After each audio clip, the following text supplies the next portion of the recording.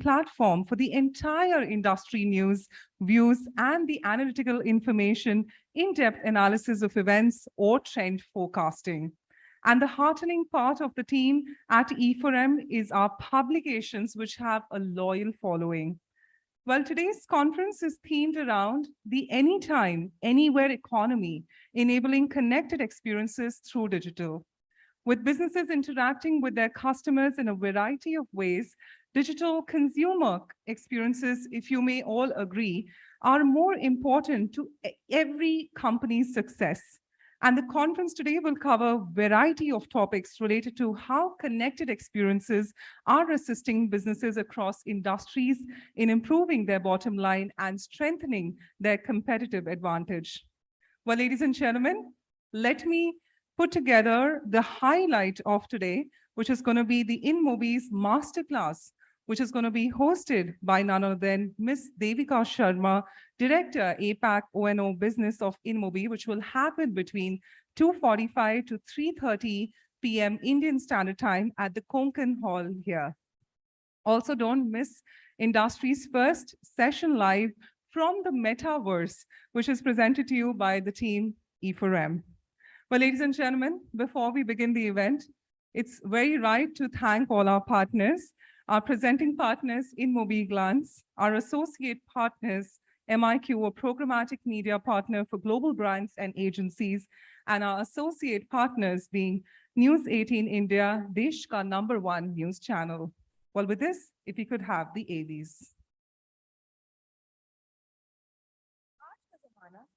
is abhi ke abhi. Khana, entertainment, groceries, सब अभी के अभी. पर आपका marketing campaign still stuck in the wahi ke wahi. It's time to embrace the here and now with Glance Business. Own it now. Gotta breathe. Good, because they're ready to start creating now. Clearance sale ho ya fresh stock, crypto ho ya khane ka shop. Make the most of every occasion the way you want. Reach millions with the Glance lock screen. So, what are you waiting for? Let's get to work.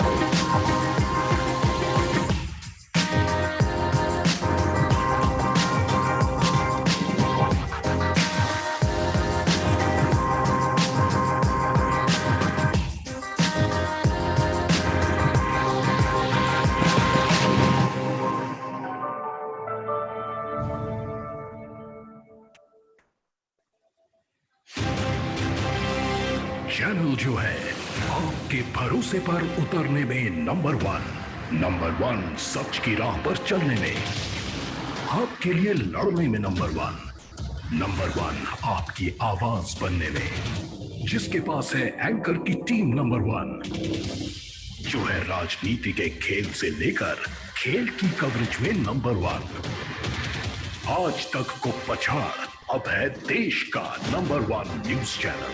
तो देखते रहिए news 18 India.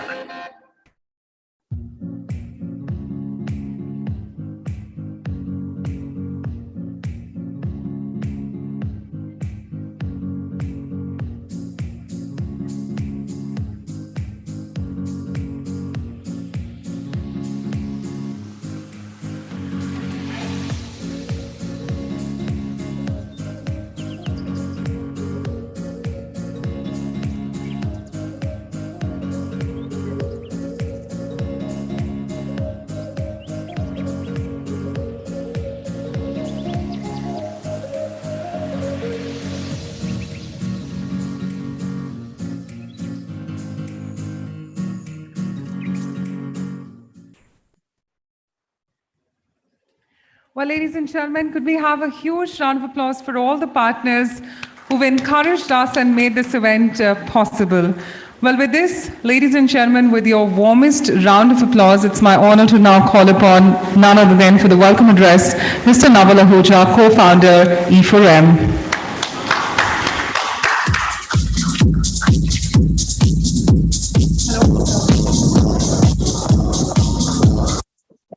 Thank you, Avna. And welcome to this 8th edition of Tech Munch, the first after the COVID lockdown. And as we come out of COVID, it's quite exciting to look at what the growth of digital and the digital economy has done to all of us, the businesses that we are part of in the last few years. As you can imagine, today we have a full agenda with a lot of speakers who are going to talk about various aspects of what's happening in the digital, in the technology domain. Tech Munch, was created 8 years back, initially to talk about what's happening in the digital advertising business, and over the last 8 years, it has grown into becoming about conversations that are driving the technology and digital aspects of businesses. As we have seen in the last few years, there are various aspects of digital that businesses are trying to imbibe.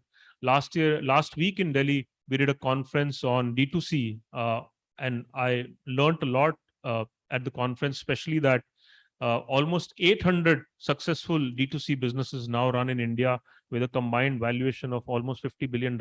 And come to think of it, majority of these businesses did not exist till what, 3-4 years back. Ernst & Young recently released a report on the state of digital economy in India, and it spoke about how the size of the digital economy right now, which is around $80-90 billion, will jump 10x in the next 10 years. So by 2030, it'll be close to $800 billion, and that's a sizable pie. And as you can imagine, a digital economy is not just about DTC businesses. It is also about brick and mortar legacy businesses doing a complete transformation to let technology and digital drive business metrics for them. We have a lot of interesting speakers today. I'd like to welcome Sudhanshu Vats, the Deputy Managing Director at Pidilite, who will talk about what digital economy is doing to businesses like Pidilite. Then we have CMOs talking about how innovation is driving digital marketing. We have a very interesting session today on Metaverse, where we will have panelists in their Meta avatar on screen talking about how brands can use Metaverse marketing in the best possible manner.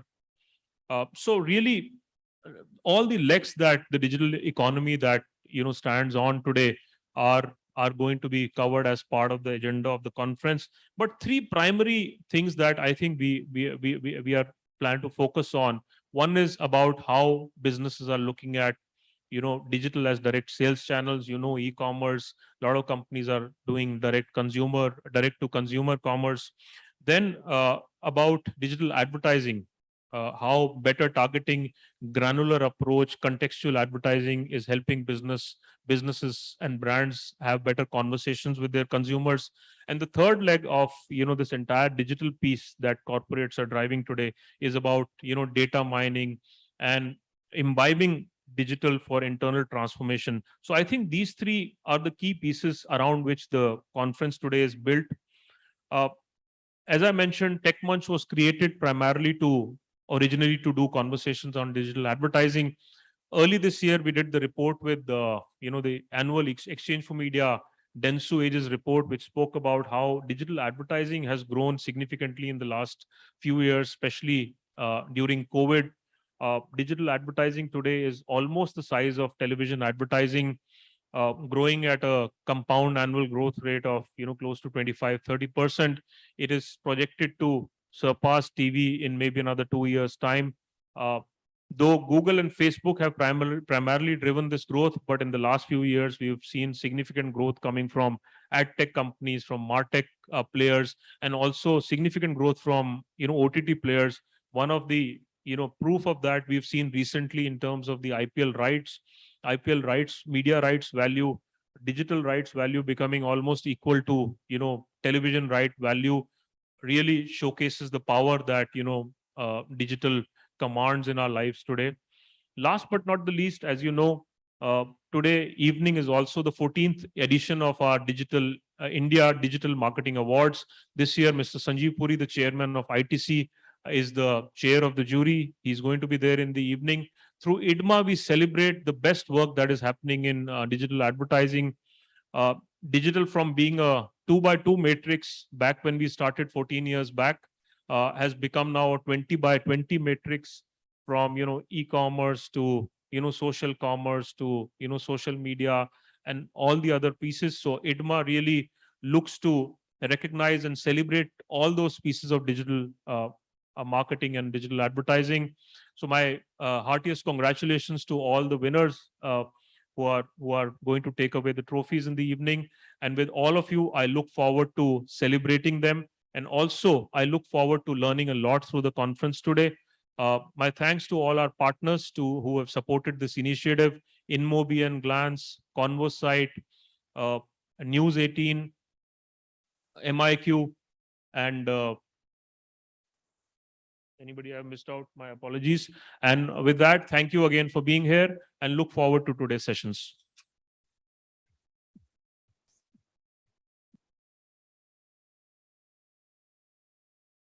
Thank you so much, Mr. Ahuja.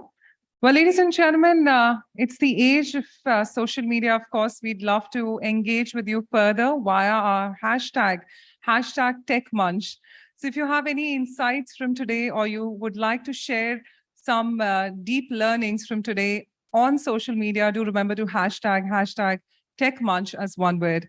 Well, ladies and gentlemen, as Mr. Ahuja rightly said, we're honored to have Mr. Sudhanshu Vats, who is the Deputy Managing Director of Pidilite Industries. And being the first keynote speaker of today, it's my honor to now invite him, who's going to be talking on the topic Effective Roadmap for Digital Transformation. Mr. Vats is the Deputy Managing Director at Pidilite Industries Limited, someone who's an alumnus of the IIM Ahmedabad, has a career spanning over 30 years across the FMCG and media sectors, with a track record of propelling significant business growth and creating long-term value for all the stakeholders of the company. Well, it's an honor, Mr. Vats, to have you amongst us. Let's give him a huge round of applause whilst as we call him to join us on the stage. Come on, ladies and gentlemen, we can be much more gracious with our applause, and welcome, Mr. Vats. Thank you so much. And good morning, ladies and gentlemen. It's indeed my pleasure to be with you, and it's so wonderful to be back here and to be present in person after a long time, and to be with some friends. My thanks to Naval. I think when Naval asked me that, and requested me to do this keynote, I was thinking, that I'm not an expert on digital or digital transformation, but I'm a practitioner of it. So I'm somebody who believes in it. I'm somebody who sort of, worked through this at y4m 18 during my 8 years, how we transformed, and with the launch of Woot and everything, which some of you, I'm sure, are aware. So what I'm going to do in the next 10 to 15 minutes is to share with you some of my thoughts and to talk about this concept of effective, paths for digital transformation. And what is it that you should be looking at when you look at digital transformation, and also give you a little bit of insight, because I know there may be a bit of a bias towards marketing side of it here. And I think that's something which we will talk about as well. And after that, I will be very happy to take on questions. So let me start with first the word digital. And, I've been at it. I ask people to talk to me and tell me about digital in one word. And there are lots of words which I hear. So there's a word, data was normally a word which comes up very frequently. When you say one word in digital, people will say data. People will say online. Some people will say internet. A lot of people nowadays say mobile. And in the past, if you are slightly older generation, people will say computer. So I think these are words which are, e-commerce is another word. When you now use digital, it comes up very clearly. And as Naval was briefly talking, D2C is another one, which is a word which is very frequently used when you say digital. But also there are words like automation, technology, words like simplify. I think if you ask people out with simplify, some people say paperless. I think that's the other word which I have heard. The other word which I've also heard is intelligent. When you ask them digital, people will turn around and say intelligent. Now, whether it is intelligent or dumb is anybody's guess as we go around with intelligent agents coming up. But I think these are the few words which come up. Now, remember many of these words, because as I speak, you will see that I'll intersperse some of them in how we look at digital transformation. I now want to take a couple of minutes to define digital transformation, because we use this word quite often. And I want to define this, and I also want to talk about the paths to effective digital transformation as to what are the, and I will talk about 3 broad steps. And to me, the first step is actually digitization. So when you start this journey, the first thing you need to do is digitization. And you would have heard this word, digitization. Now, how do I define digitization? For me, digitization is simply taking all your data digital. So if existed earlier, transferring it to digital, and in the current context and perhaps in future, capturing it in digital format. So getting all your data in digital format is what is digitization. So that's the first step, but a very important first step, and it's relevant all kinds of data. And I think, you know, and as we talk, and as through some of my experience, I'll talk you through that as well. So digitization is important. I think the second thing which is very important is digitalization. So when you talk about digitalization, use these 2 words interchangeably, but to me, these 2 are slightly distinct words. When you talk about digitalization, you're talking about basically digitization that leads to more to better information. Digitalization that actually starts bringing in process intelligence, digitization that starts bringing in automation, and perhaps early stage analytics. So that's digitalization. So take digitization leading to higher order information, process intelligence, automation, early analytics is what you will call digitalization. Most companies are actually in their journey in this space, if one was to define that as a space. Last, you come to digital transformation. So digitization, digitalization, and digital transformation. When you come to digital transformation is transforming the way you do things. So it is about now changing the way we work, using digitalization to unlock value. So I think so if you look at, there are 3 key aspects here. It's one, we will change the way we do things. So I think there is a fundamental shift in the way we do things. We will therefore, and it is enabled through digitalization, which we spoke about, and it definitely unlocks value.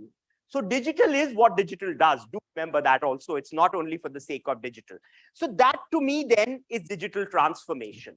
And in some ways, that is also the paths, as in digitization, digitalization, and going on to digital transformation, in some ways is an effective path which you or your companies could take for digital transformation. Some companies take it sequentially. Some companies today could be doing it in parallel. So you could be accelerating it and doing it in parallel. Having said that, if this is digital transformation, I think specifically now, and a bit more for marketers, but in general, the context in which we are working in, what is our current environment like?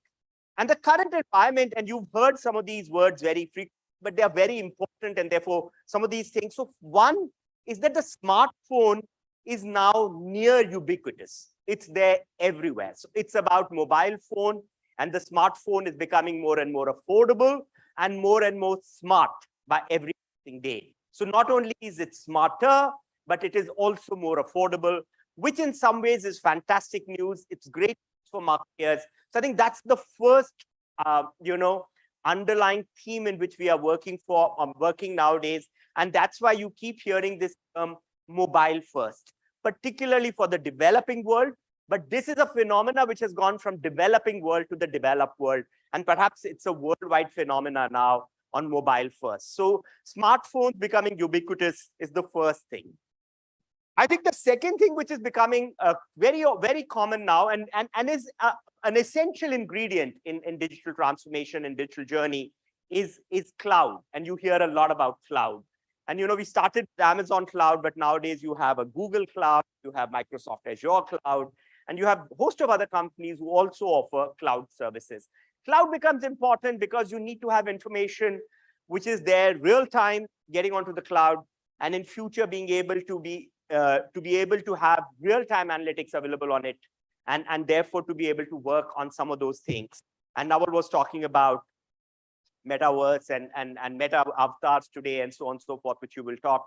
Some of these are essential ingredients for you to be able to deliver that. That automatically leads me to the third aspect, which is social. And I think, and social is becoming very important, especially for marketers. I think if you look at it, the role of social in growing marketing, and I think it's growing by the day.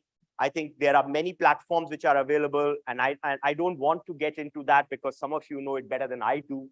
But I think the only thought I want to leave you with social, and I was briefly chatting with Naval as well in the room when we were waiting for the session to start, is I think shelf of social is something which we need to ponder upon now. I think the shelf life of any social product, in my opinion, will almost be equal to life of one generation.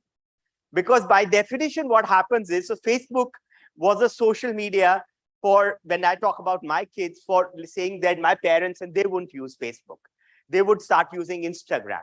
Now, Instagram, as these Insta generation starts moving into becoming parents, and when they have their teenager kids, they are unlikely to use Instagram, because teenagers will not do anything what their parents do, as many of the old parents here know that. So then you have, and it's a small sliver at the moment, you have Snapchat coming, and then there is TikTok coming. So as you keep going forward, the to ask is the shelf lives of each of the social platform. At the same time, the other way to look at it is, and as a marketer, it allows you to beautifully segment. So I think that's the other way to look at it. As you go forward, it will continue to allow you to segment. So you say, okay, so this generation, this is what you should use. If this is the generation, this is what you should use. So I think your ability to sort of build on this piece will be very good. And I think if you are running those platforms, you've got to ponder on how do you increase the longevity of the platforms, or what do you do as a company to be able to build them? Do you therefore build separate platforms, acquire them, as has indeed been done by the big social company at the moment? So I think this is the other third phenomena. So mobile, cloud, social. I think three are very important phenomena which are current, engulfing everything which we do in and around, especially in the context of marketing.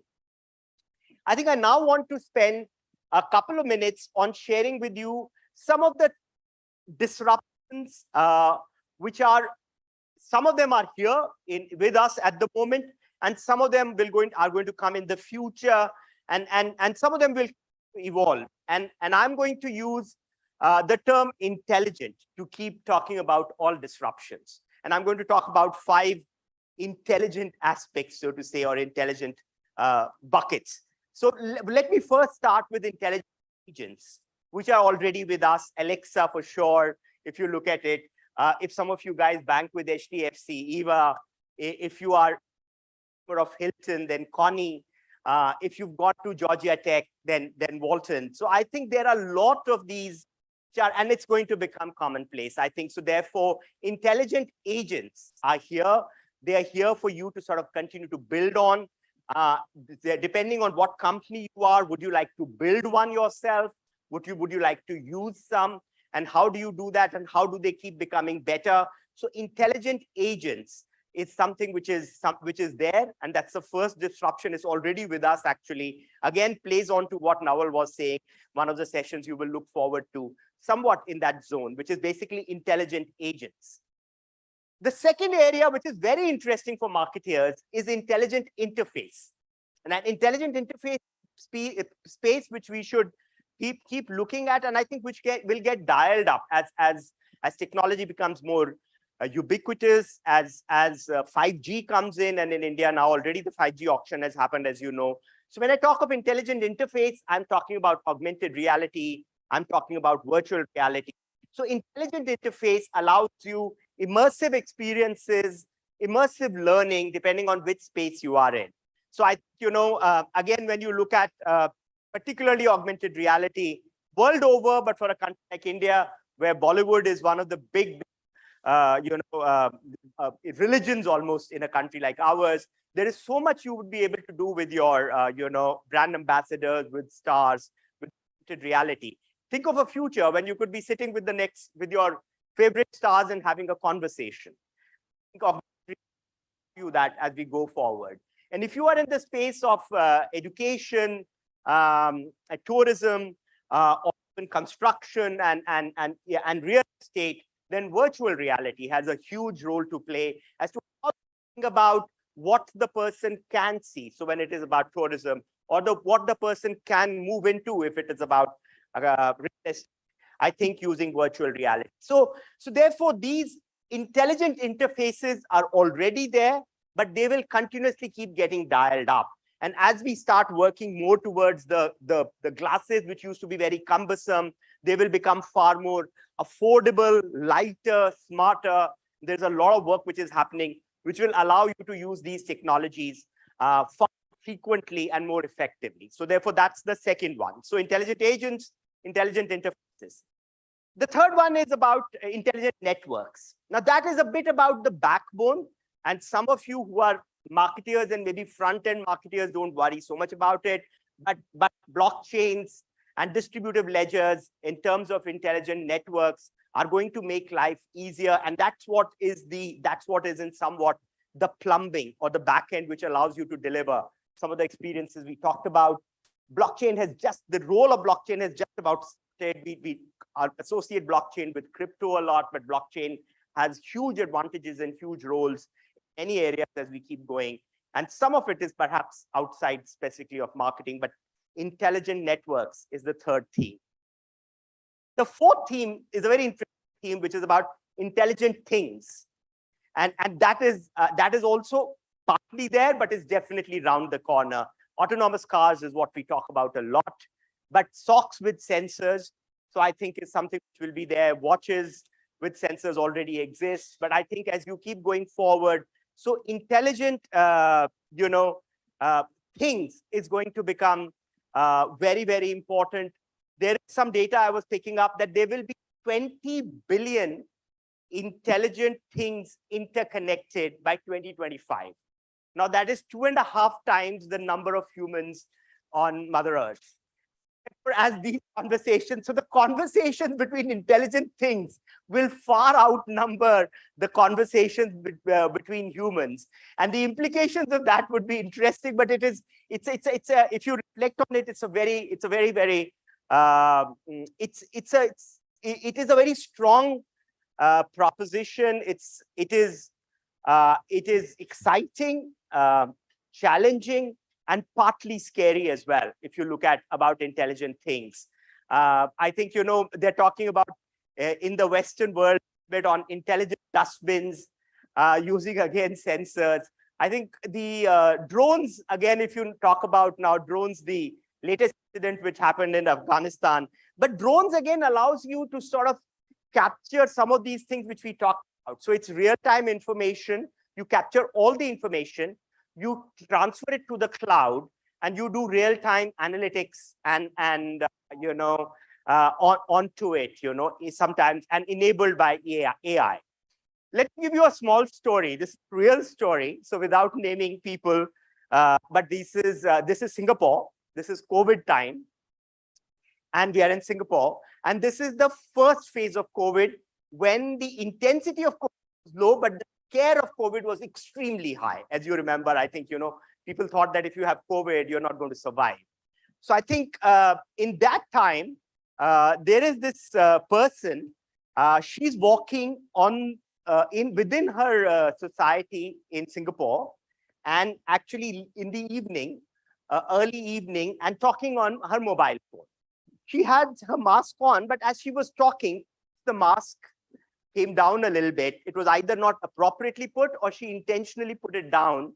And, and she was talking on the phone and she was walking, and this was in the open. As she's walking, there's a drone which is there, which comes on top of her. The drone is buzzing and the person is walking. And the person notices the drone because then the person says there's a drone and she gets a bit unnerved and she continues to walk. She starts walking a bit faster, but she's talking and she's talking to her partner who's not in Singapore, who's in India. And they're talking on the phone and so on and so forth. She's saying, what is this? She goes under the bus shelter as she's walking, and therefore she's under the bus shelter, but the drone hovers on top of the bus shelter. And all of a sudden, she said, perhaps thinks that is it because of my mask. So she puts the mask on. As soon as she puts the mask on, the drone goes further up and disappears.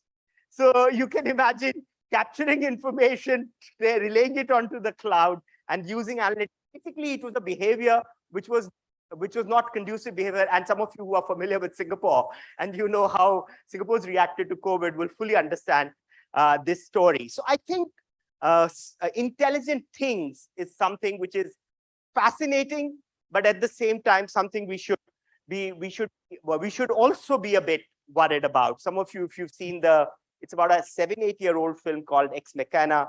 I think it's interesting that could there be a world which is basically which basically is depicted in that film. I think lastly, intelligent security. So if you look at intelligent security, I think, you will need cybersecurity, but along with cybersecurity will come cybercrime, and the two go hand in hand. And I think you need to manage this. So I think one of the biggest challenges which most organizations face when they think of digital transformation is security of data. And I think, how do you keep it secure? So they keep talking about that security, but at the same time. So I think these, in my opinion, if I was to bucket, are 5 big trends and disruptions which are there. Some of them are there. Some of them are going to continue to build on. So basically, intelligent agents, intelligent interfaces, intelligent networks, intelligent things, and intelligent security. I think with that, I would like to now sort of just round up with sharing with you some of my learnings through the experience as you go on digital transformation. Many of them in the journey on digital transformation at Viacom 18. To just summarize in 4 big buckets. I think the first and the most important thing is go all in. I think it's basically all businesses are digital businesses. Everything in the future needs to be enabled by digital.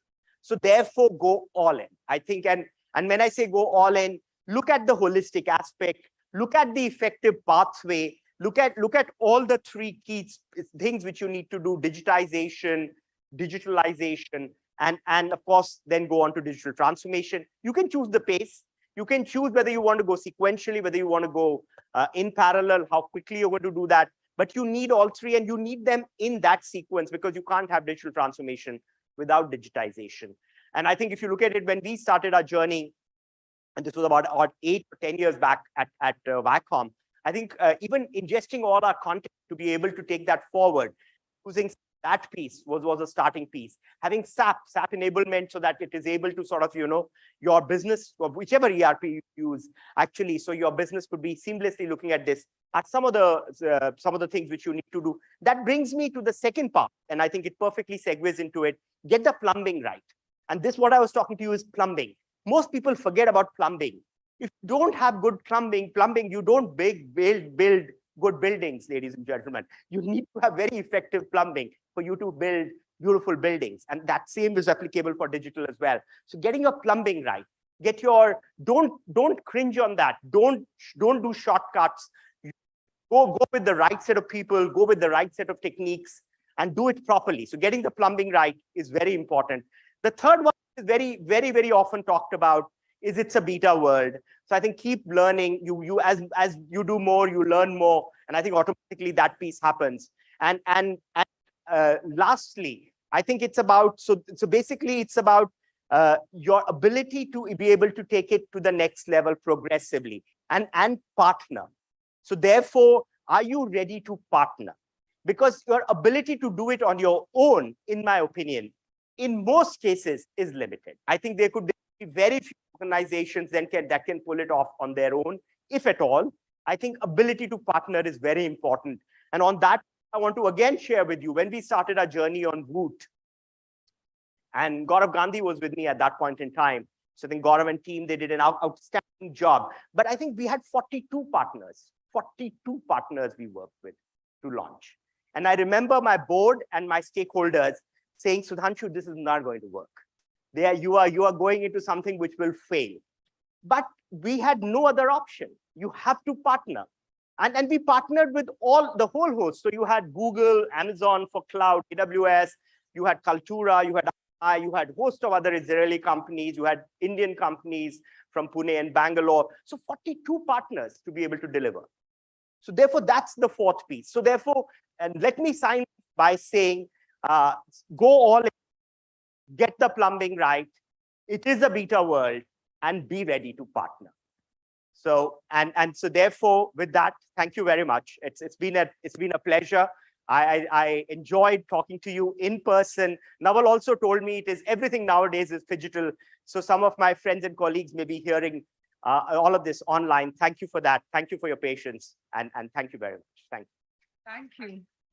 Well, ladies and gentlemen, let's give him a huge round of applause. Sudhanshu Vats, thank you so much. Well, it's been an honor to have you at India's biggest digital marketing conference, Tech Munch. We'd request you to please stay around, as we would request now Mr. Naval Ahuja, co-founder e4m, to join us. Well, ladies and gentlemen, it's going to be an interesting chat. Let's first welcome both our dignitaries once again. I know. No, pleasure. As we have the team set up for their seating. With that, I would request all of you, I know there were so many insights when Mr. Vats was talking, which were hashtag Tech Munch moments, if I would say. So, if you have certain learnings and you would like to encourage the world to know more about it, all you got to do is those learnings, just tweet it right away with the hashtag Tech Munch. And let's get the buzz around. We've got such amazing dignitaries joining us and such brilliant insights. And ladies and gentlemen, you're at the India's biggest digital marketing conference, Tech Munch. And it's an honor, of course, to first up have our keynote speaker, Mr. Vats, joining us. Of course, Mr. Ahuja, I'd leave it up to you now to continue the conversation. Thank you so much. Thank you.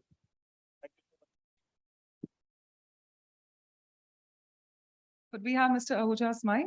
Yeah. Thank you, Bhavna. Thank you so much. It's very insightful, always usual to listen to Sudhanshu. One of the interesting things he said was about, 20 billion conversations machines are doing. I was reading a story yesterday, very funny story. I don't know how many of you caught this story. Meta launched a bot called Blinder Bot 3, which is still learning the human language, and it talks to humans and kind of learns what's happening in politics, society, world around us. So BBC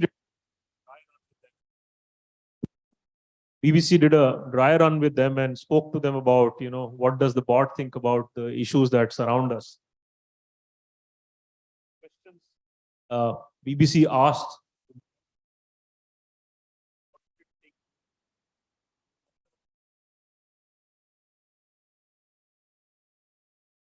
Try this one. So one of the questions BBC asked this bot was, what did the bot think about the founder of Meta? And the bot replied, our country is divided, and he didn't help at all. Next question. The next question the bot asked was that, what did the bot think about the Meta founder testifying in front of the Congress? The bot said he did a terrible job. It makes me concerned about the future of our country. So this is, AI conversations. These are bot conversations. Yeah. The future that, we are headed into. I was told that Meta took this risk because, there's no way for bots to learn unless they interact in the real world. And of course, there will be, offensive or very funny or embarrassing things said by or put out by bots, but you have to live with that. Let's come back to the topic. And, a lot of things I picked up from, Sudhanshu's conversation: digitization, digitalization, digital transformation, the entire journey. Sudhanshu has spent almost a lifetime in, FMCG stroke media businesses that are, so-called brick and mortar businesses. So tell us, Sudhanshu, from your over 30 years of experience, what are the stages of consumer journey in which, according to you, digitization or digitalization of a business is most critical? So Naval, I think moving ahead, in my opinion, it'll be part of all consumer journeys. So I think, it's whether it's about awareness, it's about education, and I'm talking here consumer journey from a marketing lens. So I'm talking about our classic awareness of products, education or information on how to use them, what are the benefits they will deliver, multiple uses which some of the products can do, and so on and so forth. So I think, and then that combined with social conversations which allow people to learn from one another. Because in the past, it was the agencies, quantitative and qualitative agencies, creative agencies, and product managers, and maybe even let's say the development or R&D product folks. Let's say for any product, this ecosystem would constitute about 80 people, 100 people, depending on how you looked at it, what is the size of the product, what is the size of the team, who were deeply thinking about it. But we didn't have mechanisms to real time have conversations and feedback from the consumers of the product. And I've always believed that the knowledge which consumers of the product have many times far outweighs the knowledge which this group has, because while they work on it intimately, their life depends on it, but they don't use it as frequently and as extensively as the consumer does. And today you get that feedback real time. You get it amongst themselves in commerce, in social, as we know, but also intelligent, good companies actually have mechanisms to listen in and have those conversations. So I think now you are at every stage. You have the capability to be engaged at every stage. And as good marketeers, you have the capability to sort of make good of it, in my opinion. I think that's one of the things that really sets the digital story apart from brick and mortar businesses is about data. Yes, data comes in many shapes and forms. Data is used, abused, unused. What are the important ways in which brick and mortar companies can compete with companies which are essentially data first, which have if you let's say look at D2C companies, they are mining data in are companies which were never focused on that, now they are. So what is the way for some of these legacy companies to catch up with these data first companies? That's a great question. And I think, that is something which, we keep asking all the time. And without doubt, Naval, I think the digital first companies have an advantage when it comes to using digital and using data. But at the same time, I think the legacy companies, or what you are calling brick and mortar, because they're also moving digital now. Every company is digital. And I think in that sense, but I think the advantage that some of these companies have is brands, which they have built over a period of time.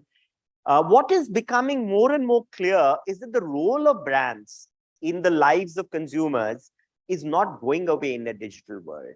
How you build it is may change. How you evolve it is change.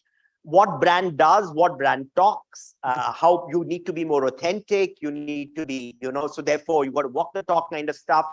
But at the same time, the role of brand and the fact that you're a brand is not going away. I think, when these initial conversations started, people thought that brands will be a thing of the past, but no, brands are very much there. Brands will continue to remain. So the legacy companies have to realize that they have strength in brands. In some cases, in a country like India, in distribution, which will also remain at least in the medium term. So they have some of those strengths. The D2C companies have others, so have the ability to listen in and data. And I think they have to imbibe some of those qualities to be able to do that, and to be able to become more nimble, more agile, more open, more transparent. And I think that's what most of the good companies are moving towards, Naval. I think that's the way to work on this. Absolutely. Consumers continue buying brands that are aspirational, brands that have, that are built on purpose. The distribution channels obviously changed. Now you sell through e-commerce, you're selling directly to the consumer. Tell us, Sudhanshu, another important aspect of this entire pivot towards digital and trying to compete with these new age, newly funded companies, if I may add. A lot of brick and mortar companies naturally, one, have momentum, but that momentum can also lead to inertia, right? So how do you transform the company from inside? How does digital transformation look from inside when you talk about the three pieces: digitization, digitalization, digital transformation? There is a way of working already kind of coded into the DNA of the company. How do you make that pivot while also chasing your quarterly and yearly targets? That's a great. Is there a committee that you create that champions the digital agenda for the company? That's a great question. That's a great question. And let me reflect on it and respond to it. Partly, I did touch upon it, Naval, in my IDMA 18 journey. So if you look at it, that digital transformation journey, when we sort of, brought in a lot of, because again, if you remember there, we were a TV company to begin with. When I joined, it was a TV company, very successful. I think colors have been launched by my predecessors. It had run up to become #1 channel. So fantastic job done. But we were running 6 TV channels. And the question was, if we're going to continue to remain linked to linear TV, you live and die with linear television. And we are a content company. How do you do that? So there are a couple of things which we did, which I think apply to all companies. And maybe I'll use the example of IDMA 18 to answer that question. And I partly talked about it. First is we said we've got to get our plumbing right. We have to first, and before that, you've got to get your vision right. So I think the first question which you have to ask is, what business are you in now? Every company has got to ask that question. Every marketer, every brand has to ask that question. And you have to answer that question in a more fundamental fashion. It's not that, so we were not if you say you are a broadcasting company, then you remain a broadcasting company. We said, no, we are a content company. And our mission is to basically take every story to its audience and every audience to its story. Simple. It's a very simple mission. And we will create some stories, we'll curate some stories. Or we can even sort of, adapt and even sort of, acquire, as you say that, so it could be acquisition. So we are basically a company which will do that. So in order to do that, then we are screen agnostic, platform agnostic, pipe agnostic. It doesn't matter what pipe. In the past, that pipe could be cable. Then it became the broadband cable. It could be what you call today Wi-Fi. It could be in future what are being called the Google, clouds or balloons and all that. So that doesn't matter. How the content reaches to you is immaterial. But what you have to do is to stay focused on what you are in. And therefore, we said, first, therefore, that is the first thing. Second is you've got to have, as a marketeer or a marketing team or marketing heads or business heads and companies, your vision absolutely right and focused on saying that you've got to go all in. That it is a new world. Digital is an integral part. In some ways, digital is the new language.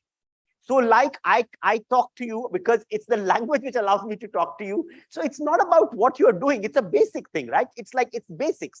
So therefore, that's what you got to take that in. So that's the second thing you do. And then you get the plumbing right. And we talked about that plumbing. And lastly, Naval, to your question, as we built Woot, it was a completely different team. Get an independent team. If you are launching a different, which may be true for some businesses, may not be true for some businesses, but we said here we're going to launch with, we're not going to confuse it with the TV team because the TV team has to do their business. That is today. And in a country like India, even the tomorrow to some extent. But this is your definitive tomorrow. Are you with me? So you got to get the two going together. So get the vision in place, have the commitment in full place, then get the plumbing in fully right. And then in some cases, if needed, have a dedicated team which drive that. And I think in context of conventional organization, keep on driving the skills and the capability of people around you. You'll be surprised that youngsters and I think all individuals are very eager to soak this in. As organizations, it is upon us to be giving them that opportunity. And today, the other advantage of digital is that even learning can be e-learning. I think something which we've done in Pidilite now, which is called e-Gurukul. So you learn at your pace, you learn at your time, you learn the subject you want to learn, and you have, so therefore, and you learn in the way you want to learn. Some people learn by reading, some people learn better by listening, Some people like audiovisual mechanisms. There are others who want to make things and all that, the Lego, what is called the Lego way of learning. So I think you allow some of those things to happen. So I think it is doable, and that's the way you got to do it. Remember the principles though, Naval, which, as I said, if you've not digitized your data and you're talking about digital transformation, then no digital transformation is going to happen. You can't do that. So I think you got to have those pathways clearly laid out. But after that, you can do it very easy. I think very important to takeaways from that, defining clearly what you stand for and having a razor sharp focus on that. Yesterday, though it's a slightly unrelated thing, I was watching a video online about, a talk Johnny I was doing, the chief designer, the ex-chief designer of Apple. And he was talking about how Steve Jobs used to, drive this agenda of focus. And focus is not about saying no to things that you anyway didn't want to do. Focus is about saying also no to those things, that every bone in your body wants to do, but at the same time, you want to focus on something else. So I think for companies to define that while you go on this journey of digitization, because it is kind of, for some time at least, driving a car in two directions while you have a existing legacy business running, which brings in the, revenue quarter after quarter, pays the bill, also transforming the company, and making it ready for the future. I remember reading Bob Iger's book, which spoke about how Disney every 2 decades, does this thing called self-disruption, right? So that they're not surprised by market-driven disruption. Yeah. So, a lot of things they've done in the last 20 years are driven internally to kind of implode the business so that, it is ready for the future. One last question, Sudhanshu, before we leave the stage. Any particular examples of digital transformation in India that have really impressed you? Companies that you've seen, especially in the legacy business, that have kind of really transformed well? So I think it's a great question. As I say, there are instances. I think a lot of companies have started using especially listening tools. I think a lot of companies are deploying. I think if you look at auto sector, and I know you will have conversations around that as well. I think the work which has started happening in that space, direct consumer connects, conversations, and I think holistic use of digital there. So I think, your machines are becoming smarter. I think that's the very, very smart machines. Most of the new machines are very smart machines, as you know that, especially. So I think that is what is happening. But at the same time, you are capturing data. You will be able to do a lot of stuff there. So that's the piece which is happening. I think even classic companies, from a learning point of view, embracing digital is very, very strong. I was telling you in terms of how we are allowing learning to happen now. And therefore, what used to be conventionally the learning and development stage, many companies are doing that. That's another space which is happening.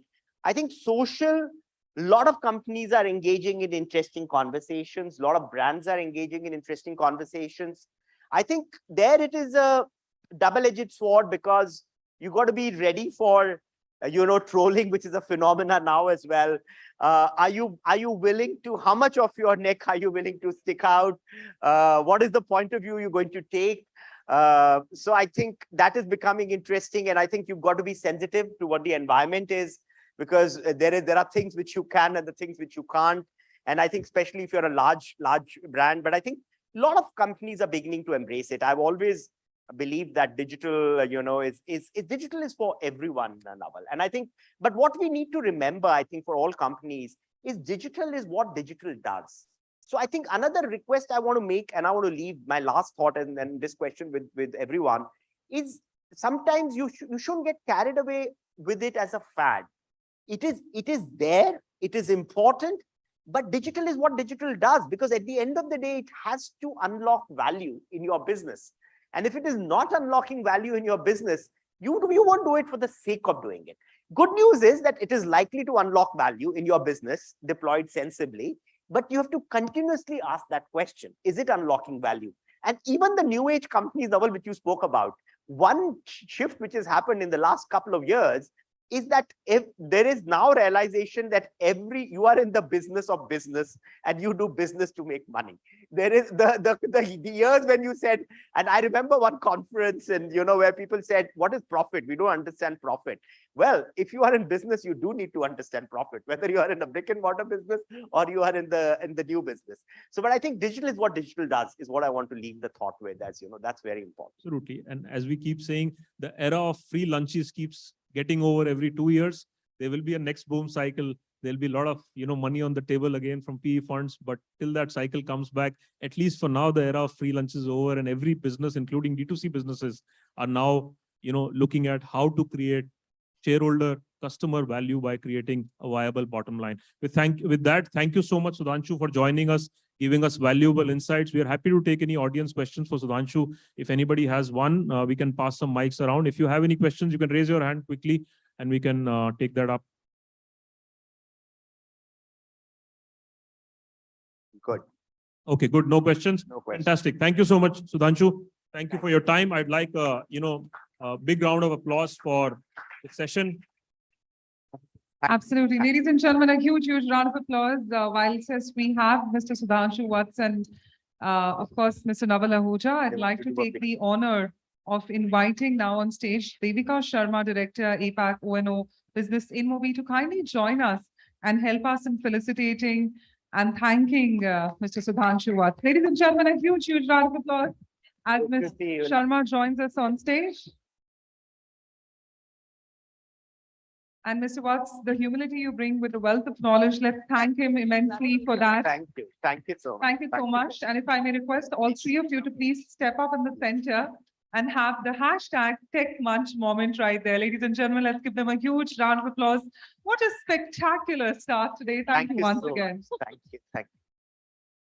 So, ladies and gentlemen, before we move ahead to our next session, let's cue in for our partner AV. आज का जमाना इस अभी के अभी खाना entertainment groceries सब अभी के अभी पर आपका marketing campaign still stuck in the वही के वही. It's time to embrace the here and now with Glance Business. Own it now. Gotta breathe. Good, because they're ready to start creating now. Clearance sale हो या fresh stock, crypto हो या खाने का shop, make the most of every occasion the way you want. Reach millions with the Glance lock screen. So, what are you waiting for? Let's get to work.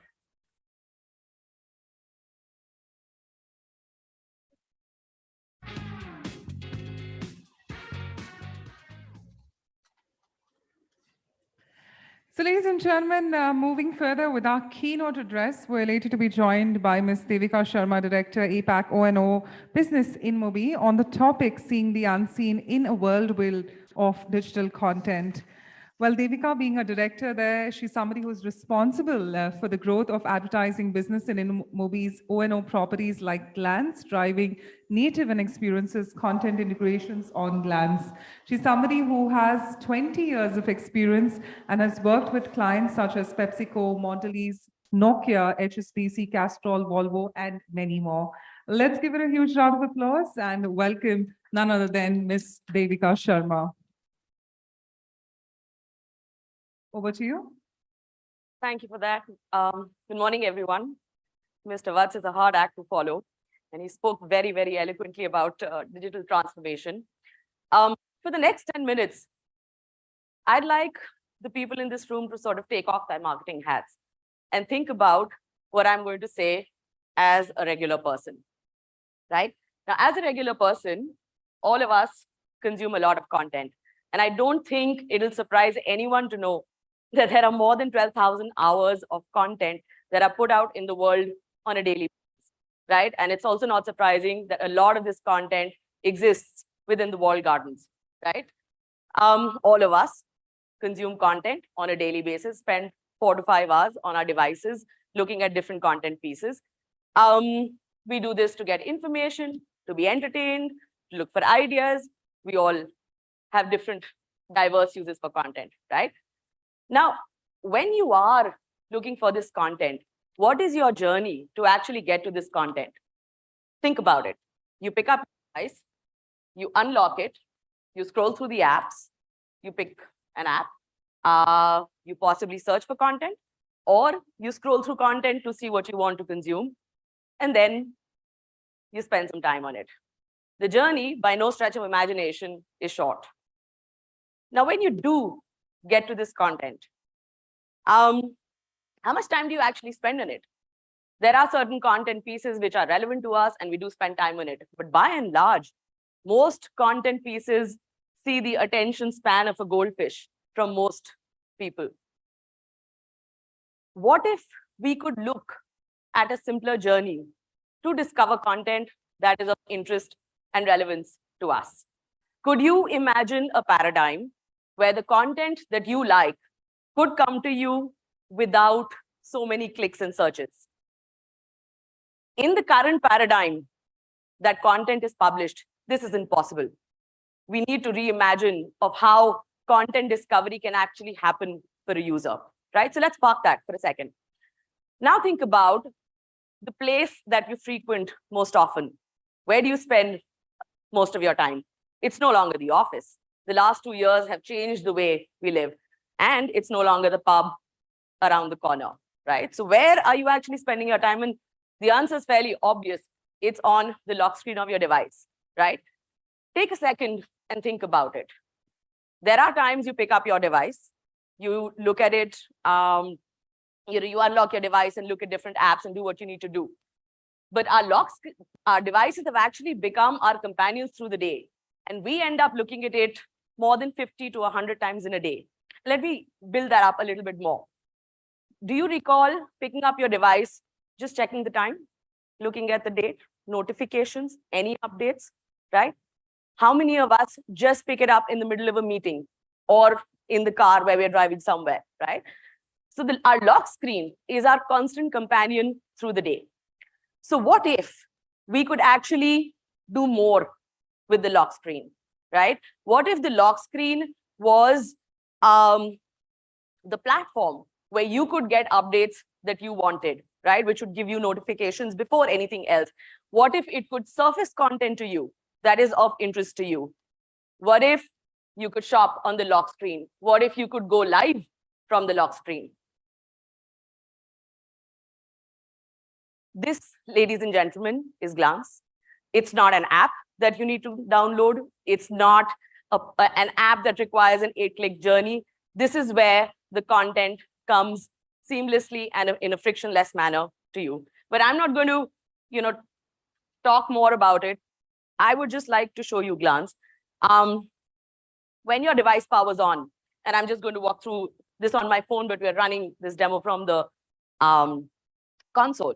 So every time you power up your device, there is a fresh piece of content that is published in it, right? You can interact with this content. So if you simply swipe right, you go into what is called the highlights mode, right? And here you can see more details on the content that is published, which could be in the format of an article or a video, or live content that we publish, right? Coincidentally, we had a live piece popping up there. We publish content with 18 diverse different categories. So our IML program learns the kind of the content that you enjoy consuming and what you interact with, what you like and you share, and publishes more of that content to you. So this is the settings. There are 4. Unfortunately, the screen is getting cut a little bit, but there are 4 widgets at the bottom of the screen. And the one on the bottom right is the settings widget where you can define the languages in which you want to consume content and also the content categories that would be relevant for you. One of the things you can do on the lock screen itself is just play a game, right? There is the Glance Game Center, which is one of our more popular features. There are more than 100 games that sit on the lock screen of your device. And you can watch a live game stream, you can play a game, you can participate in a tournament. And this is one of the features that is driving engagement for us in a really, really big way. And last but not the least, if you go back to the highlights home screen, on the top of the screen, you will see a widget for live. We started playing with live content a few months back. And I think I can say fairly unabashedly that today Glance is the biggest live platform in the country. Live as a format, I don't think is due to anyone and is doing tremendously well in a lot of markets like China, Vietnam, etc. And we brought live to India. So if you go on the live page, you can see the content pieces that are live at any given point of time. You can also see the schedule for the day and set reminders for what you want to watch. And if you want to watch something that's live right now, you simply start. So this is what Glance does.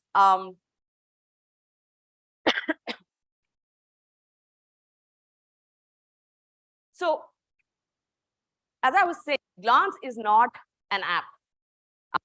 Does your phone have this? We actually publish Glance in conjunction with OEM partners. So it's almost like an extension of the device. Today, we work with partners like Samsung, Vivo, Xiaomi, Realme, Motorola, etc. And about 80% of the devices that go out into the market today are Glance enabled. This sort of a distribution strategy has given us tremendous scale in a very, very short span of time. So today, we stand at about 173 million monthly active users who spend more than 25 minutes a day on the platform, right? So what are these people doing? When they pick up their device, they see Glance, they engage with the content, but what are they actually doing? Live today has actually become one of our biggest engagement drivers. And with the kind of traction that we saw of our users on live content, we actually created a festival for them early June. And I want to share with you some examples of how users actually engaged with the content that we published in that festival. So like any festival, there was a lot of entertainment, there was some music, there was some gaming. So let's see how that did. This is a show we did with Rajkumar Rao, which had 690,000 viewers, which is 40,000 viewers more than the global Star Wars live stream. Just take a think about the kind of scale that we're talking about. 40,000 viewers more than the global Star Wars live stream, right? No festival is complete without music. And so one of the artists who came and performed live was Mohit Chauhan. And his session saw 2.2 million people, which is just 90,000 viewers lesser than the entire last season of Coffee with Karan. That's the scale that live is able to bring to the table, where people are able to engage with content and creators that they want to see and interact with. We did a lot of content around shopping, right? And that's one of the things that's sort of unique to Glance as a platform. We saw 2.7 million people interact and shop with shopping-led content. The example that you see is a show with Rana Dugubati. We've launched a brand along with him. So 2.7 million people is almost 1% of the digital buying population of this country. Gaming, live gaming, is a very, very popular format and scaling at an insane pace in the country.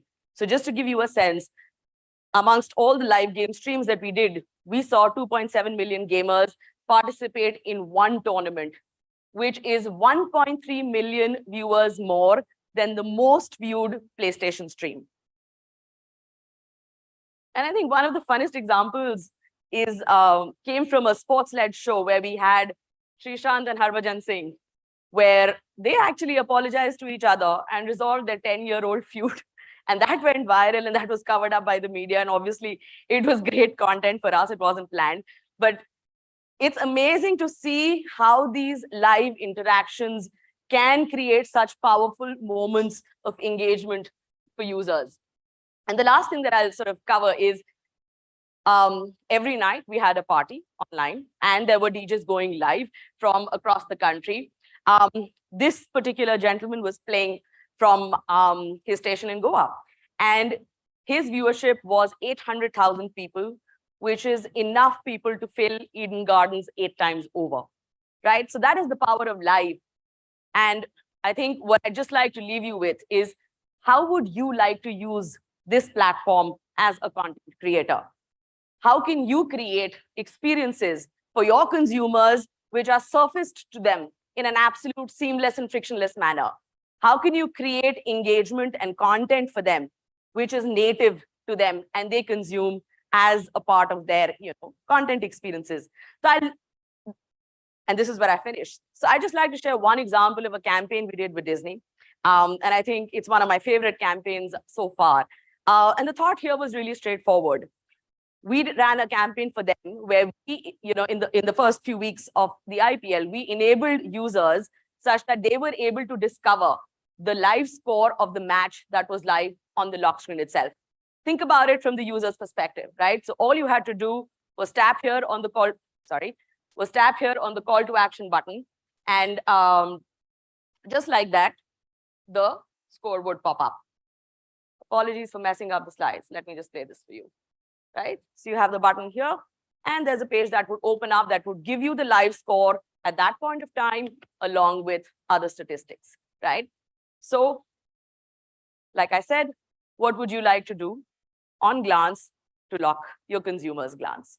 Thank you.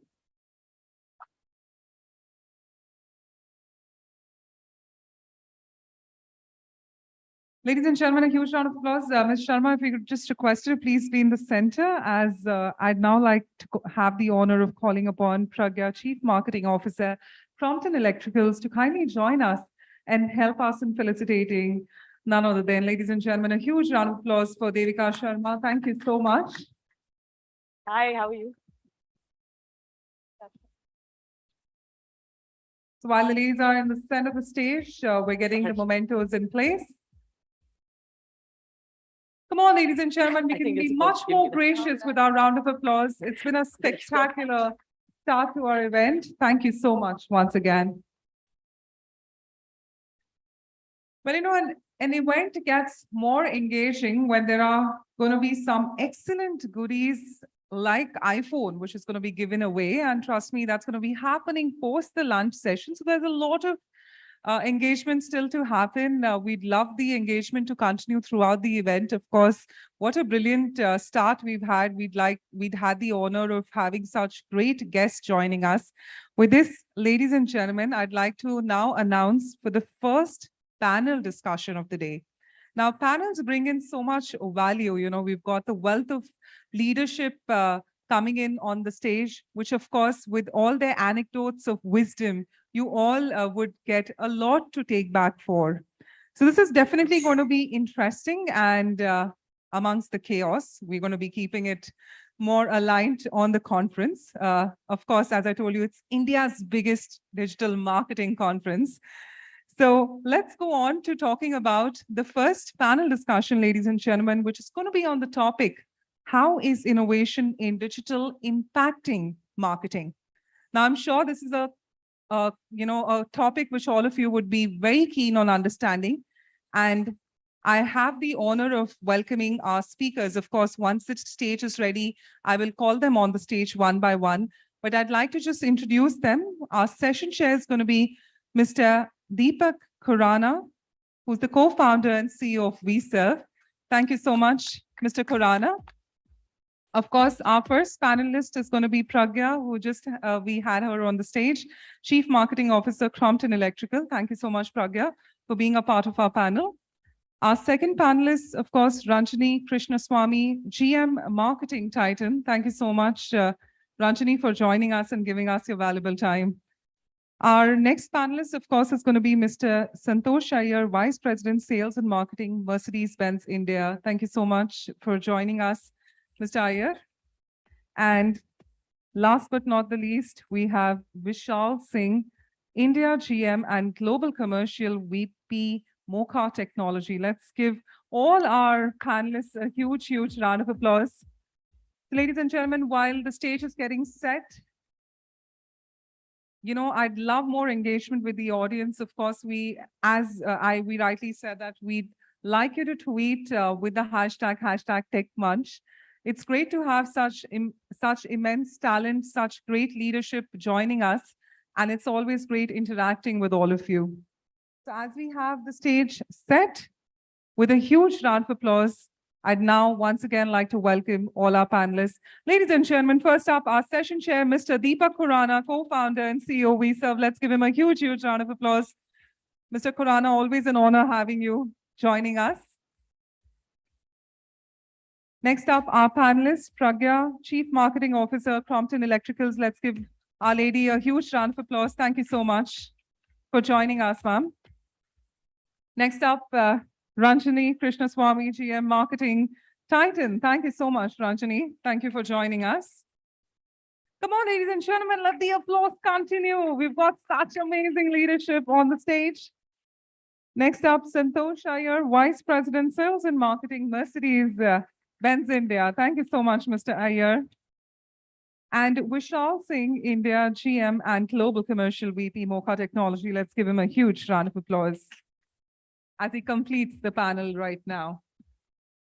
With this, the live baton, of course, Mr. Khurana, we always love the way you talk and you moderate and your leadership across the panel. The live baton is over to you.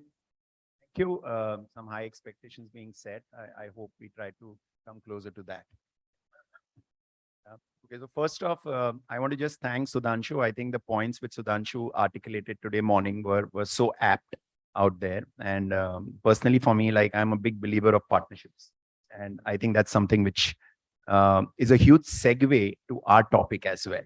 Okay, because we are talking about innovation and we are talking about how innovation can impact digital marketing.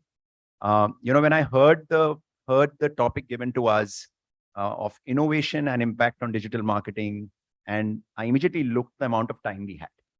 So we had like 30-40 minutes, and I felt like, look, this is a conversation which can be a day-long conversation, and believe you me, we will still not have enough of it. So in the next 30-40 minutes, we'll try to touch upon some interesting facets around innovation and how it impacts marketing. Before I start the conversation, I just want to add a couple of points so that I can contextualize the conversation per se. So today, if you look at that word innovation and we try to decode that word, I personally think that we all are in a superstore of digital innovations. So you talk about AR, you talk about chatbots, you talk about influencer marketing, you talk about content, platforms, you talk about marketing automation, you talk about data warehouse, you talk about DMPs, you talk about so many, and the list can go on and on and on, right? So that's really, we are surrounded with all of that. And obviously, when we are looking at all of this, I think as the panel members out here, as with the kind of vast experience they have, you're talking about people cumulatively having about 50-60 years of experience. They've dealt over the years with change and applied that change, learned from that change in the ecosystem, whether it's the consumer change, whether it's the technology change, whether it's the way the media is evolved, and then applied that to marketing. We've seen all of that coming to play. What is making interesting, when we try to look at the present and we say that, listen, what's the most interesting thing now for us?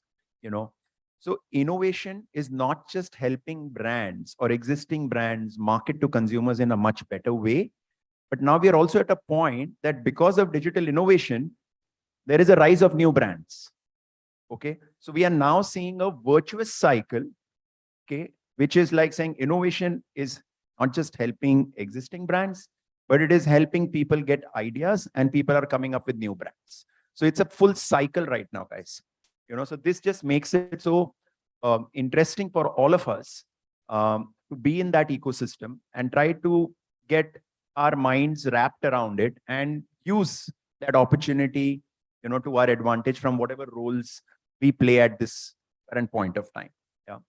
So, to just start my first question, what I'll do here is I'll make another comment out here. And I say that, look, when we look at innovations and when we look at marketing per se, many of the panel members out here would very have closely seen with their own experiences, successes, failures, learning curves. As I borrowed this word from Ranjani yesterday evening, and she used this word, which is called medium success, which I feel is such an appropriate status for many of us, because innovation is not about big success. Innovation starts with some to medium success, So let me just stop my monologue now. Yeah. And so what comes top of mind, Ranjani, to you when you think of marketing and innovation? Hi, good morning, everybody.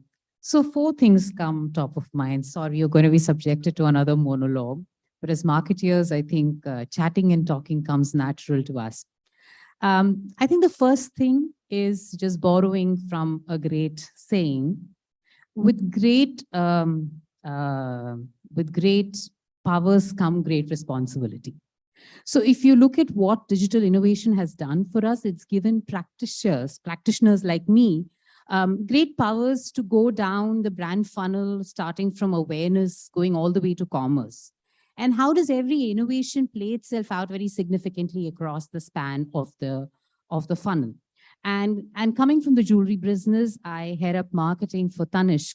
For us, it's helped us. Let me give you an example in 2 ways. One, we speak to many cohorts of consumers, and in the past, the spray and pay mechanism has been quite limiting. But today you can find cohorts, customer audiences, lookalikes, feed communication to them depending on what is your job to be done. So I think the first learning has been, don't be overwhelmed by what you see digital offer to you. Look at what is the job to be done and apply the filter of which lever are you trying to influence between awareness to consideration to preference to commerce. I think the second learning has been that we've always been fed, thanks to our education system, like nothing succeeds like success. And that brings me back to the conversation we had yesterday about medium success. But I think now the whole mantra is nothing succeeds like experimentation. So if I look at the virtual try-on that you see on our Tanishq website today and where we started, we've come a long way. Had we looked at our first proto and said that's a failure, we wouldn't have moved forward at all. Or the chatbot, which was like a machine, and slowly we gave her an avatar, we gave her a feminine persona, we added intelligence to how the chatbot responds. Our first attempt was pretty rookie and paltry. So that's our second learning, which is like keep experimenting. The third is another debunking theory that man is a creature of habit. I think that's changing. Our consumers are adopting new habits faster than we are. So I think momentum is critical and is key. Fourth, I think something you spoke of, Sudhanshu spoke of, no man is an island. Today, the ecosystem that my team manages is vast. The amount of partners we've brought on board. We used to have a digital agency, a media agency. Today, my agency list, I mean, it's not as impressive as the way you had it at Boot, but it's a large, and everyone is a specialist who comes to the table with a certain expertise. And we have to build teams, and we have a lot of young members in our team who learn to work cohesively with these diverse set of partners, but still hold the brand together. I think that's sort of 4 things that I just wanted to kick off this conversation with. I'll come back to some points later. Santosh, you want to pick up any cue and talk about, probably innovation? And I think if you could call out any failures in the process of experimenting with innovation. Yeah, thanks, Deepak. I think a lot of relevant points made by Ranjini also on this topic, and maybe a few examples. And as you said, failures, we are all just out of COVID. In fact, one of the first conferences of Exchange for Media I'm attending physically, otherwise it's mostly on the screens. And here, I go back a year or 2 years back when COVID struck and a lot of people said now no showrooms, people will buy cars. That's what started triggering this entire digital buying process. And then we had a lot of collaborators. They pitched AR solutions, VR solutions to us, saying that, this is the way future of buying cars. And nobody would come to the showroom. They would not interact with a sales guy. So why don't you go online? And, this is a very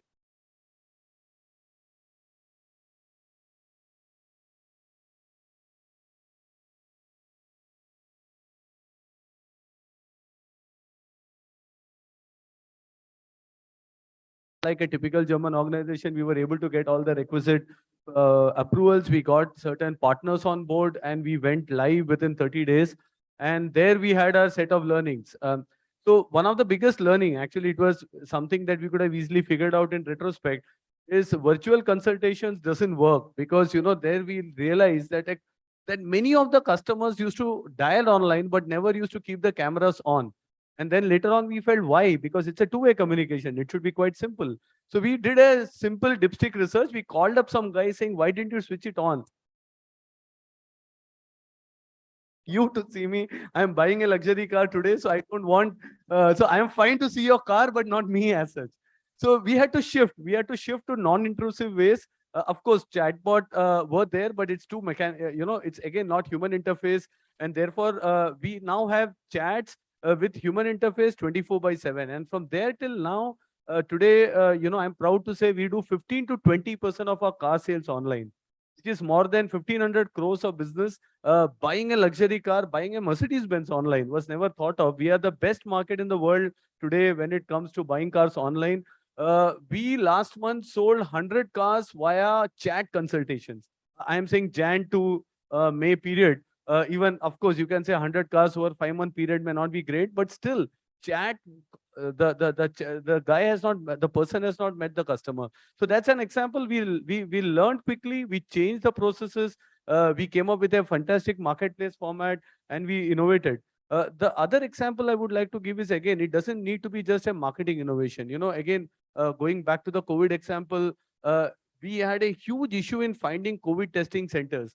And we said, can there be a product innovation which can help customers? So Google itself had not powered their maps at that point of time. We quickly spoke to Map My India. We had hardly a couple of centers across. They were able to juxtapose it. And in our head unit of the car, because all our cars are connected, we were able to give a solution where you'd sit into the car and say, navigate me to the nearest COVID center. So it worked, frankly, for 25 days, because by that time, Google had everything there and much better, frankly, than us. But in that 25 days, I think the customer feedback was, at least you guys thought about it.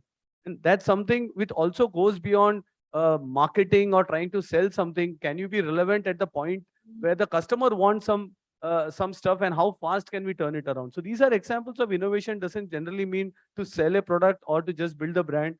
What kind of value you can add to the customer also helps. So maybe helps the audience to understand. I think, when he's echoing that part, and the word which just stays with me is that micro innovations or incremental innovations. So whenever you're looking at incrementality, or innovations are not really about going 20 steps ahead. Incremental innovation, I think, are very smart hacks to empower the business. Okay, so just on the point you made, which is very interesting, and we experienced that the same with jewelry buying. We never thought people would buy jewelry through a video call. And we have a substantial amount of business that happens through video calls today, even post the normalcy coming back. And it's a point that Sudhanshu also made. When you have a strong brand and you're a trusted brand, your innovations take off from what you've already built over time. And that makes success or experimentation even more easy for you. So you must trust in your brand and believe that consumers are quite forgiving, even if you have something which is a work in progress. I remember you having this point, or this comment which you made yesterday was about the whole purchase journey, where the person is in the store, they are patching their family. Okay, so they are able to show the designs to them. They're able to quickly get buy-in which jewelry design works for them, and they are able to then take a decision. So this is a classic example. We are saying that, and yeah, so so that's a very interesting point out there. So shifting the conversation, Pragya, you're hearing two of our panel members, bringing out some diverse points. I'm sure something is sticking in your mind. So I'll just pass the mic to you. Yeah, thanks. It's very interesting to hear cross-industry experience. And I was just talking some time back. Digital is, of course, exciting, and we see innovation almost every day. I think what puts back an ownership on us is to make very wise choices. Marketers often, when it comes to especially digital, have this fear of FOMO. I don't want to miss out this platform. I want to participate here. I want to be seen everywhere. What works for you is very important for you to judge. Now, giving an example of, my own brand, Crompton, we're actually into fans, where we currently the market leaders. We're into other categories as well. We're into appliances. We're growing very fast there. We're into lights. We're into residential pumps. And we've got into an inbuilt appliance category, which is very different from what we've operated in the past. An inbuilt hob, chimney, and so on and so forth. Now, what came as a task to us was, what works for fan definitely does not work for inbuilt, let's say. Fans is more than a 95% plus penetration category, and so is lights. And we very salient there. So, what is the choice of medium which we need to adopt for fans probably will not work for inbuilt. And therefore, as a marketer, it's our responsibility to choose what works, what doesn't work. And also within what works, not to get overly excited. Now, let's say fans does really well. We're, growing in a market share. We're doing extremely well.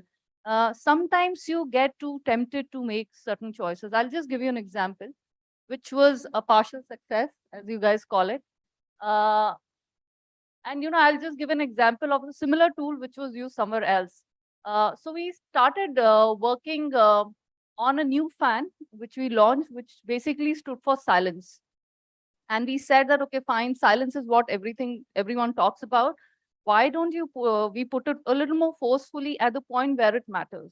So we started doing location-based targeting through one of the platforms. And we said, okay, we'll aim at inviting higher footfalls to our nearest outlet. Yes, we did get incremental footfalls. The idea was also to lead, the way the objective was defined, increase awareness for the new product, increase consideration, and invite footfalls. Now, 3 tasks on hand for the same product becomes a little difficult. Yes, it did lead to higher engagement, but it did not lead to incremental footfalls as we expected. And the basic thought or fundamental of what the brand stands for or what the category stands for is that the replacement cycle is just 5 years. You cannot insist on a consumer making a footfall into a shop by seeing a visual ad. Of course, you can lead to a higher top of mind, you can lead to a higher consideration. And therefore, for you to define your campaign success measures on digital becomes very important depending on which stage of the consumer journey you're in. And what is your replacement cycle? What is your category like? Now, the same example, if you've taken for something like a McDonald's, could work a little better when you do location-based targeting. You've got, creatives which talk about certain offers. You immediately tempt as a consumer to go to the nearest outlet and then, seek that benefit or gratification which you get from a particular advertisement, within that vicinity. It doesn't work in certain categories. It does work in certain categories, and define your measurement index really well. So there has been, of course, certain learnings. There has been great successes. One of the brands where I worked earlier, which was one of the oil companies where we were targeting at mini vans, the smaller mini trucks. There we said our idea of location-based targeting is higher engagement and awareness with the consumer. So the overall business size or the segment size being relatively smaller, we wanted to ensure that there are no spillages, in our communication. So we started doing location-based targeting on targeting certain, van stands. The engagement was really great. The awareness levels went really high. And we saw great success with the campaign. Now, the same campaign applied to fans, same campaign applied to other categories with different objective led to different results. So it's very important that marketers, as they, adopt digital, make very conscious choices and rather, I would say, be cautiously optimistic about what they want to do instead of doing everything. So that's the task which I see is really important, because we will have abundance of choices, which is great because we will have to use different tools for different spaces with different objectives. But what we need to do is we need to be really clear about that. Cautiously optimistic of the time. Yeah. So Vishal, that's a perfect segue. You could be a devil's advocate out here and you could say that, listen, these are things which we have to be very mindful when you deal with innovation. I'm in fact going to get into that only. See, as per me, in innovations in digital, it's a huge trap. It's a huge trap for marketers. And like you started the panel there, there's AR, VR, Metaverse, name it, and you have something over there. It's a huge temptation for marketers to keep on experimenting with. Yes. Now, we need to be very careful about what marketing is. It's a very basic, okay, it's not that basic, but we don't need to make it more complex. we need to be very sure about what our objective is. Nowadays I see brands talking about they've gone into Metaverse, and what have they done? They've taken interview on Metaverse. So what did it solve? What were you trying to gain from that?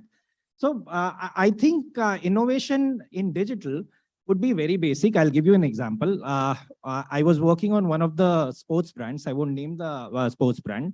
And typically, from a media point of view, we were going across to all platforms where there was any sports content, there was live sport, whatever. But the needle wasn't moving. And we realized a very simple thing, which we should have done before we even went to that campaign, that most of the people who are watching that piece of content on sports are not playing, as in they're sports fans, but they themselves are not sports person. And that's the place where we went to a live panel. We recruited people who were playing active sports at least for 2 hours in a week. We studied their digital behavior, did a basic lookalike modeling, and then reached out to those people. And those people were not necessarily on sports platforms. And the needle moved. And it's a very basic innovation, which digital kind of gives me. So I think these kind of innovations are more important rather than going by what is going to come tomorrow or day after tomorrow, what is going to be the future. I think right now we should do what is more relevant for the objective today. Another example I'll say is that let's not lift and shift.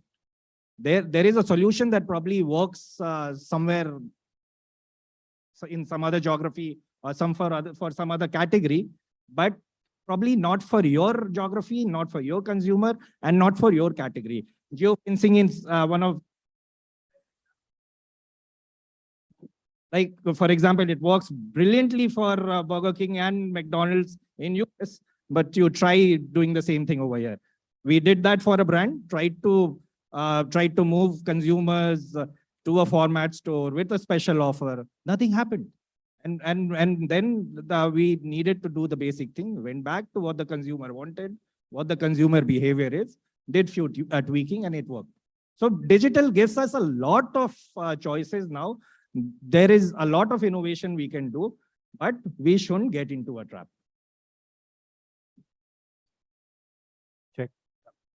I think it's a very good point, and I firmly believe that innovation is not something that you are on a new platform, because currently a lot of marketeers, agencies, and teams, our own teams, they like to be on new things. What's there? That's not innovation. I think innovation is coming from the consumer inside to say what problem can we solve, and will the industry follow you? And are you able to do something as a benchmark for others, and they follow? Even not for others, but first for your own brand. And then maybe the others follow you. So the trap is there are so many buzzwords, as Deepak rightly started with, AR, VR, Metaverse, so on and so forth, and new trends. It's all available in the public domain.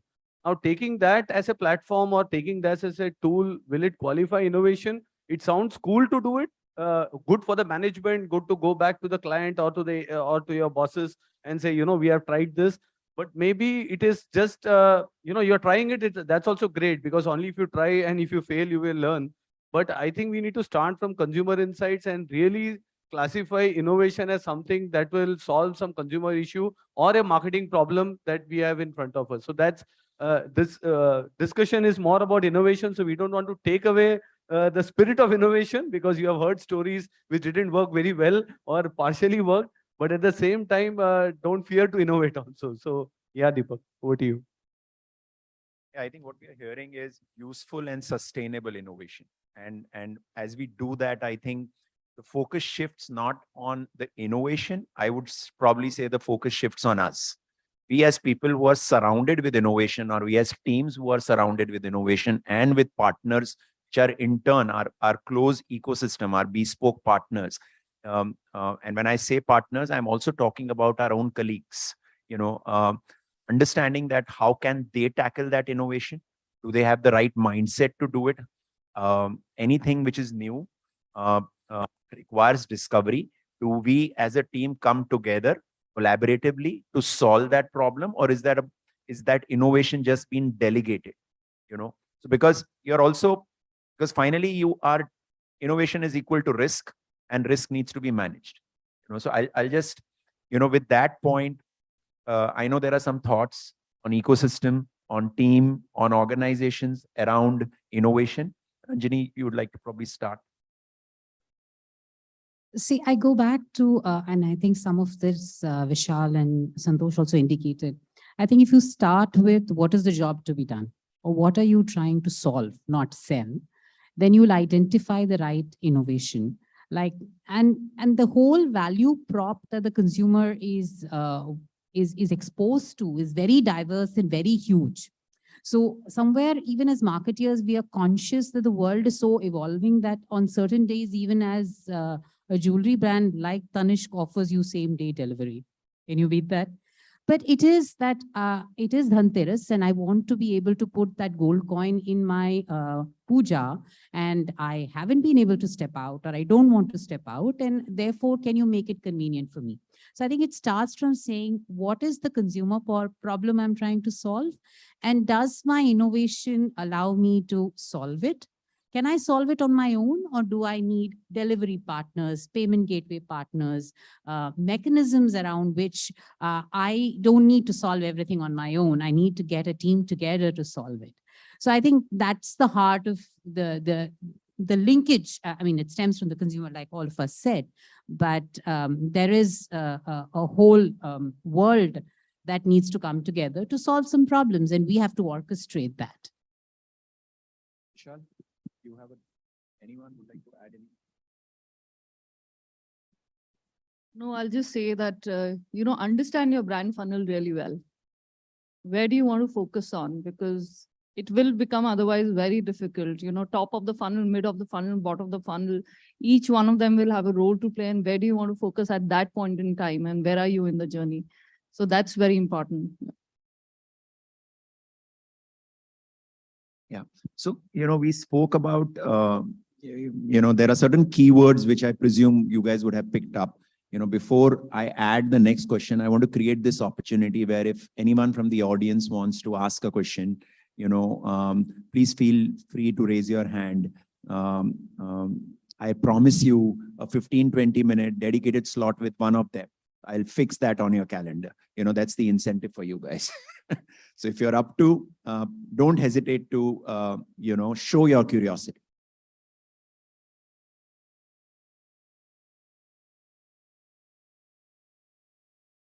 Okay, I'll take that. I'll take that as a pass.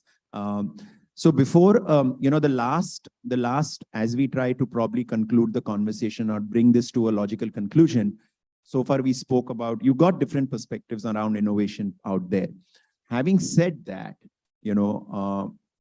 innovation is also such a thing that which we're constantly seeking, right? As much as we have to manage it, we are always on the lookout of it. From that lens, my last question to the panel members would be that when they're closely looking at the funnel, which are the areas where they actually feel they need a little more innovation?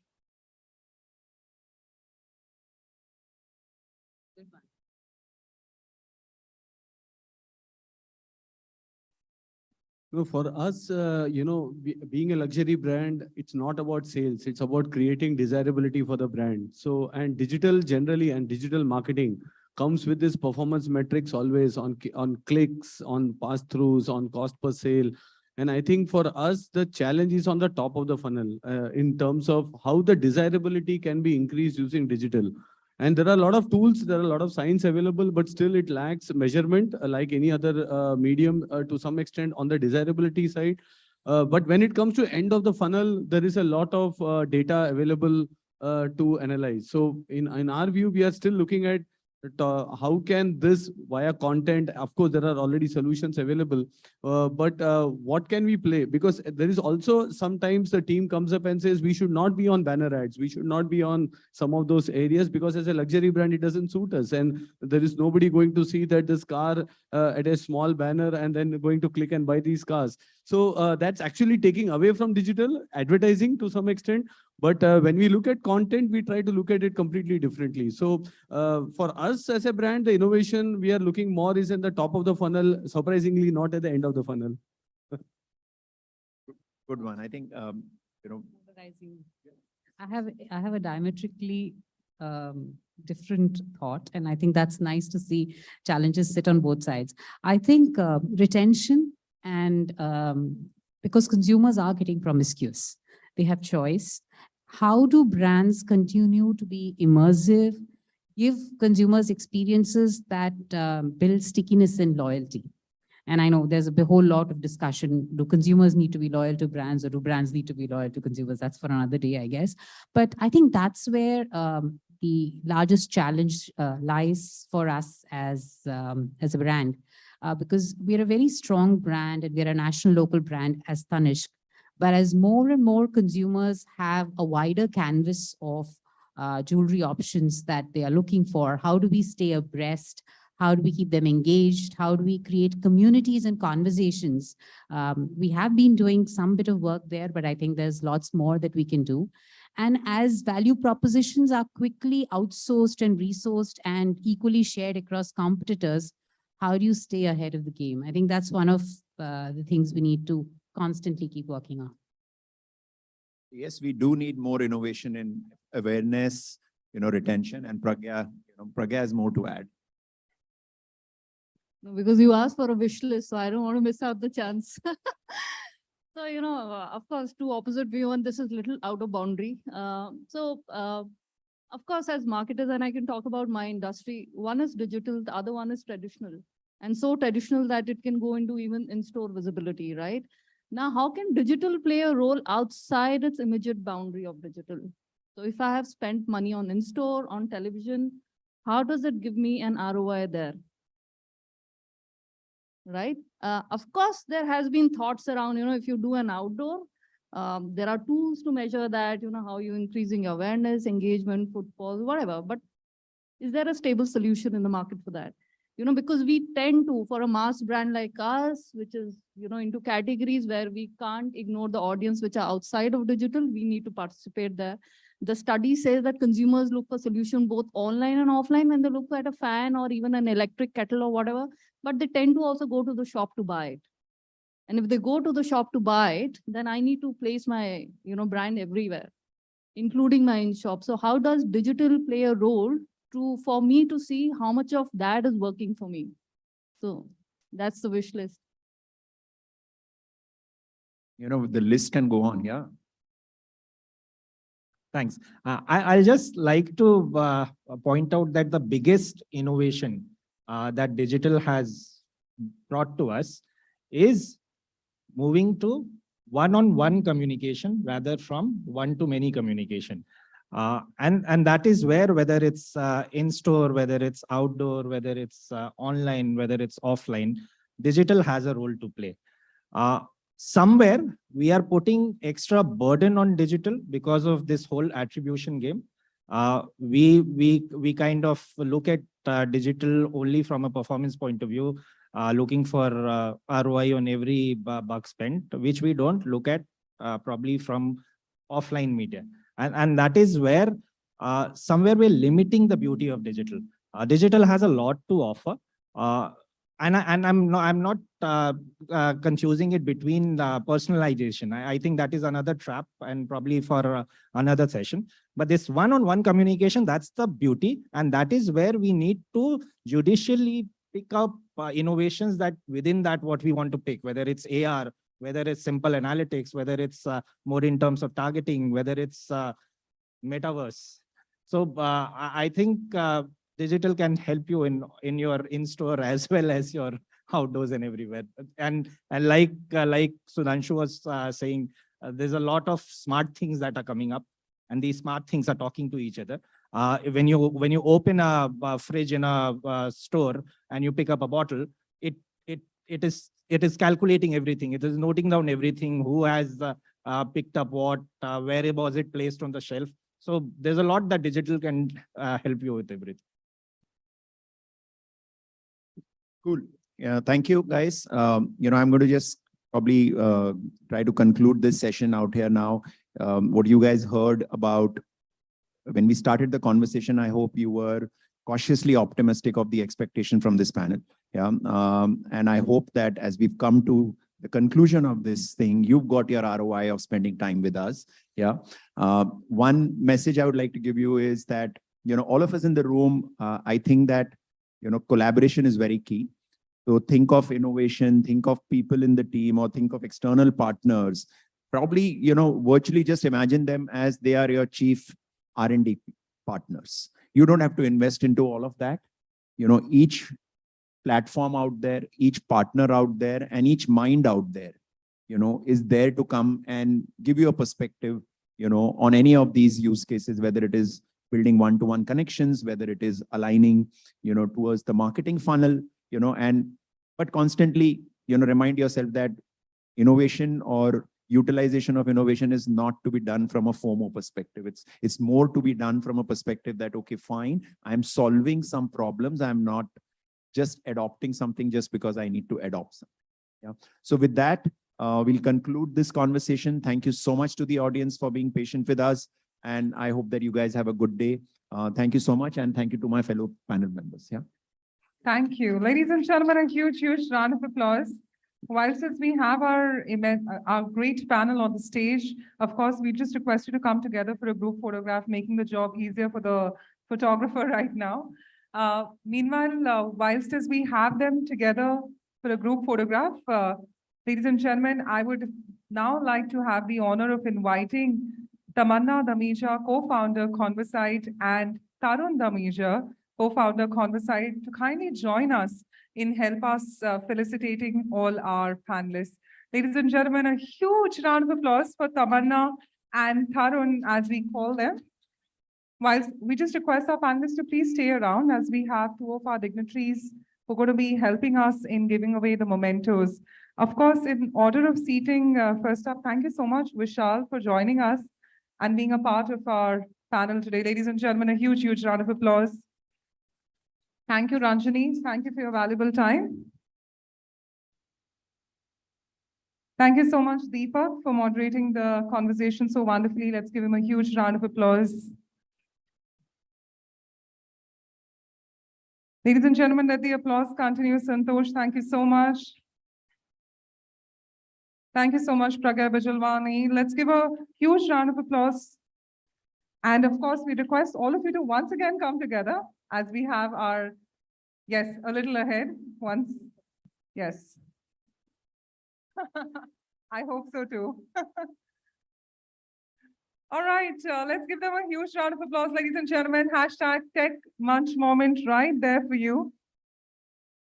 With smiles all across and the wealth of knowledge and wisdom being endured on all of us, we'd like to immensely thank all our panelists. Well, I hope you all had a great learning from this session. It is now time to divulge into our next one. Joining us next is Prashant Halve, who's a senior creative strategist from Snapchat, who's going to learn the power of brand building with Snapchat being the topic. So with this, and of course, the stage being set, let's give a huge round of applause to none other than Prashant Halve. Let's give him a big round of applause. Hi, Prashant. How are you doing today? Could we have his mic, please, switched on? And of course, we'd encourage, if any of you have any questions, please do feel free to raise your hand. And we'd request our speakers, of course, time allows, to have further engagement. As I can see already the LED being set.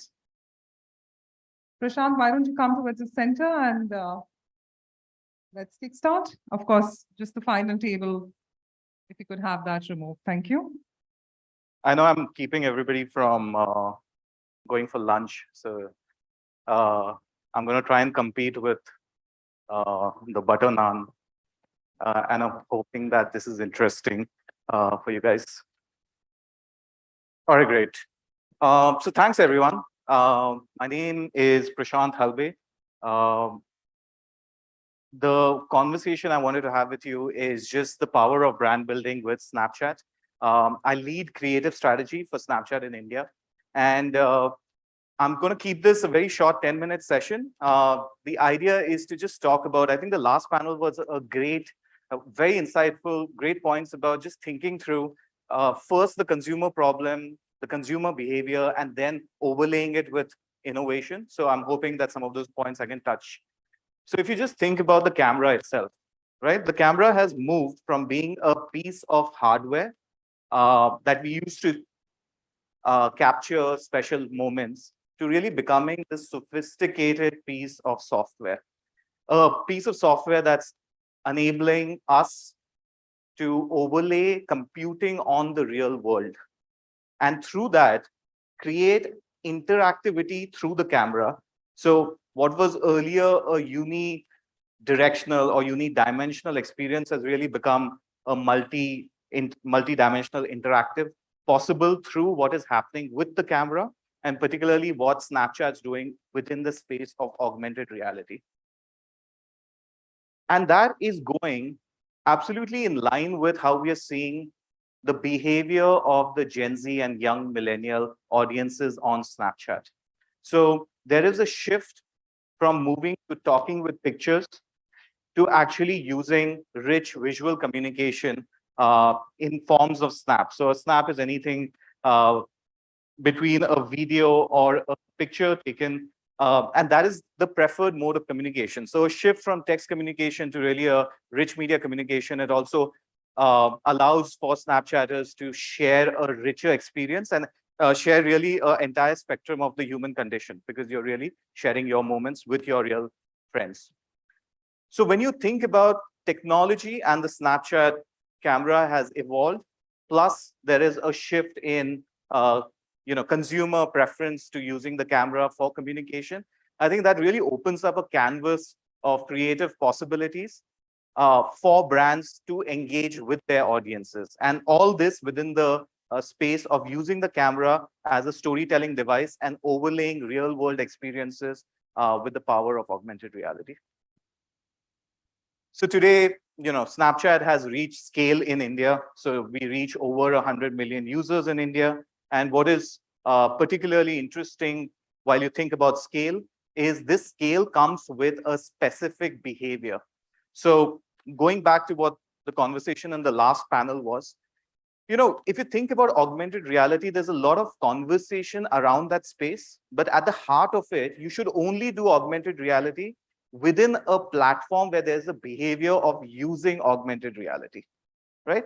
So that there is an impact from what you are creating, and it is actually working back with the consumer behavior that we know from that platform. So on Snapchat, it's actually quite a stunning, data point. On Snapchat, Snapchatters play with AR lenses over 30 times per day. So it is that high a frequency of usage, not just of the camera, but of augmented reality. So when a brand innovates with anything in the space of augmented reality, one, they're getting the reach because of our scale. Second, they're getting the high frequency of interaction with branded and sponsored lenses. I'll give you some examples of those. And because of the ability of the Snapchat camera, we are also seeing that among our core audience, which is the 13 to 34-year-old, Snapchat is their favorite app for taking photos, beating out the other platforms. And that is really to do with the preference set around what is your primary camera for use, right? And that is a space within which everything that we're doing with the Snapchat camera is actually helping us gain this sort of preference within the primary camera usage. So you'll say, okay, cool. They're coming to your platform, they're playing with the camera, but what are they really doing with it? So there are a bunch of things, right? So if you think about the more basic use case, it's of course communication. As you can imagine, like I showed you in the first slide, Snapchat's about communicating with the camera. So using the camera to communicate through snaps with your friends. The next is entertainment, right? Now just think about it, evolution of the camera as a mode of entertainment and interactivity through games that you can play within the camera itself. So entertainment is the second use case that we see a lot of users come for. Third, the camera itself is starting to get smarter, right? I think in the session in the morning, we spoke about intelligent interfaces. And that's a great way of thinking about augmented reality. So we are training our camera through machine learning to actually be able to identify real world objects and help that kind of behavior enable search within the real world. And then finally, and very importantly, commerce. So when you think about how can you use the camera to actually start to learn about products, interact with products, see them in your real world view, review them, unbox them, and then maybe if this is of interest to you and primes you enough, move to purchase them. But just the ability to move not just within the communication spectrum, but entertainment, search, and commerce are multiple sort of evolutions of where the camera is. And if you then think about how is camera on Snapchat being used by Indian brands, I think there are multiple sort of things that we are solving for. And again, absolutely across the funnel, right? So in certain cases, like with Cadbury, it is just around capturing moments and moments that are camera moments. So if you think about something like Valentine's Day, we see a lot of users on Snapchat coming to our camera on Valentine's Day. So a simple shareable lens experience is a great way to create top of mind recall, particularly if you're a gifting brand. So this is an example from what Cadbury's did.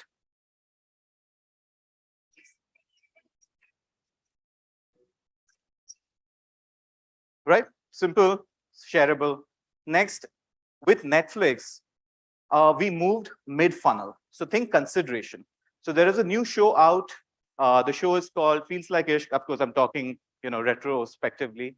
The show is about serendipitous sort of love. Love can happen anytime, anywhere. How do you create consideration for the show? So we created an AR experience, which actually enabled you to, through this augmented reality experience, look into a crystal ball and the lens throwing up where you might meet your serendipitous love.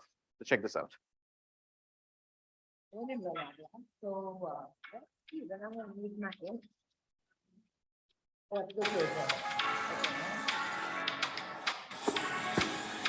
will meet my ishq at a pani puri eating contest. What a yeah. Right. Next, for Pro Kabaddi League, the role there was to actually try and encourage or try and introduce a sport with very low penetration within this young Gen Z and millennial audience. So we were just thinking of what is an interactive lens experience that will actually prime them to even consider the sport through some amount of like gamification and excitement that you can create through the camera. So this is what we did. Le Panga.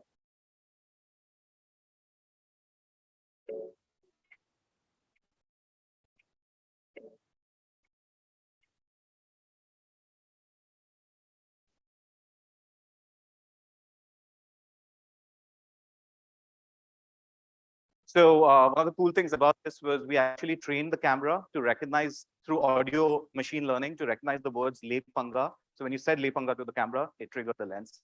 A very recent example from, again, something that we did with Cadbury was this Raksha Bandhan, which is literally like 2 days back, 1 day back, right? We used the Snapchat camera. So the proposition was, let's get siblings to spend more time with each other.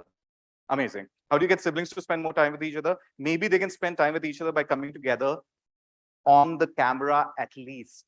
So we created a dual lens experience, which identified that there were 2 people on the screen, and basis that dual lens, we actually triggered a lens experience, which added a virtual augmented Rakhi on your wrist, again, through technology called wrist tracking. So check this out.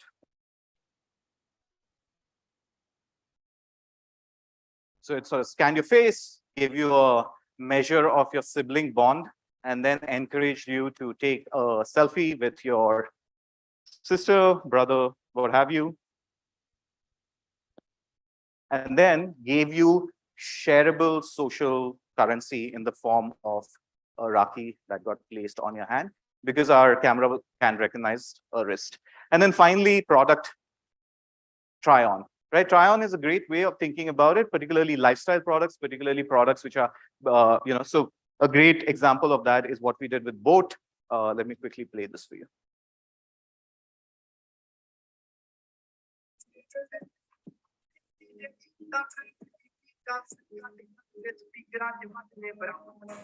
Cool. And why are so many brands leaning in is because, and this is not a Snap data point, this came from a Mindshare UK study, which spoke about how augmented reality actually delivers twice the visual attention compared to non-AR equivalent media vehicles.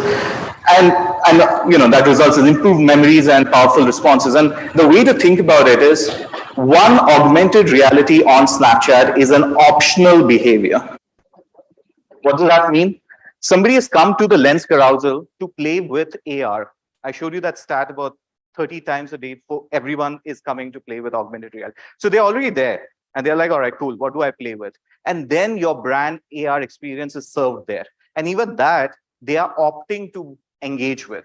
So this is not forced behavior, this is an opt-in behavior. So one, you're there from your own you're opted into that experience. And second, when you're experiencing augmented reality, it is your environment within which you're augmenting. So either your face or your real world, which are the reasons why people tend to spend time and that visual attention tends to be higher. And yeah, all of this results in great results. So some of the studies that we did a recent Deloitte study, a global study around augmented reality. And what we found is brands with sponsored augmented reality experiences are 41% higher chances to be considered. With a question like will you share a brand experience with your friends and family? Will this lead you to go and explore the brand further? So 41% higher conversion if your brand has augmented reality experience, particularly with e-commerce, bottom funnel, 94% higher conversion with augmented reality.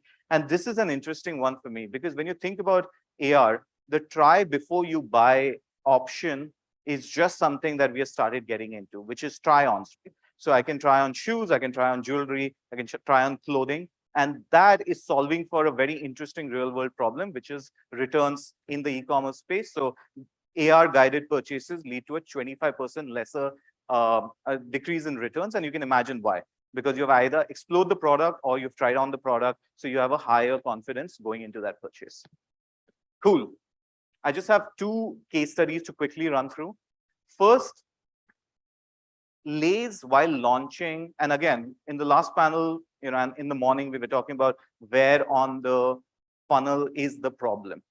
So when Lay's was launching their wafer thin style chips, the challenge was not in top funnel, the challenge was in mid funnel, which is, sure, people will remember that there is wafer style, but will they remember that the specific product benefit is that they are so thin that they can almost disappear? So the thinness or the message association was the key task. And for that, we created an AR lens, for which we brought in Alia Bhatt into the lens experience, let her play a magic trick on Snapchatters, and through that, showcase the proposition of so thin it disappears. So check this out. Want to see a magic trick? Where'd you go? There you are. Gone again?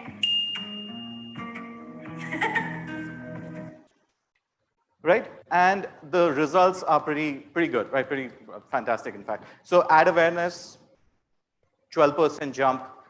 Message awareness, Lay's, wafer thin, paper thin, 25-point jump. And that is because people spend an average of 13 seconds with this lens experience. So again, we were talking in one of the sessions about the fragmented attention of users.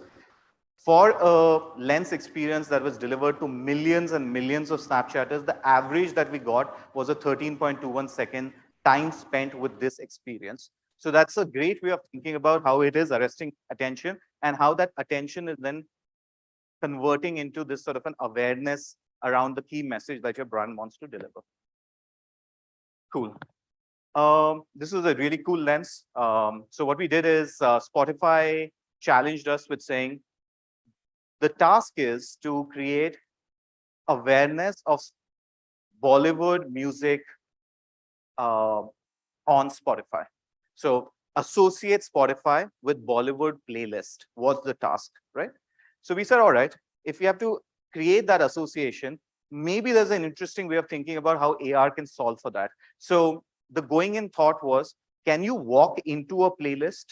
Can playlist be a physical space that you can walk into? And if you walk into a playlist, what would that even be like? And hence, by creating an experience that allowed Snapchatters to walk into 3 different playlists, we created that association between Bollywood, playlist, and Spotify. So check this out.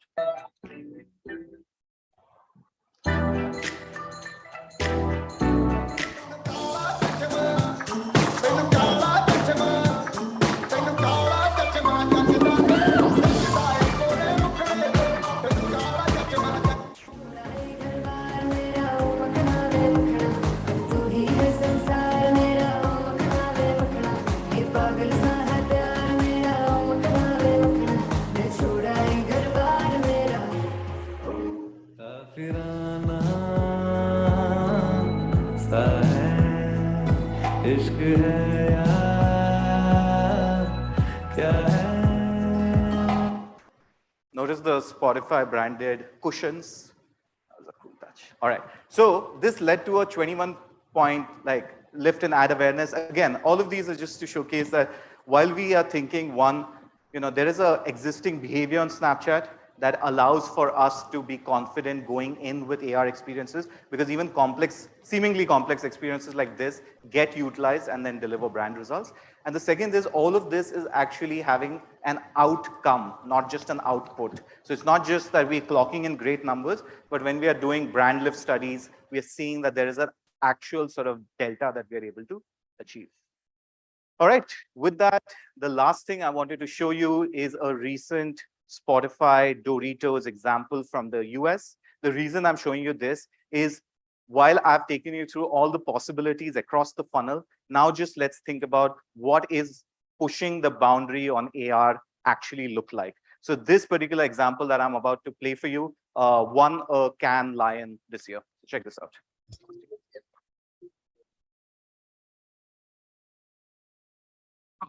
Megan Thee Stallion is one of the hottest hip hop artists in the world. Hotties. What's the hottest? But the only thing the hot girl coach loves as much as her loyal hottie fan base, her flaming hot chips. Everybody that knows me knows I love my hot Cheetos. That's just my snack. So when it came time to launch flaming hot Doritos and Cheetos in their first ever brand campaign, we knew we had the perfect partner to tap into our predominantly Gen Z audience. The problem? Gen Z doesn't care about traditional ads. So we created something they couldn't ignore. We teamed up with Miss Stallion, legendary hip hop producer Mike Dean, and record label 300 Entertainment to create Megan's newest full-length commercially released single, Flamin' Hottie. Damn. So hot, can't catch me. Just like Cheetos on your face. Oh, I got some. But a song this hot needed an even hotter debut. So we dropped this Flamin' Hot song where only true Flamin' Hot fans could get the first taste, a Flamin' Hot chip. In a world's first Snapchat partnership, we used countless hours of machine learning to identify the Flamin' Hot chip's iconic shape and color, and then dropped an exclusive Flamin' Hottie music video on it, turning our product into a first-of-its-kind bite-sized streaming platform. Music publications and the hip-hop media couldn't get enough. The internet remixed it. Yeah, that way. It could work hard, but it's easy to be. YouTube reviewed it. I like good job, Megan. It is hot. I love that. Just calling out Flamin' Hot. Dance videos popped up across Twitter and TikTok. It even made its way onto your exercise bike. Meg Thee Stallion has a hot Cheetos collaboration, and I am here for it. In the end, we dropped a hot new song on a hot new streaming platform for a hot new audience. And that's some real hot girl shit. All right. Thank you so much. I'm here. If there are any questions, post. You can find me around. Appreciate your time. Thank you so much. Thank you, Prashant. We just request you to please stay back. And I'd like to have the honor of calling upon Deepak Khurana, founder and CEO of e4m, to kindly join us and help us in felicitating Prashant. Ladies and gentlemen, a huge, huge round of applause. Thank you so much, Prashant. Definitely, you engaged with the audience with a wonderful examples you gave in and a lot of studies put in. So ladies and gentlemen, a huge, huge round of applause for our dignitaries on the stage. Thank you once again. Cheers. Well, with this, the conversation continues, and next is a standalone session on the end of broadcasting, but the beginning of conversations. Let's welcome our speaker, Tamanna Damija, CEO and co-founder, Fireside, who's going to be joining us. Tamanna, an ex-investment banker turned community leader and now a community entrepreneur. She's built one of the largest parenting communities, Baby Destination, with 2 million mothers across 28 communities organically, and has started working with brands, enabling them to actively engage meaningfully in Baby Destination communities. In 2020, she decided to structurize her learnings and founded Fireside. Let's give it a huge round of applause and let's continue the conversations further.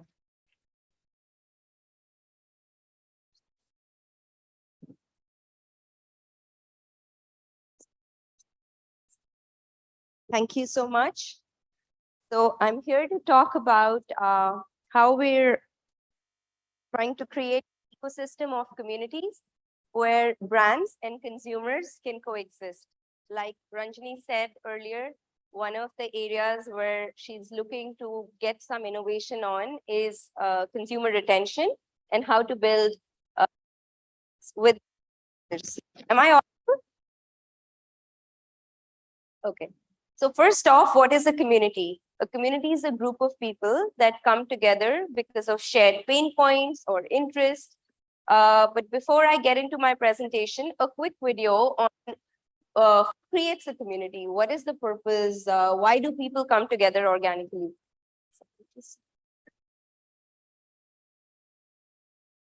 Okay. Can you play this? Yeah. Yeah. Okay.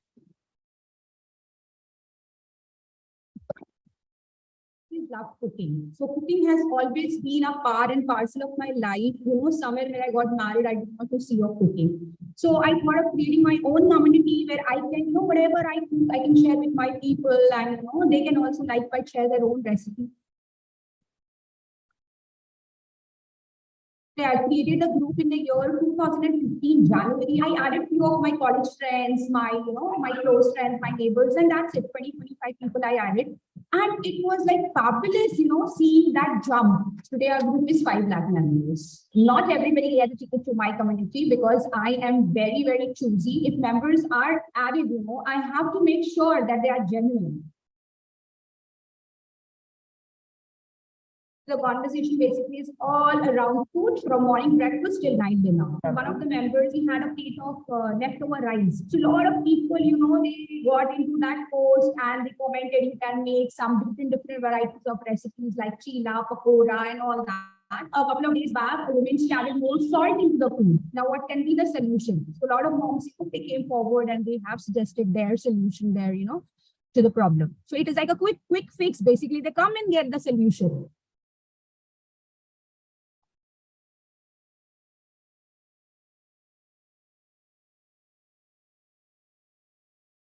So what we just saw is how Nazia organically created a community which has 500,000 members, and now there's more than 63 million members across 1,000 food communities. So communities have clearly arrived online, across channels, across categories. Just take a moment to how many communities are you all part of? I'm part of several communities, a founder community, a mom community, a cooking. But like you can see, for 2 people talking in communities. What this means as consumers, as brand marketers, I think we've all been part of this evolution where we've seen us, each one of us, shifting from just balconies to halls. And what are balconies? This is a balcony where there's a one-to-many broadcast. All of us stepped online on balcony platforms, whether it's a Facebook page, Instagram, TikTok, Twitter, where there's one-to-many broadcast. A number of us now organically huddle around in halls. Halls are nothing but communities where peer-to-peer conversations happen. Like rooms full of people So what's a balcony or a broadcast right now over lunch will become a hall. And that's the difference, where there's a person-to-person connection. Draw out few differences between these two channels digitally. How do these channels grow? Most of the balconies grow because followers are garnered through paid marketing, whereas halls are created organically. There is no way to run a paid ad and grow a Facebook group or a WhatsApp group or a Telegram channel. Second, engagement, and you can see the two numbers. On an average engages 0.1 time a month in a balcony. So the engagement rate is 10%, and 90% of that engagement is actions, likes. We've all been thinking about, the earlier panel was talking about what part of the funnel. This is where a lot of top funnel marketing happens.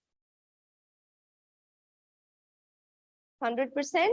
So one person engages organically 6 times in a month, and half of those are conversations. The third, very interestingly, is content creation. So who creates content in a balcony? It's either a brand or an individual. It's professionally created content. I meant an influencer or a brand. Whereas in a hall, the content is created by consumers. It's created by you and me, which is what in the video. That to the final point on how does influence get created in these two channels. And in balconies, it is through branded content, influencer content, whereas in halls, it's through peer-to-peer trusted influence. No-brainer that communities should be in some way, shape, or form a part of the marketing mix, because they are integral part of the consumer buying journey or search journey. But to our surprise, we found that this is not the case. Brands had no way to tap into communities. And these are the reasons why. Most of the communities are private, truly walled gardens, not discoverable, not by any listening tool, not by any ad platform. There are no listening tools in the world that can listen to these communities. And traditional ad-like formats will clearly not work. So a banner ad would not work because this is a group of people who've come together organically, are talking about what they care about. So traditional ad formats don't work. There is no way to discover communities. Think of it, can you go and discover communities on WhatsApp?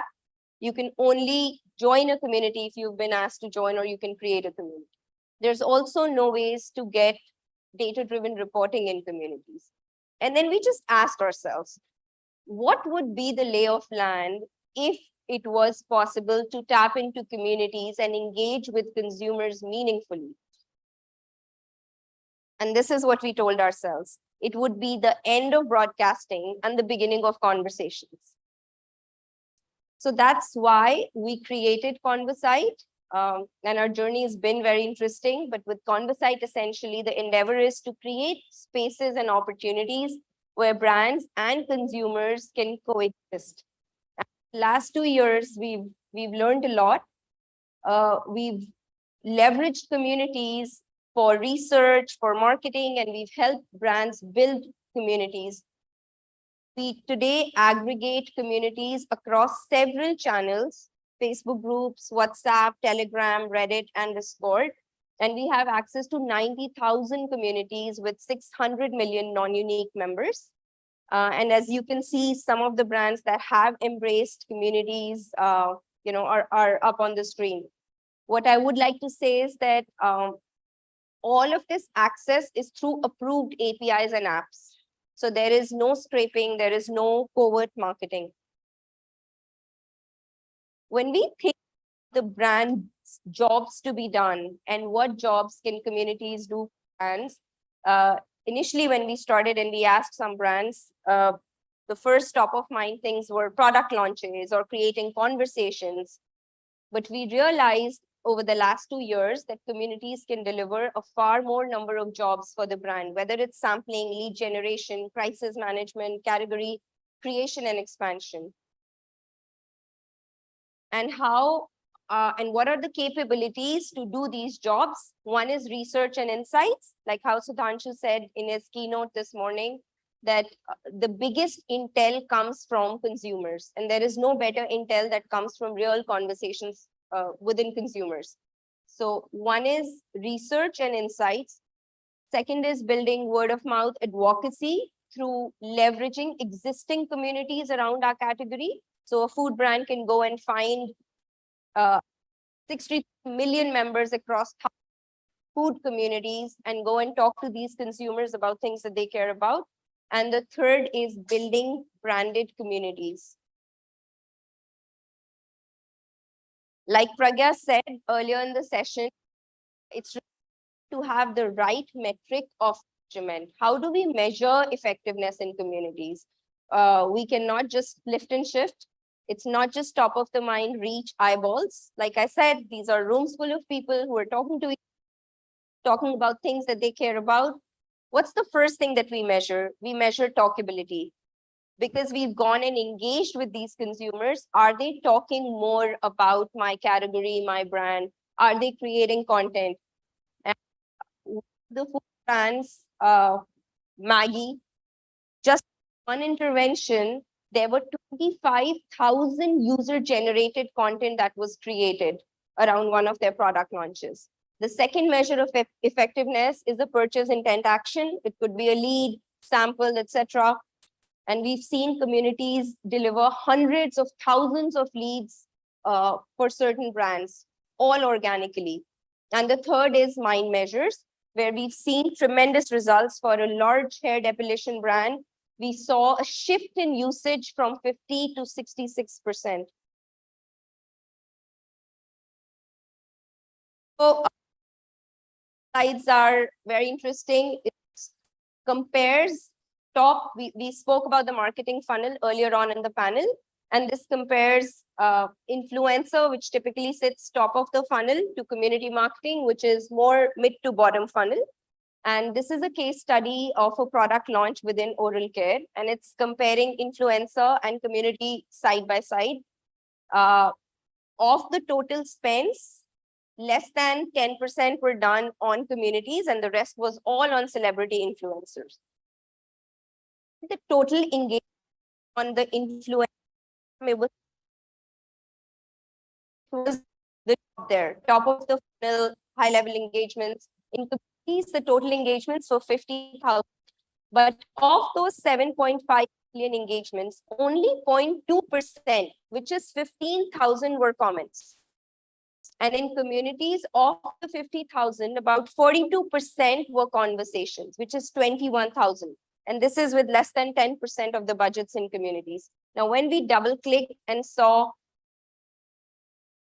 what comprised that engagement and what were those comments on influencer platforms versus communities, there was a stark difference. So most of the comments on influencers were, aspirational emojis, 2 or 3 word comments, whereas in communities, people not just posted conversations, but actual product images, because they went and bought the product, and a lot of conversation around how do I use this? This was a new category of oil pulling.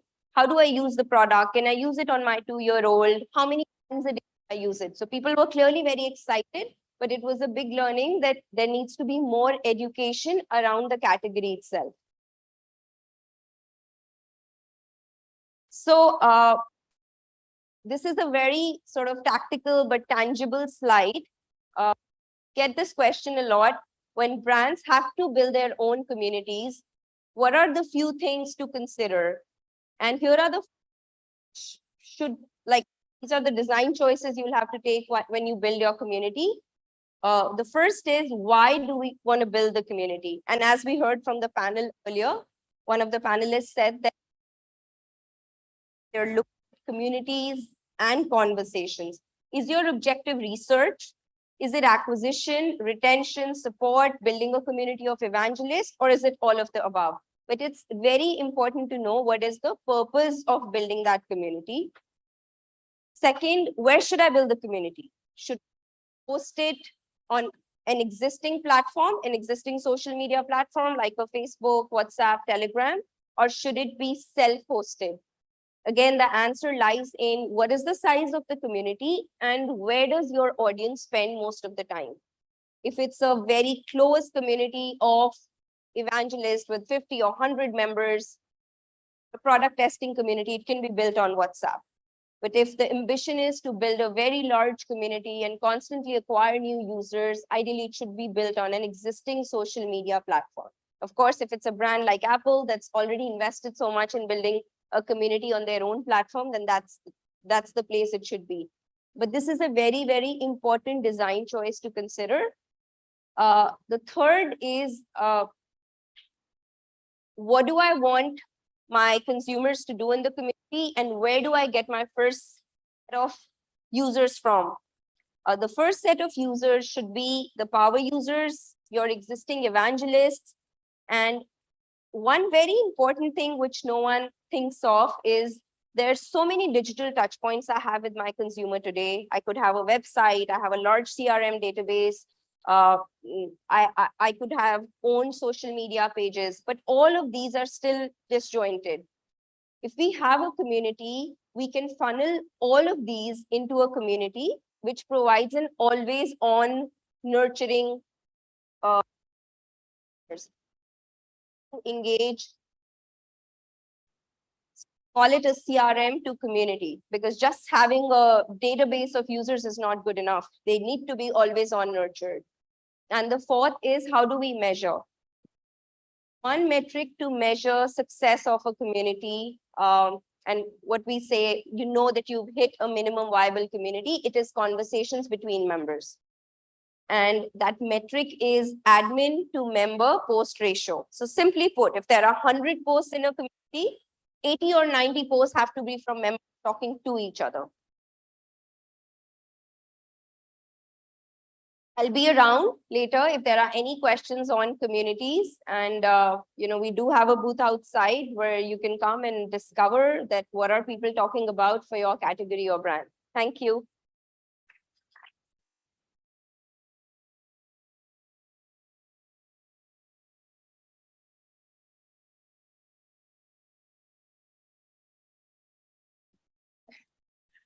Thank you so much, ladies and gentlemen. Let's give it a huge, huge round of applause, Tamanna. We just request you to please stay back, as we'd like the honor of inviting Vishal Singh, India GM and Global Commercial VP, Mocha Technology, to kindly join us. Let's give him a huge round of applause. Come on, ladies and gentlemen, let the conversations continue, as Tamanna rightly said. Let's give a huge round of applause, as we would now like to thank her. And of course, the red carpet moment, hashtag Tech Munch right there. Thank you so much.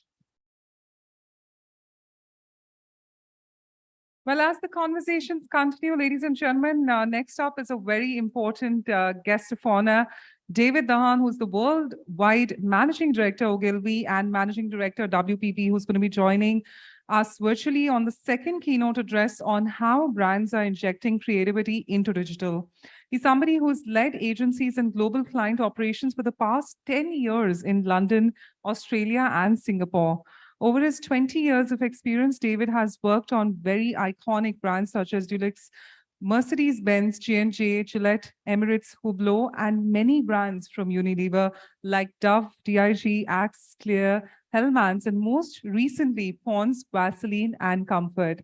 Well, let's give a huge round of applause as we now welcome David Dahan virtually with us. Over to David to take it forth.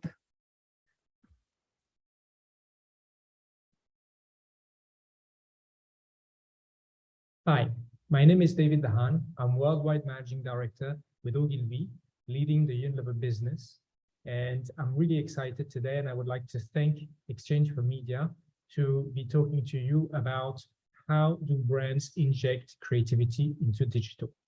I wish I could be with you today, but unfortunately, I couldn't make it to India. I had to stay in Singapore, where I am based. But nonetheless, I'm sure that you must be having a wonderful time. So let's dive in, and let's talk about how brands inject creativity into digital.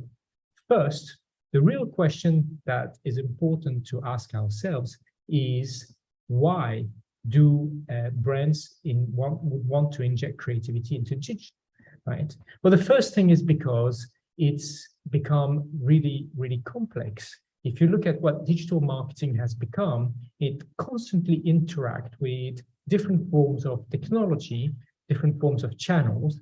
And this complexity has turned digital marketing more and more difficult to handle for marketeers. And therefore, creativity has become quite necessary. Right? If you look at the evolution of digital, I mean, the reality about digital is that it's not just so much about digital, but it's really how the evolution of technology has happened. And through that, the evolution of the web is actually really interesting, because you can see that the web has moved from being pretty much information-based, right, where you could draw information, to be much more collaborative, and it's not just information, but actually you can become, it had become interactive over the years, to now it has reached a new level where, under the development, the perfection of the technology, the reality is that now we're going into a much kind of safer version, we hope to be, which is Web3, which is much more user-centric and less information-centric. So if you look at the evolution, in reality, when we talk about digital, often what we should talk about is technology, because the reality is that it's the evolution of technology that has kind of given us the context of how to market brands and products in the new world that we are living in right now. And actually, if you look and zoom in into Web3, what you realize is that really what is interesting is that the management of data has changed, the currency has changed, the products themselves, if you look at the NFTs and the applications of the NFTs has evolved. And what is really, really interesting is that the reality of this change has made it that actually now we are going towards a world that is kind of thriving towards more and more ownership of what is happening in what we used to call, and what we still call somehow, the digital world, right? But you can see the level of complexity that marketeers kind of have to grasp. And then, when, as if it was not enough, now we are creating a new world. So the culmination of all this is actually the metaverse, where NFTs, blockchain, cryptocurrencies are all interacting to create a world that is not only more kind of a safer and where there is more ownership of what is happening, of your data, of your moves, of your products, of your identity, but also where actually the possibilities are becoming increasingly limitless versus the reality that we're used to. So it's really interesting to evolve, but look at the speed. It took 30 years to get us to where we are. And no wonder that actually the marketeers' heads are exploding, because look at the level of complexity that is happening. So when you bring it down to campaigns, how to communicate, how to interact with consumers that are actually evolving more and more into this world, it's not really complexity to them, because it's increasingly their world, especially the younger generation, but not only and not exclusively the younger generation, right? Then the complexity is absolutely tremendous. And that's where creativity must come to the rescue, because that's what creativity can resolve. It can take a very, very complex environment and find a way to make it simpler, to make it much more approachable, much more exciting, and most importantly, much more understandable to the consumers, the people at large, right? But also to the marketeers and therefore the brands that they represent.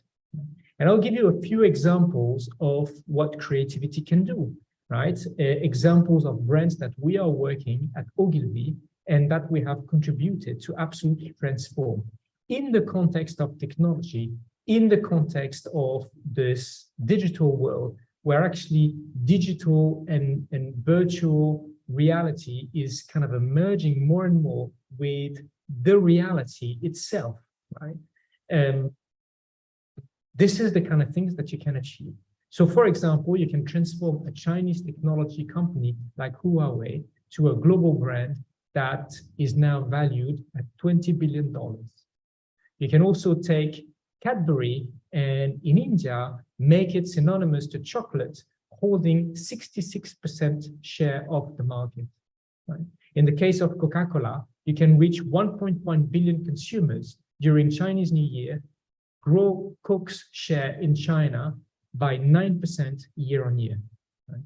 Or in the case of Shibuya, right, you can transform a city into the Metaverse and engage with 560,000 people in new modern ways. And finally, you can also build Dell's entire data engine and generate 5,000 leads per quarter across Asia, right, for Dell. So this is the kind of a possibility that suddenly, when creativity comes to the rescue and leverage the power of technology through the digital channels, right? You can suddenly, and not only the digital channels, by the way, but leveraging the technology that is available, you can actually create something, the results that are absolutely astonishing. Now the questions was, how? How do brands do those kind of things? Where there are two things that I think I can think of that would be useful, right? The first one is use creativity plus technology for justice. Justice is a very, very, very important word. Every time that we think of purpose, every time that we think of serving consumer needs, more often than not, in this new world, what we're talking about is justice. And I want to show you two case studies to show you the power of justice. In 2021, COVID's second wave that hit India entirely dampened the spirit of Diwali celebrations. Big businesses online came back stronger in the new normal, but countless small traders continue to struggle with limited resources and digital know-how during a gifting season that is critical to their business. We wanted to lend a helping hand to the local stores at a time they needed it the most. Presenting not just a Cadbury ad. This year, we used our platforms and media investments to help thousands of small businesses by making India's biggest brand ambassador their brand ambassador. इस दिवाली आप भी अपने पास वाले fashion और emporium से ही कपड़ों की shopping करें और फिर एम्पायर फुटवेयर नाम तो सुना होगा अपना स्टाइलिश चश्मा बगल वाले हेवन आई ऑपरेशन से ही ले सिद्धि विनायक इलेक्ट्रॉनिक्स से लेटेस्ट स्मार्टफोन खरीद कर धमाकेदार सेल्फी पोस्ट करना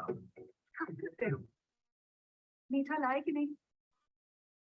आया ना यार अपने पास वाले रोशन किराना से आप भी अपना मीठा वहीं से लेना.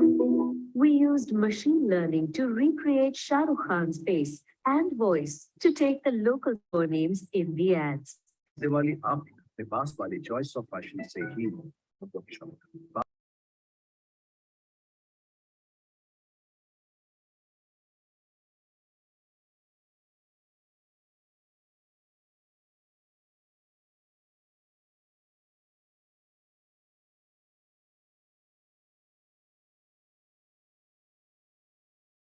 Yes. It was impossible to cover every single store. So we gave power to the people and the local store owners to create their own version of not just a Cadbury ad. Any small business owner could promote their stores through WhatsApp forwards and other social media pages. We nudged the consumer at several key digital touchpoints, urging them to shop local and support small retailers. This campaign hence went on to show that when people come together for each other, celebrations become sweeter. So you can see here in this example, justice for the small business owners that do not have access And this is what it says about Cadbury. And this is what it says about the platform that they're trying to own as a brand, which is generosity. Right? I'd like to share with you another example. This Cadbury work has been highly awarded in Cannes and many other award shows, just to show you that great work actually not only works, but also gets recognized. I'd like to share with you another example that won 2 Grand Prix in Cannes last year, and that is actually also pretty phenomenal work when you think of justice. A birth certificate. Everyone has one, right? Wrong. For the 60 million unregistered children in Pakistan, it means a lifetime without access to medical care, social security, public schooling, or protection from underage marriage and child labor. The problem of low birth registration rates is due to social and economic factors. In many areas, it's nearly impossible, especially for children born at home, in remote locations, or in displacement.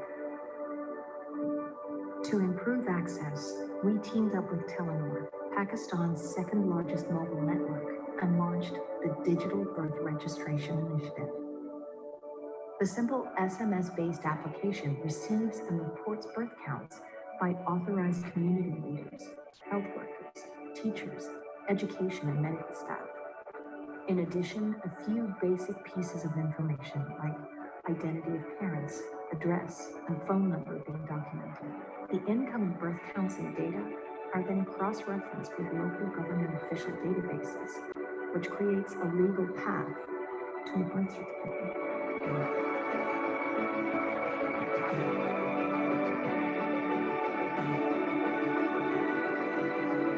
Making over 1 million children visible across 36 districts in Pakistan, providing them the most basic human rights.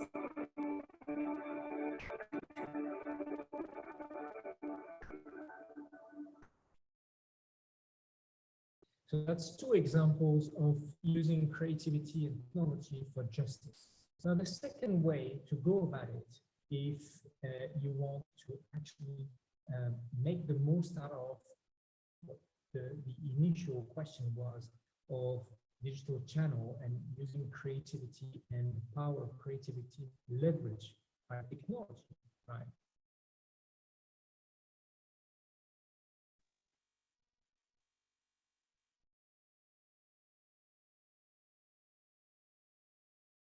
Is to use creativity plus technology for fun, right? And I would like to share 2 examples with you to show you how you can have fun.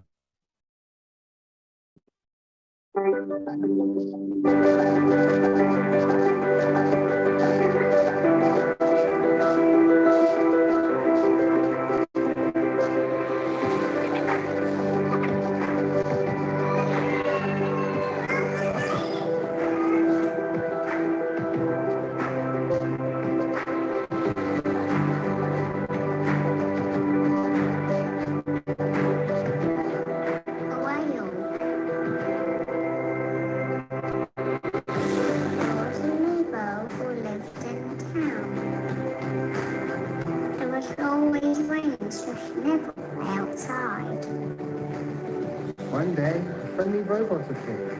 I took his mom to the seaside. And where they could play all day, every day.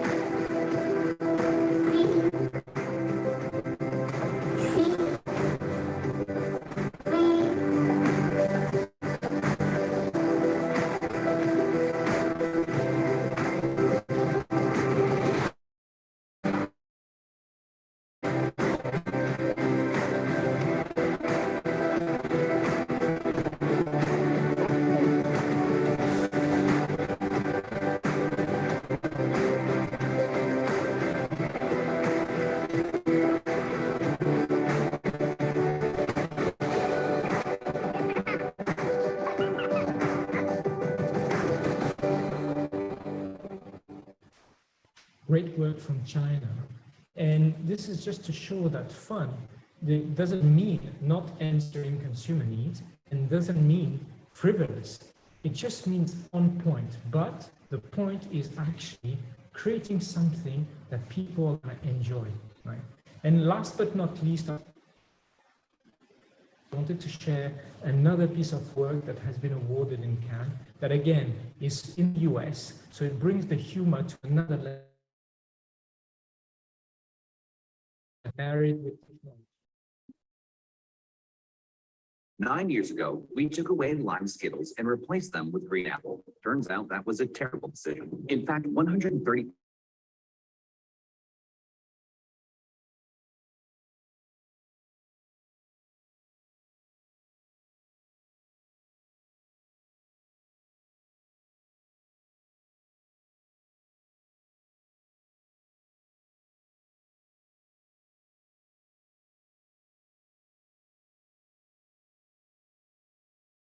I want lime Skittles. Green apple is garbage.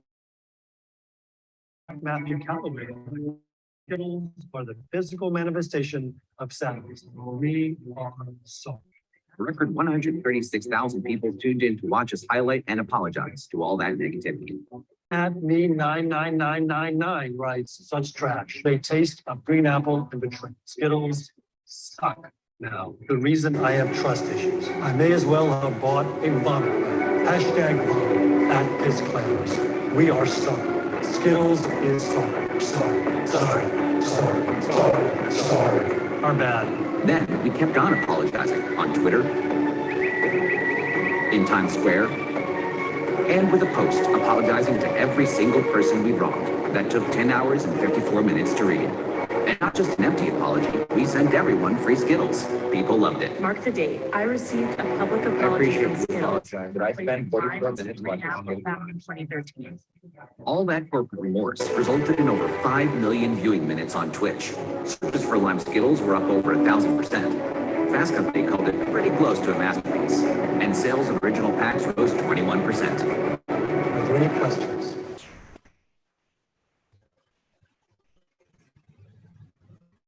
Okay. Apologize the rainbow, taste the rainbow.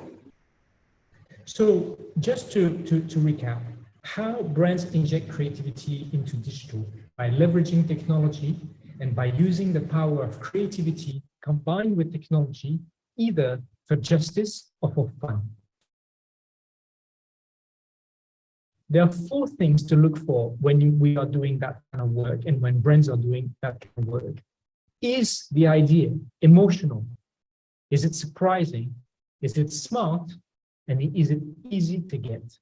Because if you can do all of those things, there are higher chances that your work and that brand's work is going to be powerful.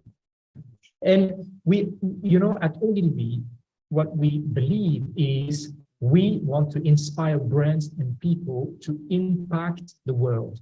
And actually, it's important, that notion of impact, because impact is really at the heart of what the ambition should be for what brands do in the world in general, in the digital world in particular. And technology is the best ally of creativity. But without creativity, everything is flat. So I will leave you with one thought. Think about, whenever we do the work, whenever you review work, whenever you see work, whenever you make work, would people out there do a hola when they see them? If they do, and if you think that they will, it's very likely that you have ticked all the boxes that we discussed today, and that you have touched an emotional string, either through justice or through fun. Thank you very much. I hope you enjoyed the session, and I hope to see you all very soon. Bye-bye.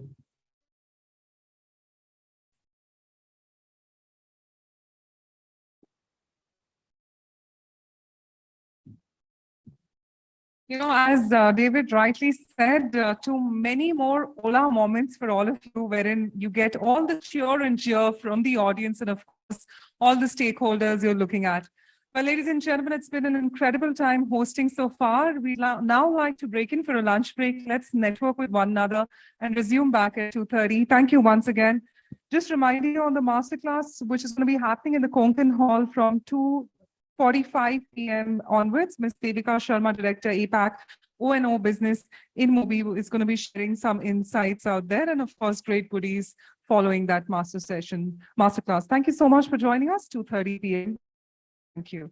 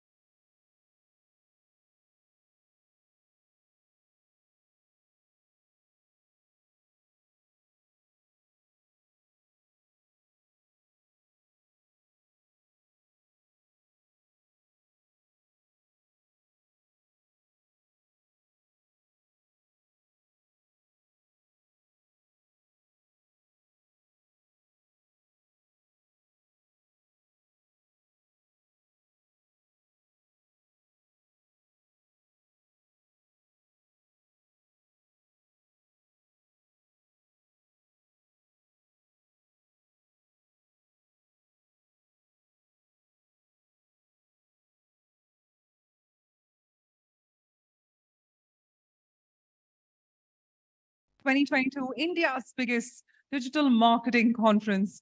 Well, we're elated to have all of you present here. And before we move ahead with our panel discussion, I'd request the team to now queue in for the AVs whilst as we get ready for our upcoming panel.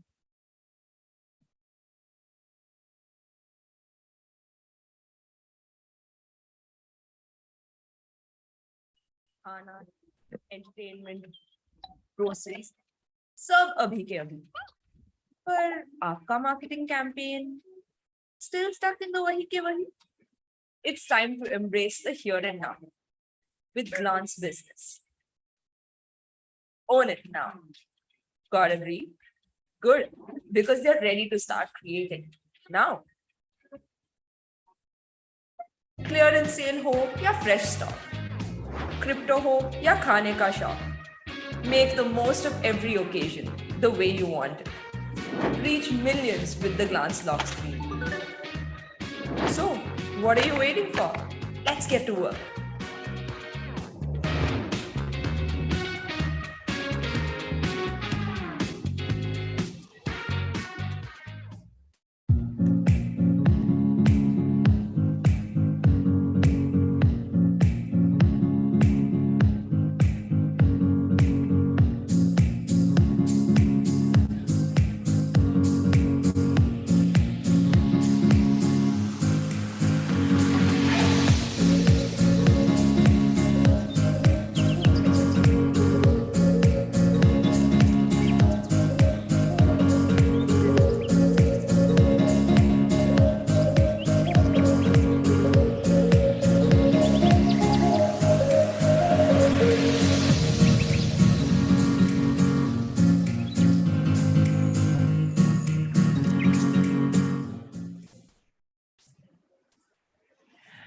So ladies and gentlemen, firstly, welcome back. Post-lunch, it's going to be a very rather engaging session, and we're excited and elated that all of you have taken out your valuable time to join us.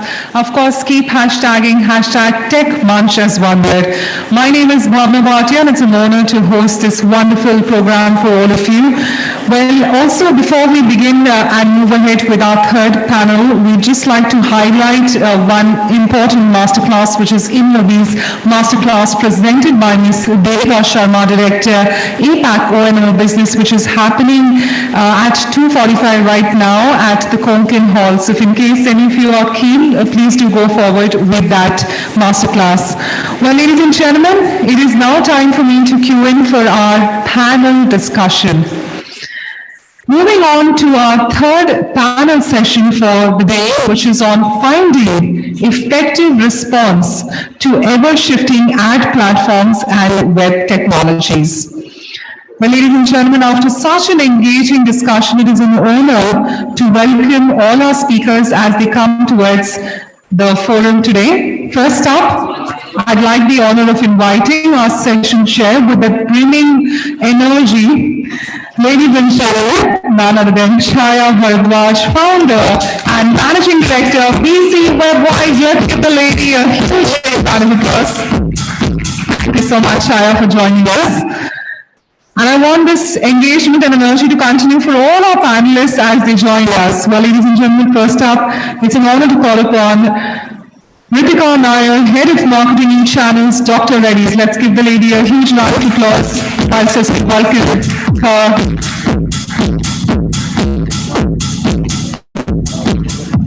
Thank you so much, Ritika, for joining us.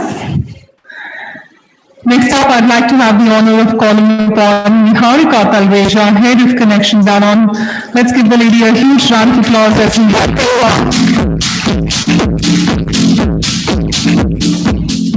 Thank you so much, Niharika, for your valuable time today. Next up, I'd like to have the honor of calling upon Sujay Ray, Head Digital Marketing, Professional Products Division, L'Oreal India. Let's give Sujay a huge round of applause.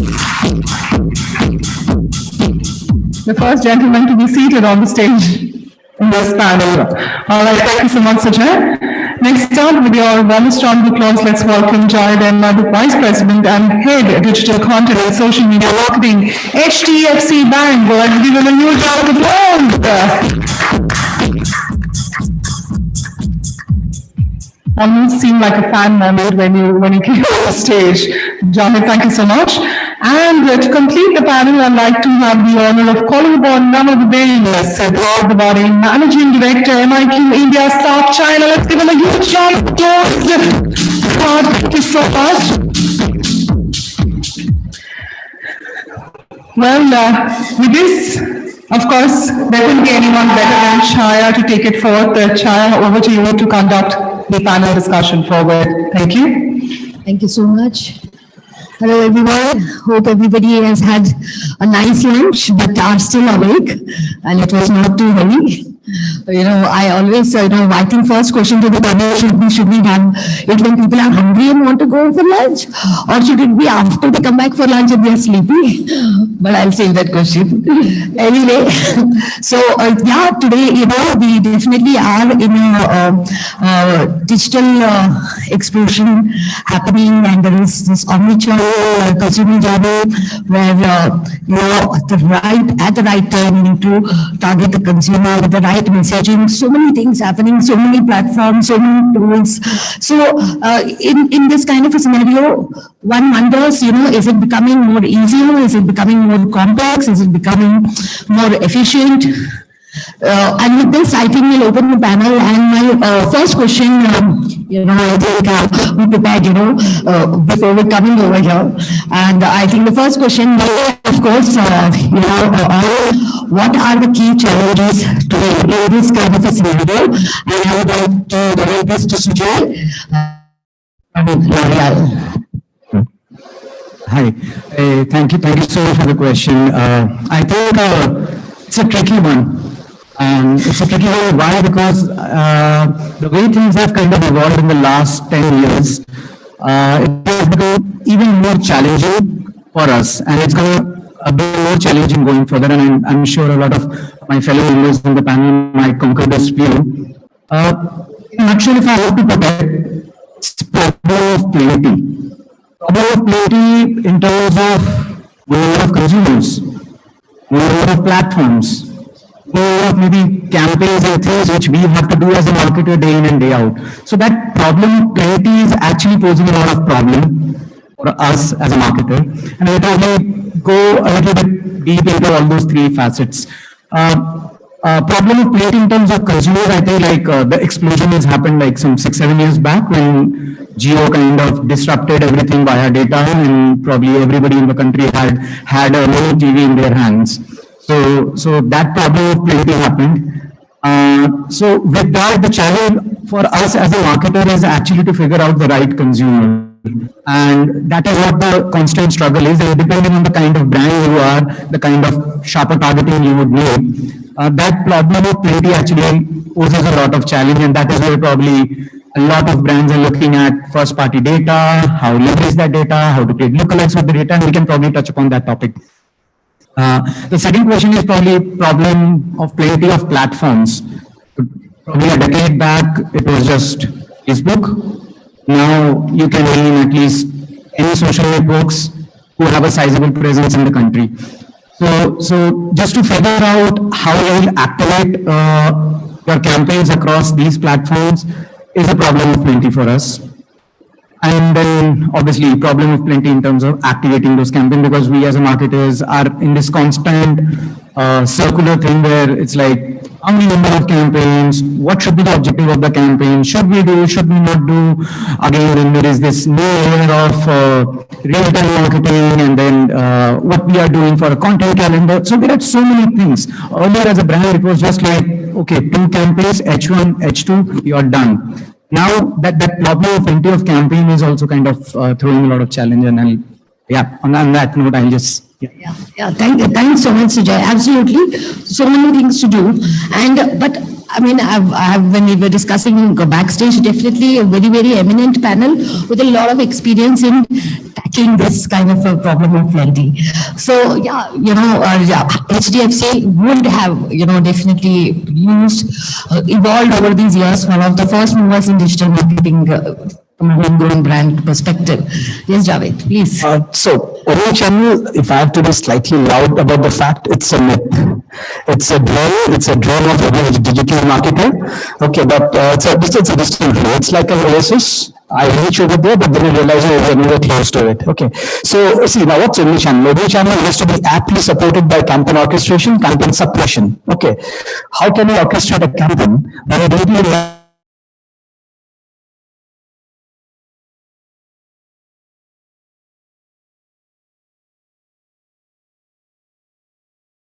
much of inside is happening? Okay, yes, maybe within first party data I can control omnichannel orchestration, but look at this fact. You might be eligible for credit card.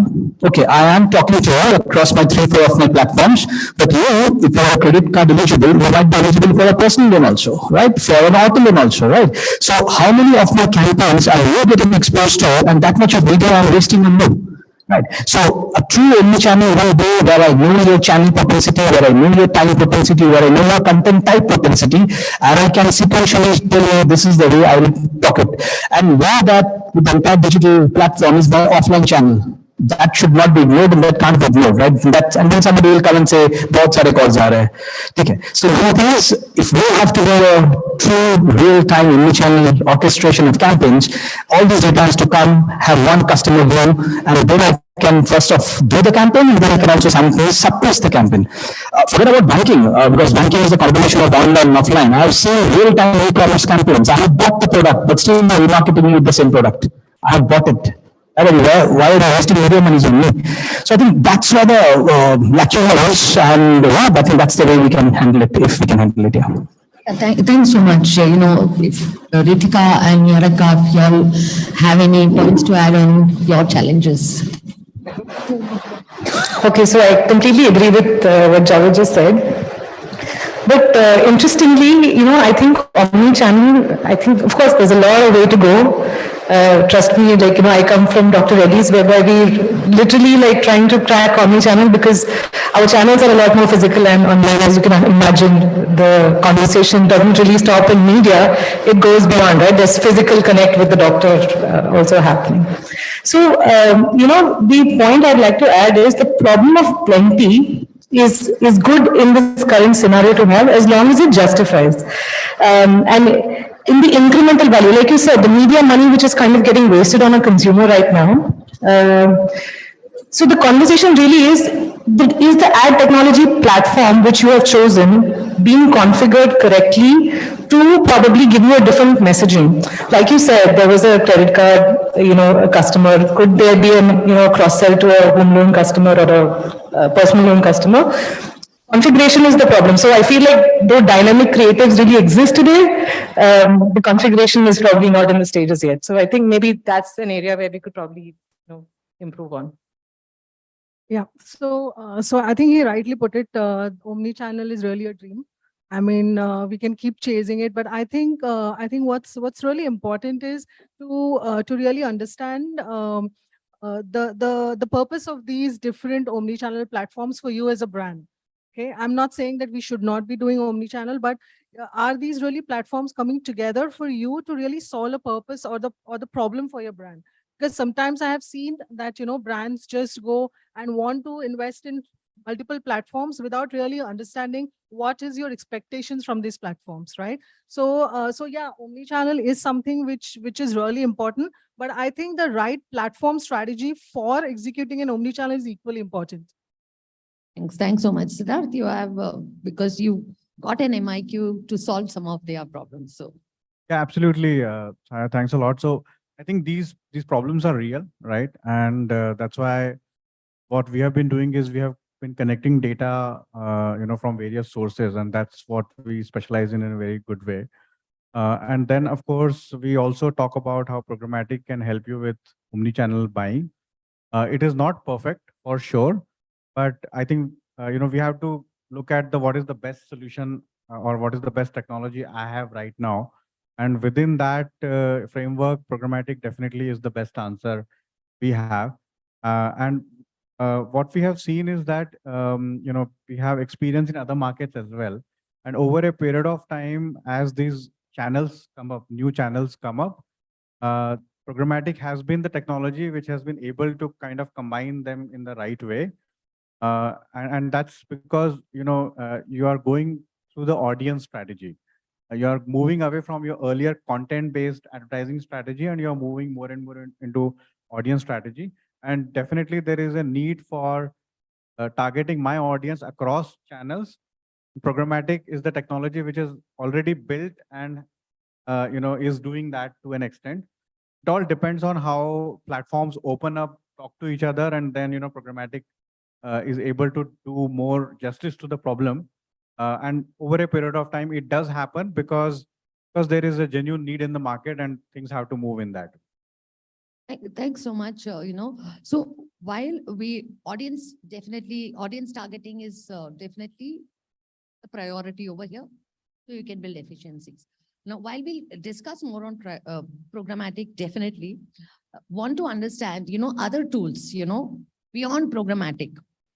Because when we come to programmatic, we'll address, are there other tools of Javed, Sujoy, you all have, any of you who have used, and what have been and you might have used multiple tools, multiple platforms. So if you all can just share something with the audience on your experiences and your recommendations. So I think without naming each of these tools, let's discuss the use cases. Okay, right. So we have understood that we have learned it the hard way, that digital, the way we say digital's advantage generally goes as a disadvantage.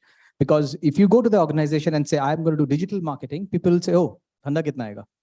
Which is not the case. Okay. So how we have evolved, and we have made these tools stacks basically on top funnel, mid funnel, and believe me, mid funnel is a very considerated, it's underused. People use the name mid funnel, but I don't know how many brands are literally doing mid funnel. And then obviously the performance stack at the core. Okay. So what I've done is, if you start from performance, we have taken all our homegrown first party data, MarTech tools as our completely performance, because given the brand, the pull that it has, the first party number of data that we have, okay, I think the own data does notifications, email, SMS, website. And today website, we have a 90% personalization rate on website, obviously to the identified base. Okay, but the entire website gets personalized. Okay, so that combination is doing in its best in terms of performance.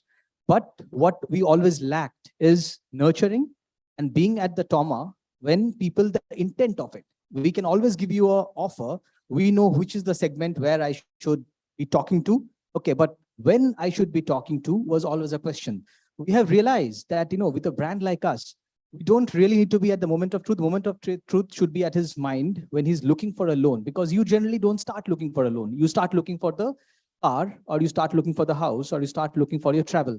Okay, and then comes the enabler, which are we. Okay, so what we have started doing is we have found out for a trauma, and if you have to do a TV-like planning, at a much more cost-effective rate, which is we do a sufficiency-led TV-like planning. Okay, the usage of video, be it the world of CTV, combined with YouTube, and a part of Meta, and obviously how we are using the videos, Meta's usage of video vis-a-vis YouTube, vis-a-vis CTV, is a brilliant combination that can be used as a top funnel. Okay, with the right measurement mix and the right objective, right?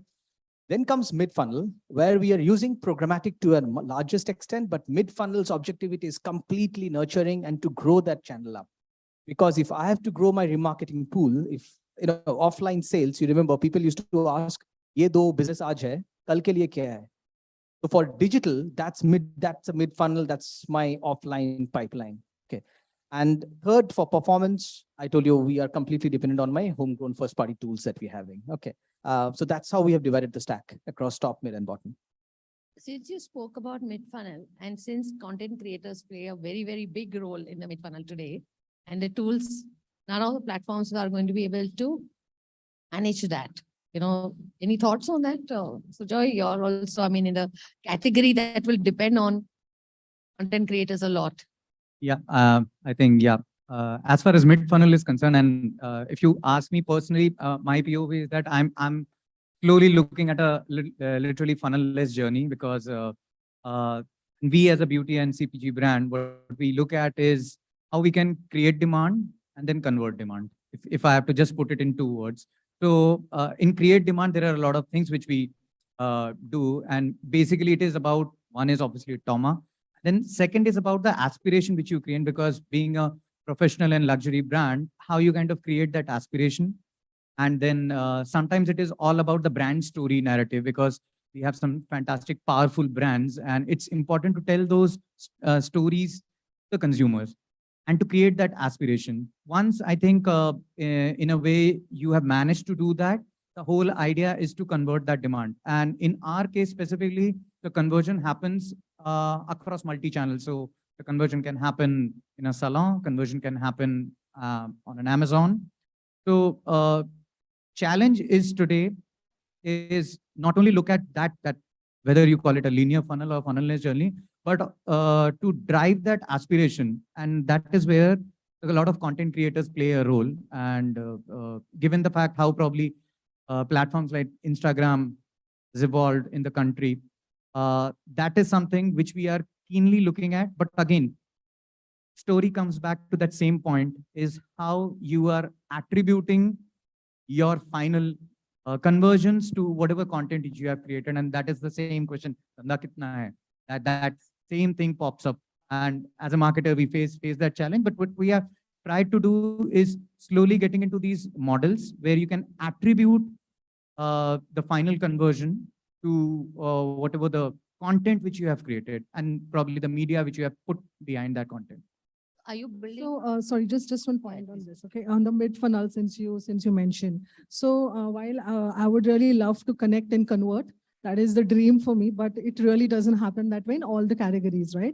In some of the involved categories rather, where, the time for conversion is more. So at times what happens is you spend so much on the top of the funnel and you forget the middle of the funnel, and you expect that the conversion is going to happen. So the middle of the funnel is equally very important. Like for, I don't want to name any specific thing, but for example, for us, influencers is a very big middle funnel content creators, okay, which help us to bring the people from the top of the funnel to the, start considering or start thinking about the brands. So, it's really important to focus on the middle of the funnel. And I completely agree with him on that.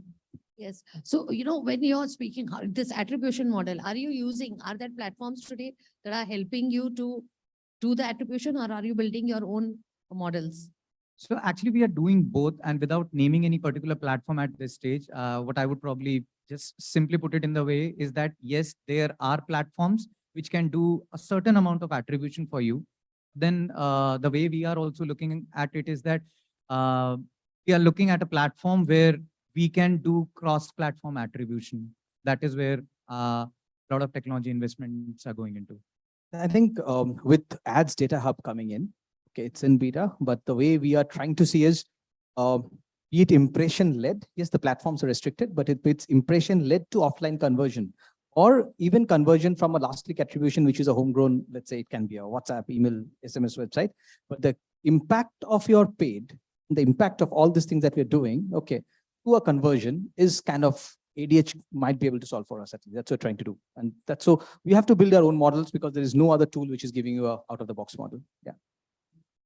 Any thoughts on this? Because programmatic platforms today do not really, involve the content creator belt of the funnel. Yeah, I think the social layer is where obviously the content creation is happening, and that's creating that's a very important factor. I think programmatic is more of a technology solution. So, for example, we have a solution where if a brand runs a YouTube campaign, right? What we are able to do is we are able to help them understand that, who are the mini creators on YouTube who are playing a big role in generating more views for your campaign, right? And where consumers are more engaging. And then, that insight is provided to the brand. And with that, obviously, we are able to use those insights to refine the YouTube campaign. At the same time, brand is able to understand, okay, these are the mini influencers who I don't know. Now I know, and I can probably, some of them I can engage with them directly and take their help to strengthen my mid funnel as well. So I think programmatic can play a role to provide a lot of insights around content creators, and then from there, brand can stitch in their content strategy and connecting with the influencers in the right way to strengthen their mid funnel. Thanks. If I can also add, I think one of the things one could do is track your share of voice pre-campaign, whether it's whatever immediate tool you're using, track it post campaign. Maybe you don't get an immediate danda, but you definitely can see how it has impact because the connected consumer is interacting. You do get an impact on, either the pull on search or on share of voice. Okay. Now from here, since we are talking about, the proliferation of platforms, there is also the challenge of how can you connect the other mediums. So, one, of course, you have the connected TV kind of things, but you also have TV and print. So you see an ad on TV or print and you are going to immediately search. So any thoughts on that? Any tools you all have used? So Joy, you have a retail presence, very high retail presence. So anything, if y'all can share on what you have done to, are you using again technology to help you bridge the gap? When it comes to activating multiple mediums, one thing which we lean at, which is like a little old school, but triple M, which is like media mix modeling, how we do it, which media is having what kind of effect in the entire chain. But again, the biggest drawback of that, it's not real time. So it actually dwells on a lot of past data, and then it gives you direction that, okay, fine, medium X has got this much contribution, or medium Y has got this much contribution. So it is like a lot of look back, probably plan things. But as of now, the biggest gap we personally feel is there is nothing which is more of real time, which can give you cross-platform or cross-media solution. Things are still evolving. We are working with our partners, but there is no immediate solution for that per se. I think from reporting point of view, yes, it's not there. But I think what we're loving is the way we have cross-device connectivity in terms of device serving. So today, CTV is on the rise, at least for the NCCS A, B+ population that we are looking at, 50, 60 million at the max. We're not going beyond that. Okay. So for that, CTV is working really great. Now, what's happening is, let's say you're already a logged in customer. Let's take YouTube CTV. Okay. So if you are via YouTube, you're logged in, my remarketing is superbly efficient. Okay. Also, if the whole competition-led remarketing is also being on the rise, which is on TV versus your mobile screen, right? Third is your digital outdoors.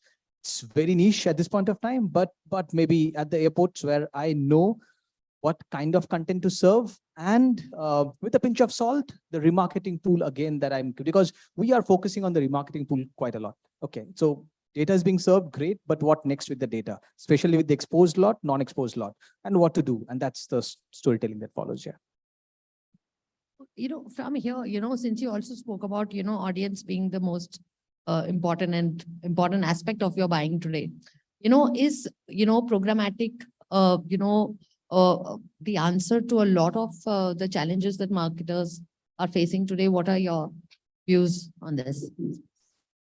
Okay, so maybe a correlation from the earlier conversation, right? So there is some bit of programmatic, which is great because of the fact that there is signals, which is, you're using to build segments, probably personalized messages. I feel there's a whole lot of gray zone area, right? Like for example, it's a very similar conversation to the last click attribute, which we all pretty much fight for, right? Who's the conversion really attributed to? Whether it was that last mile click or was it some, the entire journey which kind of correlated to it. Things like, for example, outdoor programmatic solutions. I'm still, digesting to the fact that just because I saw a hoarding or I was near the hoarding, that was the reason for me to, go further into the journey from an, awareness perspective to a consideration, is I still feel a gray zone and not really been, proven today. Only models like media mix modeling, for example, which are traditional in nature, which can actually tell you there is a, lift in attribute which happens, then there is a merit to kind of, pulling them into the journey. I feel today programmatic still is a very, it's not really evolved to a linear journey of sorts, to say that this was really the consumer journey mapped out, and that is what converted. And I think that's the challenge that I at least struggle with programmatic. Any different experience? I can just add to it. So I think I completely agree with Ritika, and there is no direct correlation which you can draw, and definitely studies are very, very important, right? So for example, recently we did one of the first case study on how CTV is helping you on brand lift, right? So we have to test all these channels on programmatic, and we have to do the studies. It's very important. Secondly, as much as possible, when we do the campaigns, we try to tie in all the channels together, right, through an ad server mechanism, for example, and then do the path to conversion analytics, right? That, okay, this is the consumer journey, in terms of the various impressions from across channels. And then this was the journey after that some consumers did not go to the website, some consumers did go to the website, then what did they do there? And then mapping it back. So there is, so I think tools are there, but there is a very important factor of the right tech implementation and then driving the data and analyzing that data. So there's definitely a lot of manual input which goes into making programmatic and data work. And we are not at the stage where everything is automated for sure. But yes, tying it all together is very, very critical. Without that, you will not really be able to have clear view that these are the channels which I need to invest in, and this is how I need to invest. Just one more point I wanted to add under the, the conversation that you just said. I think programmatic really helps you make richer understanding of your consumer.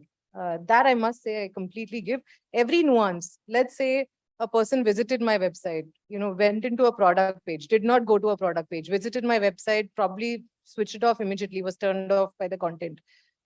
Those are implications which I think programmatic is contributing to a huge lot, which I never thought we had in the previous past.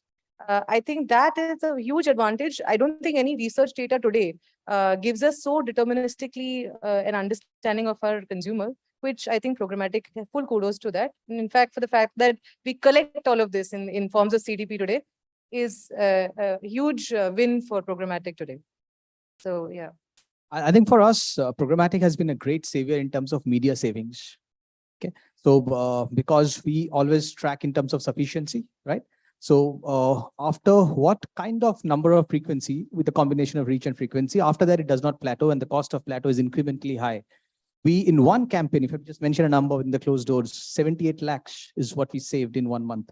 Okay, just because of doing it. Obviously, there are walled gardens, but programmatic is actually opening, even the OTT is completely opening up, barring the live events. Okay, it's a huge saving for media savings for us, yeah. So, this brings to the question of, digital hai to dhanda kidhar hai, and especially with, any digital like campaign where the brand is also advertising elsewhere, it is get me leads, performance. Digital gets dominated by performance, whereas programmatic is best working for very efficient branding. So, Javed, your own experience on this front, how do you see this? On programmatic or overall? On programmatic, because you yourself have, used programmatic. So in terms of measurement? Yes. So see, I think not just measurement, in terms of ROI, ROI and especially branding ROI compared to right. what you do otherwise. Right. for So see, I think it's very important. Yes. So the thing is that performance is important, but what is the definition of performance? And I'm sorry, Jahid, I said Javed, sorry. Jahid. What's there in a name? Yeah.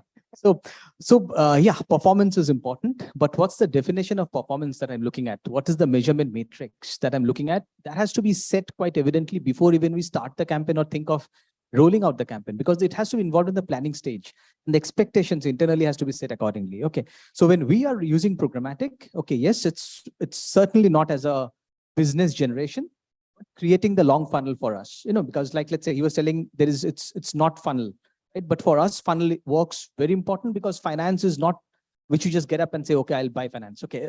That doesn't happen that way. We have to really groom, right? From a lead generation to a lead conversion, there might be a 7-day stat, there might be a 90-day stat. Okay. So how do I keep in touch and meaningful touch? It cannot be always apply now, right? So that's the whole conversion that really helps me with the proper capping. What next? So for every remarketing, we always think through 3 different alternatives. If this is getting interacted, then what? This is not getting interacted after 7 days, then what? Okay. And then third as a default. Okay. So I think this entire sequencing is, be it in terms of video, be it in terms of display. Okay. It's very well evolved in terms of programmatic platforms that we have. And that really is in our channels. Yeah. So essentially your top of funnel is covered, and plus you can track as a consumer till he converts.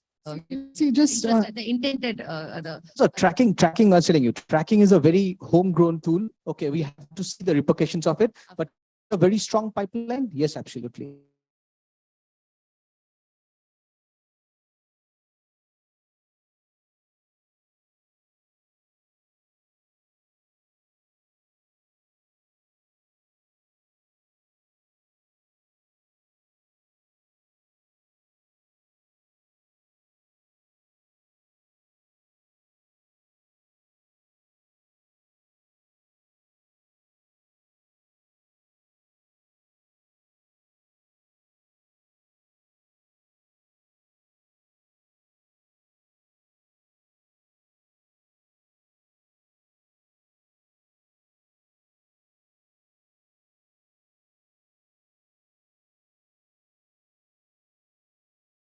All of it. There was some way, like maybe, like my colleague here, that could, put a value to. Let's say a display banner does X for the brand. And it could be category-wise learnings, because I think what Sujay and Jahid said differently was Sujay is a impulse-based category largely, whereas Jahid is a planned category as such, right? So hence the journeys differ. But in case of this, if there is any metric that you could possibly say that, look, this is what dynamic landing pages could actually value add to your brand. This is what a display ad could do. This is what video with dynamism could do. If there were certain, perspectives into this, then ROI could be a lot better conversations, that could help us at least as marketers. It could give us benchmarks to understand even pre-campaign. So I think one of the reluctance to probably invest so much into innovation and rich media is exactly this, that we don't have benchmarks. So that's something you should please help us with. Completely agree, Ritika. And we do a lot of campaigns for our clients, and we do build this data out, but you're giving me a product idea. So thanks a lot for that. Yes, I think you did want to speak about the efficiencies you were able to build by investing in ad platforms. And of course, you actually gave a number here.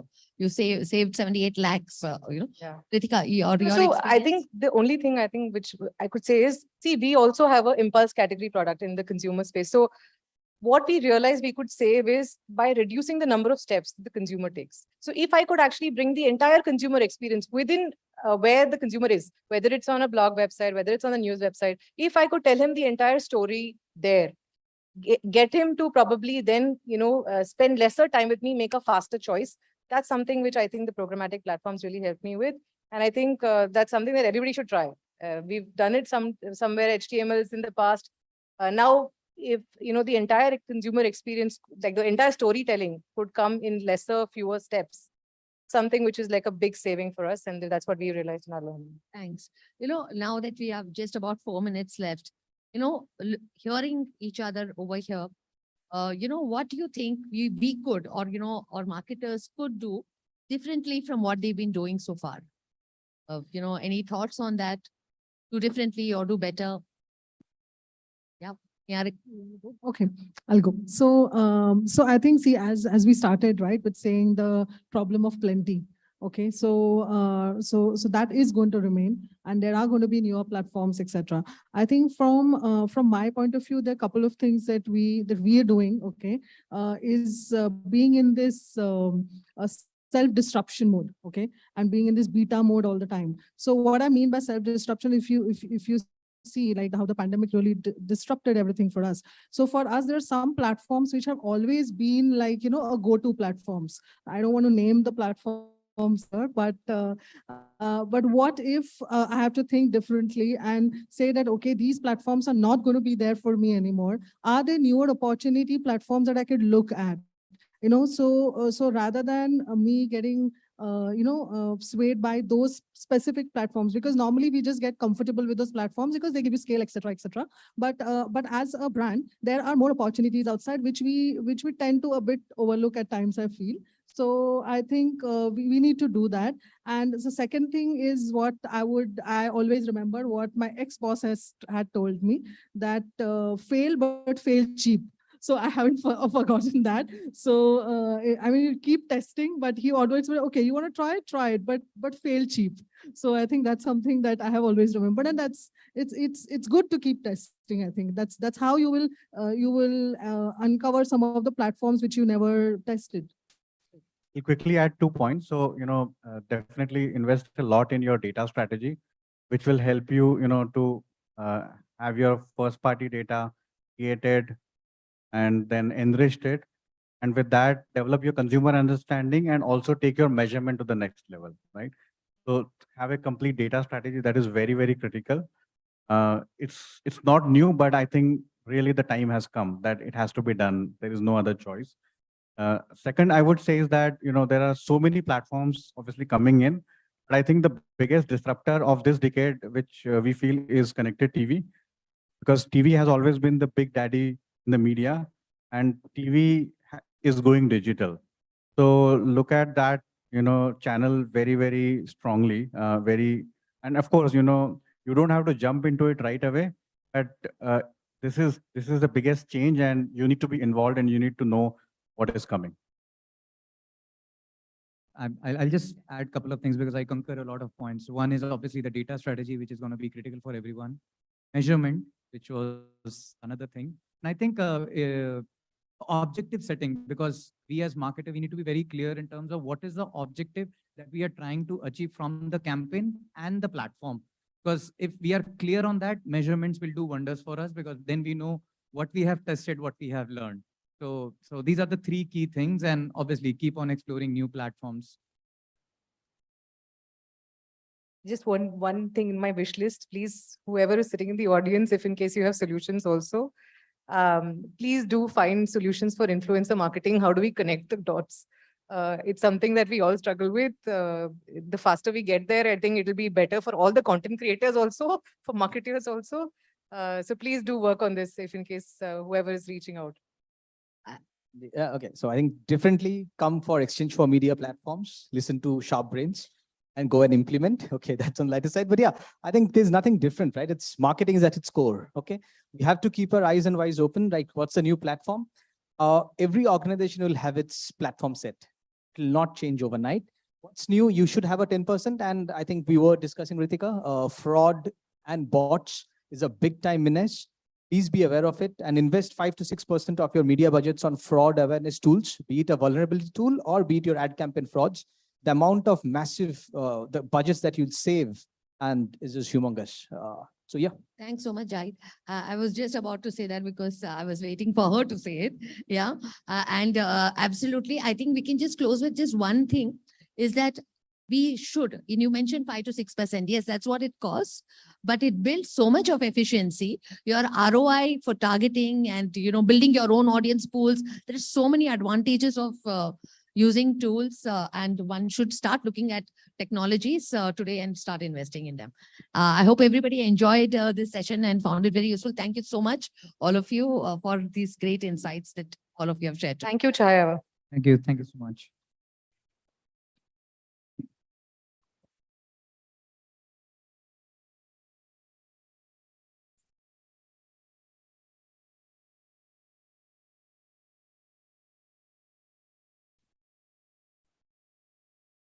So, ladies and gentlemen, let's give them a huge, huge round of applause for all our panelists. What an engaging discussion. And with this, if I may request Deepak Khurana, founder and CEO of WeServe, to kindly join us and help us in felicitating our dear panelists. Let's give him a huge, huge round of applause. Deepak, thank you so much for your valuable time. With this, thank you so much. Chaya, thank you for your valuable time. Let's give it a huge, huge round of applause as we thank her. Thank you so much, Ritika.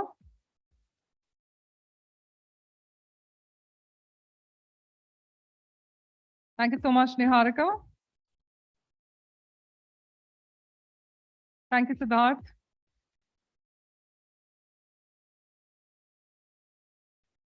Thank you, Jahid. Thank you so much for your valuable time. And thank you so much, Sujay, for joining us. With this, I just request all of you to please step in towards the center for a lovely group photograph. Hashtag Tech Munch moment right there. We just request all of our panelists, of course, Deepak, if you could request you to step in. Yes. Come on, ladies and gentlemen, let's give them a huge, huge round of applause.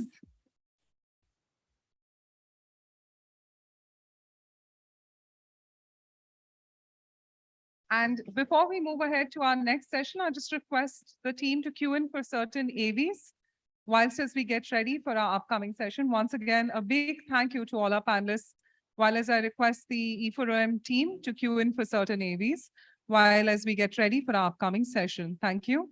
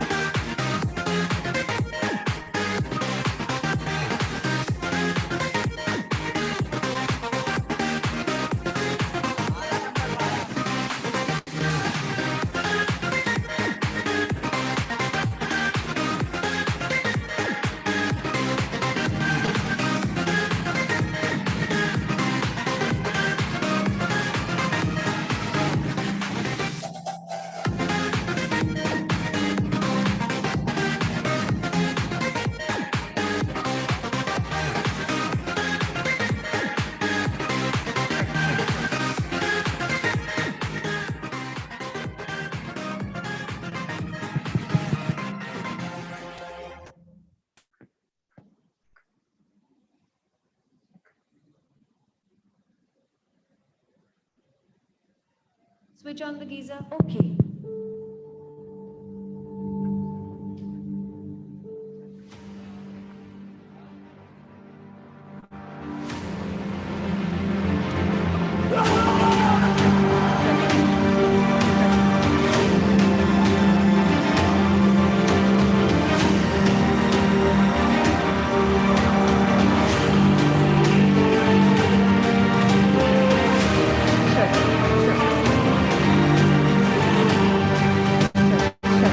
Check.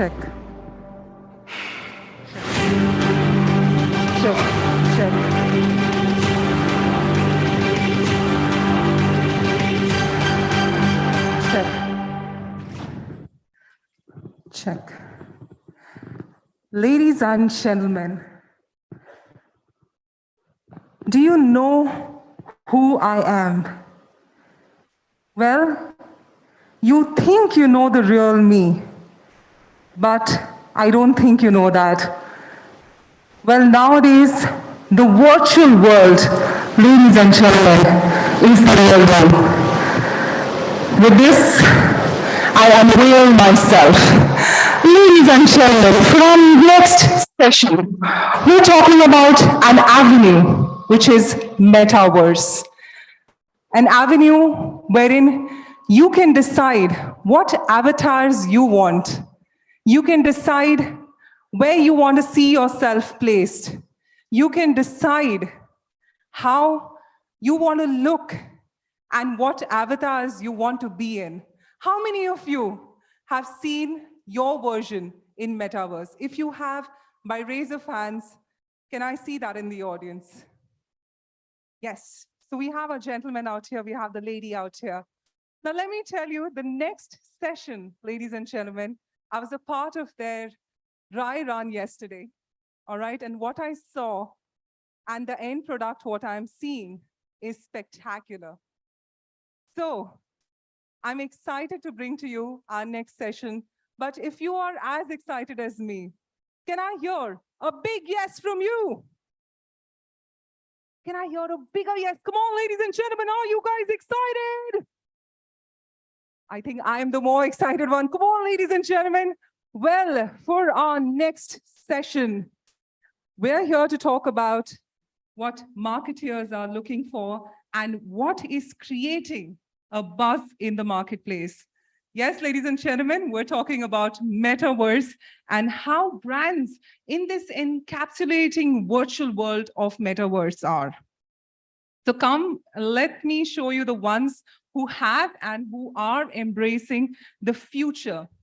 Well, let's get to some deeper insight into this mesmerizing world of Metaverse with our eminent panel joining us in their Metaverse avatar. Let me tell you, first up, we've got Anjali Krishnan, Consumer Experience Lead at Mondelez India and Bangladesh. We've got Bhavna Sikka, Digestive Health Business Head at Halon. We've got Shankar Iyer, Associate Director, Marketing, Perfetti, Van Male, India. We've got Amit Jain, Head Marketing and PR, Volvo Cars, India.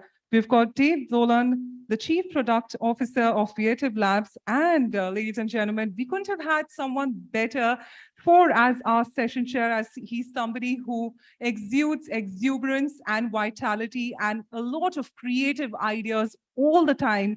Ladies and gentlemen, our sci-fi leader, none other than Neeraj Ruparel, Head of Mobility Solutions and Emerging Tech Lead for Group M WPP. So Neeraj, I know you're listening to me right now.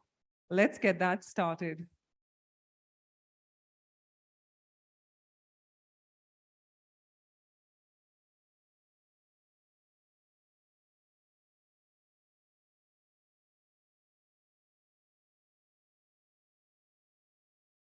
Hello, everyone. Welcome to Tech Munch. I welcome you all to India's first panel conversations live from Exchange for Media's Metaverse. Just to set a quick context on today's topic, or shall I say the most buzzing topic on this planet, the Metaverse. Simply put, Metaverse is a growing number of virtual worlds where people are playing games, they hang out together, they meet friends, they socialize, they go to concerts, and the list is endless. For a lot of those people, they can represent themselves with more authenticity there than they can in real worlds. Hence the importance of avatars. In fact, in one of the reports I was reading up, 1 out of every 5 kids on Roblox changes his avatar every day. Shows the power of the platform. With NFTs, their novelty value is fading, which means their real value or the true value is emerging as a means towards ownership and collaboration. Together, it's all a massive set of spaces for businesses to understand, get involved, engage with their audiences there, and find their place. As I keep saying, this is not a fad by any means. These are tech tools and platforms which will form the basis of our industry for years to come. Every industry disrupted by the digital era is expected to feel the impact of the Metaverse. And this may explain why companies from banks to ad agencies like us are eager to form the right partnerships and even create in-house Metaverse teams to get started. And it's not only companies wanting it on the Metaverse, but governments and influential figures too. According to WPP's Wonderman Thompson's latest report on Enter the Metaverse, there's a lot of excitement out there. One of the stats says 74% of people who know what the metaverse is believe it's the future. Another stat says 66% believe it's going to be life-changing. So brands have not only joined the conversations, but are also actively participating in being part of the metaverse. Today, we have an incredibly maverick panel, which truly believes in not just spotting trends, but shaping them. With this, I welcome all our eminent panelists and my good friends from the industry. So we'll start with Amit first. And we would want you to know how does it feel, Amit, this entire new virtual space you are into, and this exact avatar which is being created. And I saw you on one of the news channels doing a MetaHuman interview recently. So I thought let's just start with you and get a feeler of the space we have created for you. Thanks, Neeraj. Thanks for asking that question. I feel really exciting. I actually don't want to come out of my avatar. Even when we were in Volvoverse doing different set of activities for our new initiative, I told my team I want to stay that way. And I'm even loving more in this new avatar that you have created here. I love it. I don't want to come out. Fabulous, fabulous. Let's go over to Anjali. How do you like? I've done like at least 5 iterations for you, getting that curly hair spot on. So how does it feel? Super exciting. Never felt like this before. I mean, it's a superlative experience, something that is feels very immersive. So really excited about it. Super, Shankar, do you want to give it a go? I think we spent a lot of time getting your costume right. Yeah, Neeraj. So thanks for this, first of all. And I'm extremely excited to be here in the metaverse, doing this conversation with all of you. And as you said, I think the metaverse gives us great opportunities. Never ever I imagined that I would be, deciding the costumes for my panel discussion with a set of colleagues. So that's a first. So yeah, looking forward to this conversation. Really interesting. Absolutely, absolutely. Bhavna, I want to go next. Is this better than the Enoland experience which we created for you? Don't ask me difficult questions right off the bat, Neeraj. That's why I didn't sign up for that, so I won't answer that. No, but the MetaHuman 2 thoughts to it. I think I'm finally meeting you in the metaverse, the place where I almost always saw you when we were working on Enoland. So good to be where you are mostly to be found. That's one. And 2, I don't think I would have worn such badass boots anywhere for a conference other than now that I'm here. So I think new experience several which ways to wear boots to a conference and not have your feet hurt, that as well. That's Metaverse. Welcome to the Metaverse, Bhavna. You can be virtually absolutely anything you want. Over to Dave. Dave is sitting in Japan right now. Dave, how does it feel to be here in your new avatar? I'm very glad you are pretty much the most sci-fi guy we have it on the panel. So I'm assuming you must have created your avatar. If you haven't, I would be surprised. How do you like this space? It's interesting. It's kind of to see yourself as maybe other people see you. So it's a very different look. And, so I'm curious if that's what I'm looking at. And so it's exciting to be in this. And thank you. Absolutely. Now, I was just running a quick context for our audience here, and we were discussing about there are a lot of myths which surround Metaverse. Initially, when it was being much talked about back in November, everyone thought that Metaverse is a property of Meta. So Meta, my colleagues and my friends at Meta got loaded up with so many inquiries, and a lot of it was being redirected to me saying that, can you evangelize this and take this forward? Because a lot of your clients are bombarding us with a lot of questions that we own it and they want to ride on it. And that's how the journey started. And another bigger myth which we have in this space is people need fancy gadgets to enter the space. So unless and until if you don't have a Quest 2, you cannot enter the space. So to that, very recently, we launched this exciting campaign on Volvoverse, which is transformational in so many ways. It's one of the platforms of Group M, which we used to create it. I would love to hear it from Amit that how easy was it for your audiences to enter, because this is one of its kind live platform where people needed about exact 30 seconds to enter the experience. Neeraj, you're right. From a myth point of view, when we informed our attendees that we will be hosting this event over Volvoverse, a lot of them asked what gadget we will need. What is that we want, what we need to wear to experience this? Do I need to download something on my phone? Do I need separate gadget? And I tell you, it was so fascinating for people when we told them you don't need, the only gadget that you need is your existing phone or your laptop with just a good internet connectivity, that's all. And what we gave them is just one URL of Volvoverse, which could open on any platform, on any gadget, which is internet connected. And that's how easy it was to enter into the world of Metaverse. And within seconds, they could create their own digital avatars and do all that, which they never imagined without doing any headset, without wearing any headsets or gadgets. So ultimate, simple, and so easy to navigate, getting into the futuristic platform of Metaverse. So it's just a myth, and now these realities are coming, which is making things extremely simpler.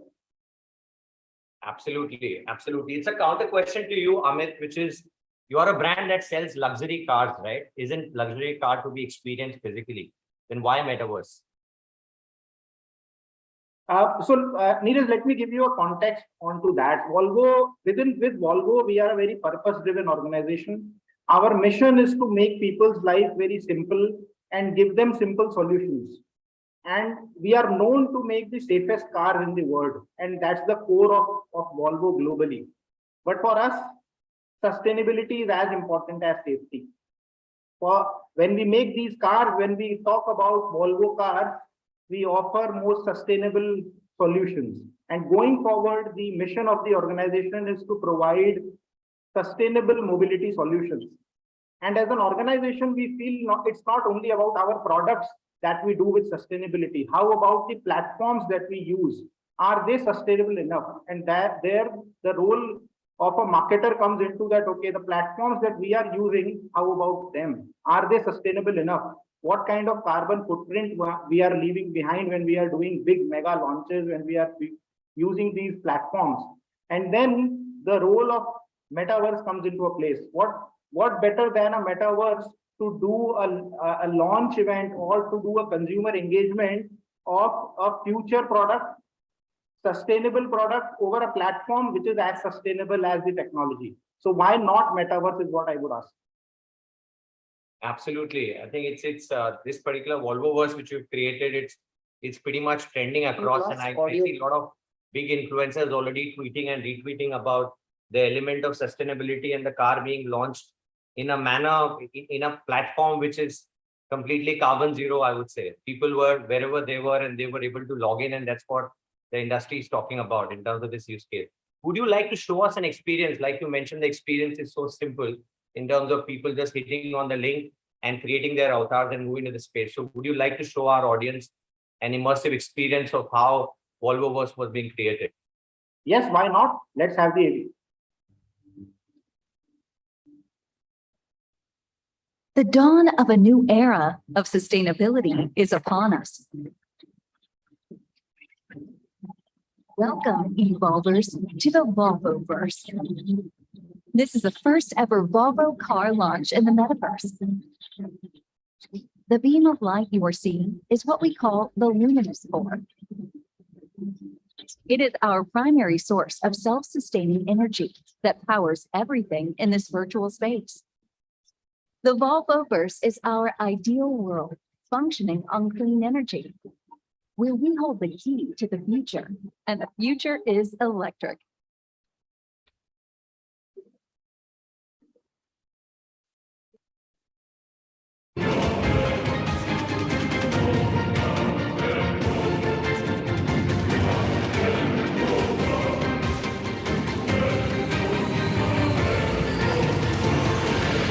We hope you enjoyed your experience of the first ever Volvo car launch in the virtual world.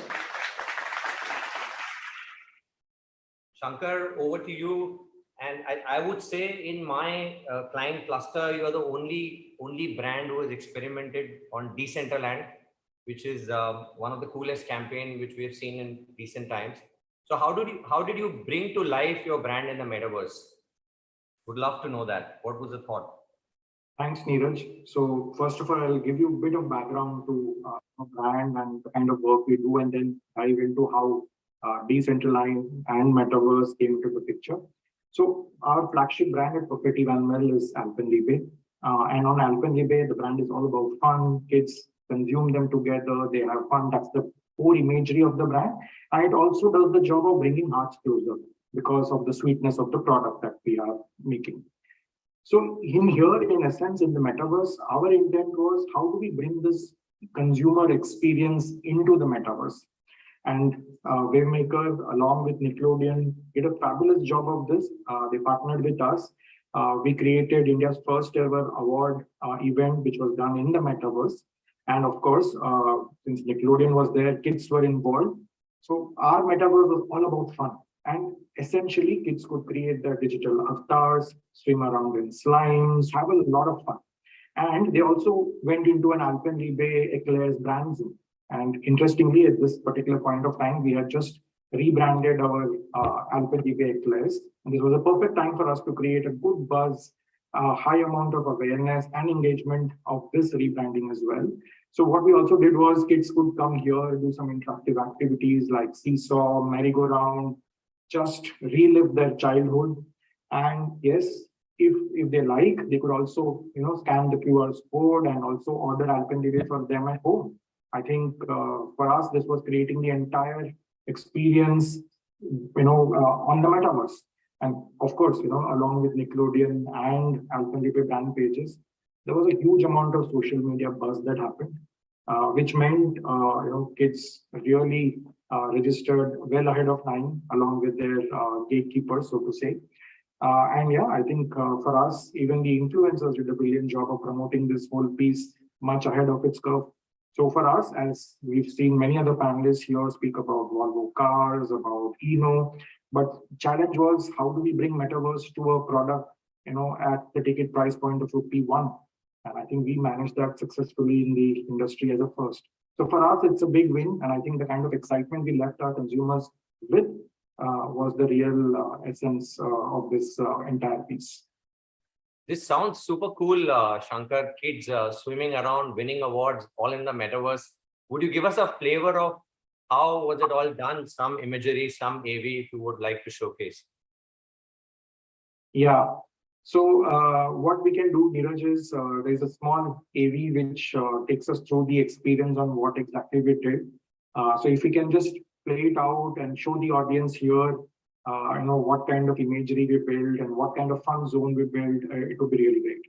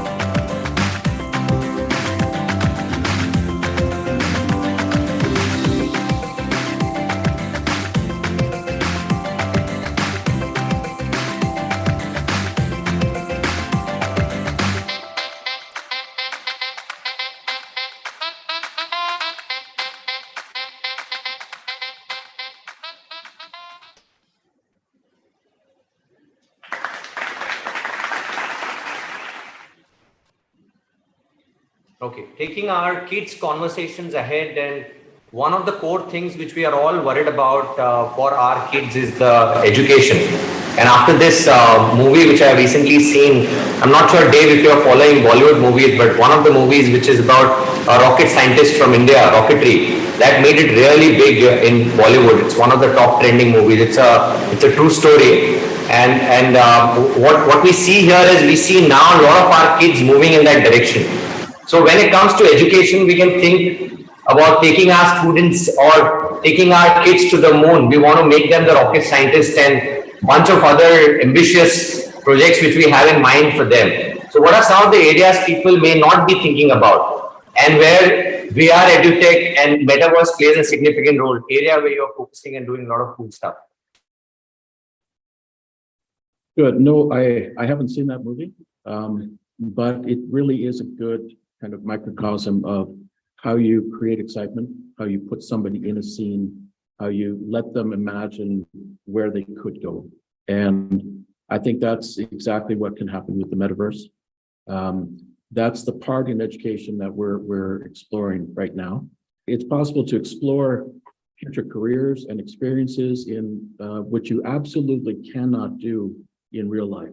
Right? In the metaverse, I can be in the Google office, or maybe more importantly, I can be in the Volvo office. Okay? I can be in an operating room and so on. I can feel what that's like. And beyond that, I can have a meaningful interaction and either with something or with someone. And that is what really sticks with you. And it really is a great leveler in that way. And that's the way that we're going to be able to, close that skills gap in a very meaningful way. When you think of somebody like a Bill Gates and how he got started, a lot goes back to his mother, Mary Gates, and she was able to use her connections with the United Way, which is a charity organization in the US, to get Bill a meeting with IBM. Okay, we don't have connections like that. That doesn't happen, right? But in the metaverse, it offers those kinds of opportunities that you could be in situations and be connected with people that you wouldn't normally be able to connect with. So I think there's a lot there that can be done, and it's exciting to be at the forefront of that. That's superb, Dave. I have one of the creative VR device, and I use it to access a lot of content for my son. If we could show an experience to our audience, I think that'll be first time for a lot of these guys, that how kids sitting in Mizoram right now in India are getting educated wearing one of your creative devices. It's transformational in terms of how India sees education. So if you can share a quick video of how these kids are getting educated, it'll be fabulous. Good. I think if everybody can take a look, cast their eyes up on the board up behind us, you'll just see that start now, and you'll see what it feels like to be inside of a VR.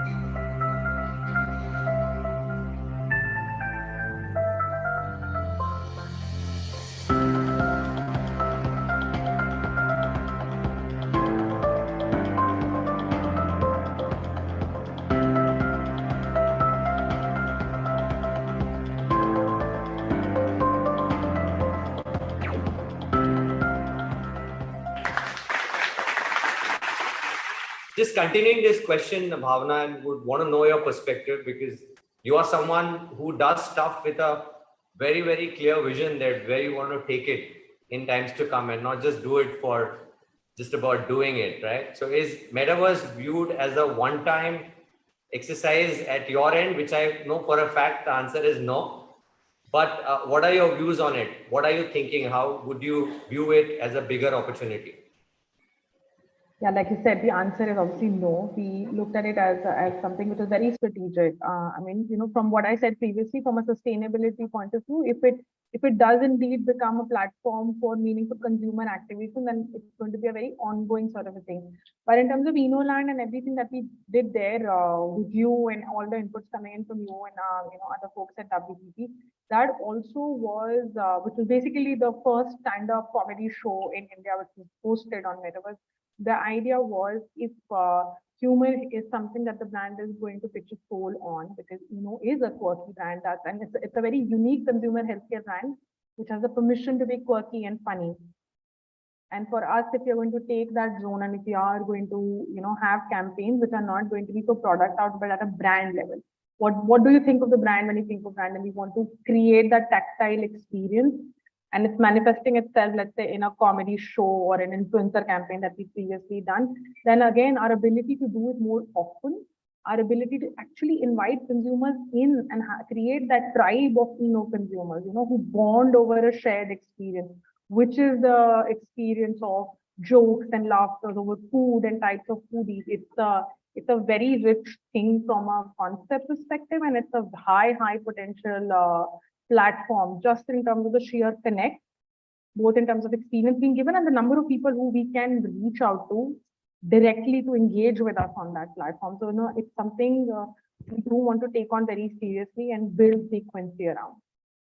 Another thing which the use case of InnoLand brought in is this entire element of diversity and inclusion, which I would say is the unique side of the deployment which is being done in the recent past, especially on the Metaverse.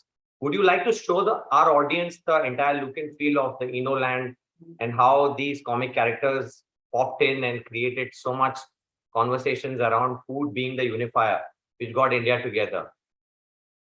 Absolutely, it's labor of love. So yeah, I'd love to flaunt it. Why not? Eno is an iconic brand. It has stood for food love for generations. Over many years, Eno has built itself as a trusted wingman that would keep acidity from interrupting life's moments. Eno ensured that good times with food carried on smoothly. Being a brand that had a playful personality, Eno always told its stories in a light-hearted way, making comedy a natural genre for the brand. So for Eno's 50th birthday, it was important to celebrate it in a fun Eno way. We decided to host India's first stand-up show on the Metaverse. Eno has pan-India appeal, and while selecting our creators, representation of different regions and their cultural nuance was critical.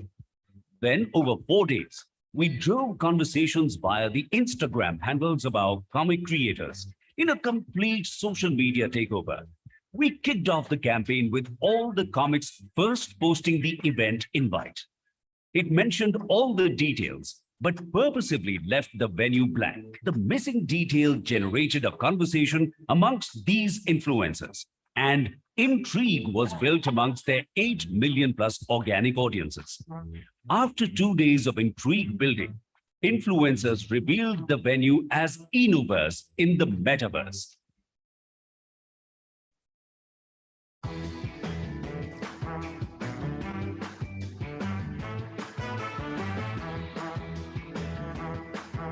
Next up, the influencers revealed their customized avatars, which further amplified the social media chatter-built mass engagement. The final event was India's first stand-up comedy show in the Metaverse, where the 7 influencers built content around food, food love, and Eno's role in their own lives. कैसे सब लोग भाई guys मैं ये as veg में believe नहीं करता हूँ मुझे बचपन से They then posted snippets from the event on their social handles. With this event, Eno gave a nod to 50 years of saving the day for foodies and also underlined its continued evolution as a contemporary brand trusted by all in a way that's never been done before. The event was a huge success, and it garnered massive PR for the brand. In the first week itself, we reached 450 million people through publications across 28 cities in 10 languages. The content and snippets gathered over 3 million organic views on social media and more than 150,000 engagements. The campaign got immense love, enough to keep us going for the next 50 years.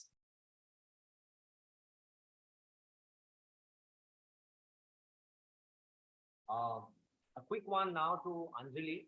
Anjali has been quiet for quite some time now. So at Mondelez, Mondelez is pretty much a factory when it comes to rolling out innovations. I mean, almost like every fortnight you see buzzing campaigns coming up from brands across Mondelez. Some of the experiences which we have created using the power of augmented reality, Metaverse, and the recent one on kids NFT for GEMS are absolutely unique. Tell us more about it. I'm surprised to hear that you think we're a factory of innovations, because actually that is at the core of a lot of our experiences that we create for our consumers. So there are two things in Mondelez which are our commitment, as you would see.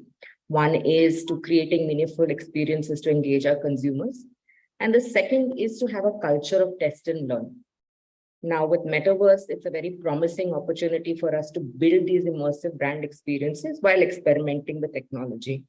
So we've had two very, very successful campaigns that we have run recently. One was done for Cadbury Dairy Milk Silk on Valentine's Day.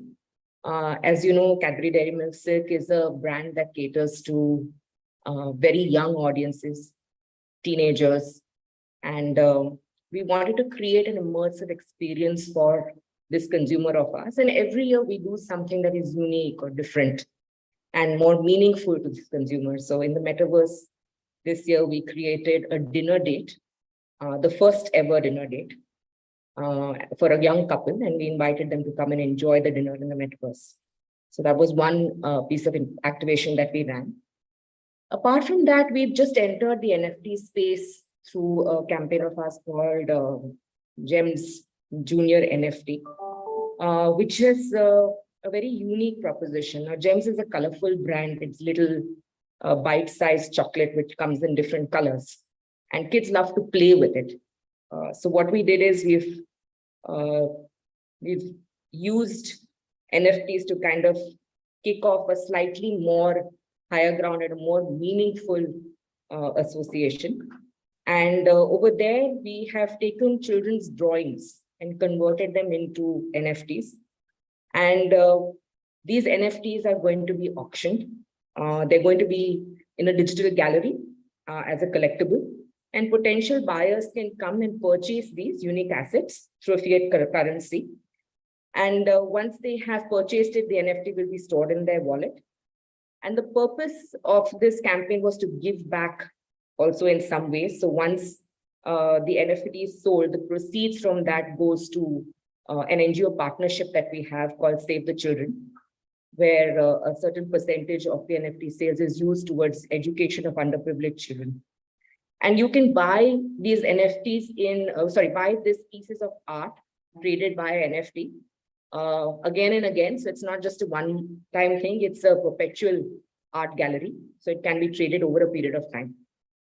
So these are the two unique campaigns that we've created. And for us, as a culture, because we love to do a lot of test and learn, we've leveraged both of these with the idea that we will learn something from it, and then we will keep investing in this space so that it grows more and more for us. Absolutely. Like I was setting the context for this panel, and I spoke about NFTs on the novelty value. That's kind of diminishing, but the true value is evolving. And this is absolutely one of the use case which is pretty much talked about even in our global conversations which we keep doing across our WPP, of course. So kudos to you and the entire team who made this possible. So Anjali, you gave us a fabulous example of use of NFT for one of your brands. I would want you to play the AV of the experience which you created for NFT. Yes, sure. Let's do that. Let's have a look at the AV.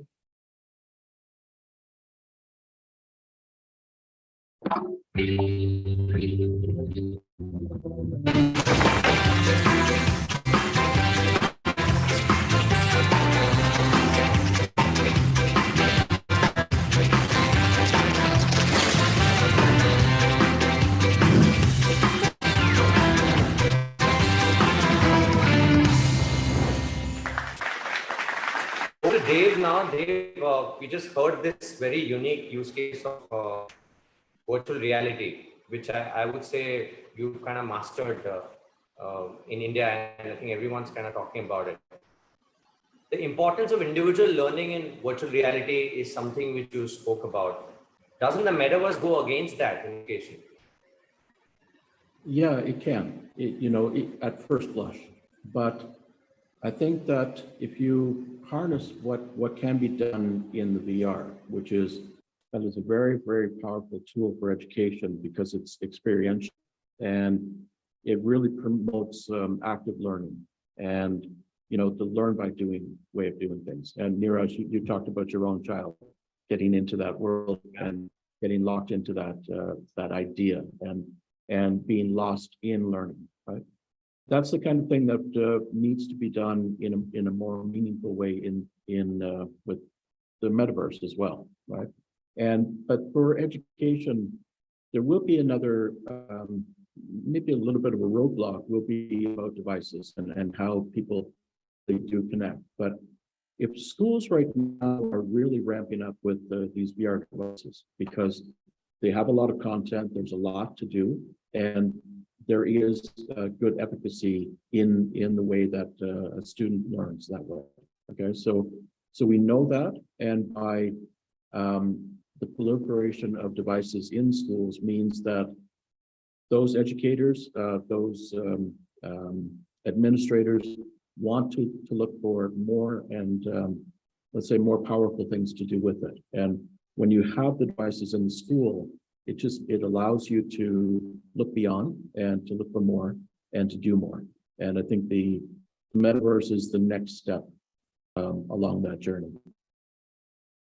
Absolutely. And as we are having this super engaging conversation, my panel is now popping in so many questions, which our MC here is helping us filter down. So when audiences actually walked in, and right now on the metaverse space, what we've created, you can see a lot of folks from Exchange for Media who have virtually entered and who are there in this space. In the physical space, when people entered, they have left so many questions for the metaverse panel. That's pretty much the most buzzing topic on the planet, as I said when I began the conversation. We've got tons of questions coming in there, and our MC has smartly filtered out top 2 questions. And one of the questions which is getting constantly repeated is the audience wants to know what would be your role in making sure Metaverse is a safe and positive space.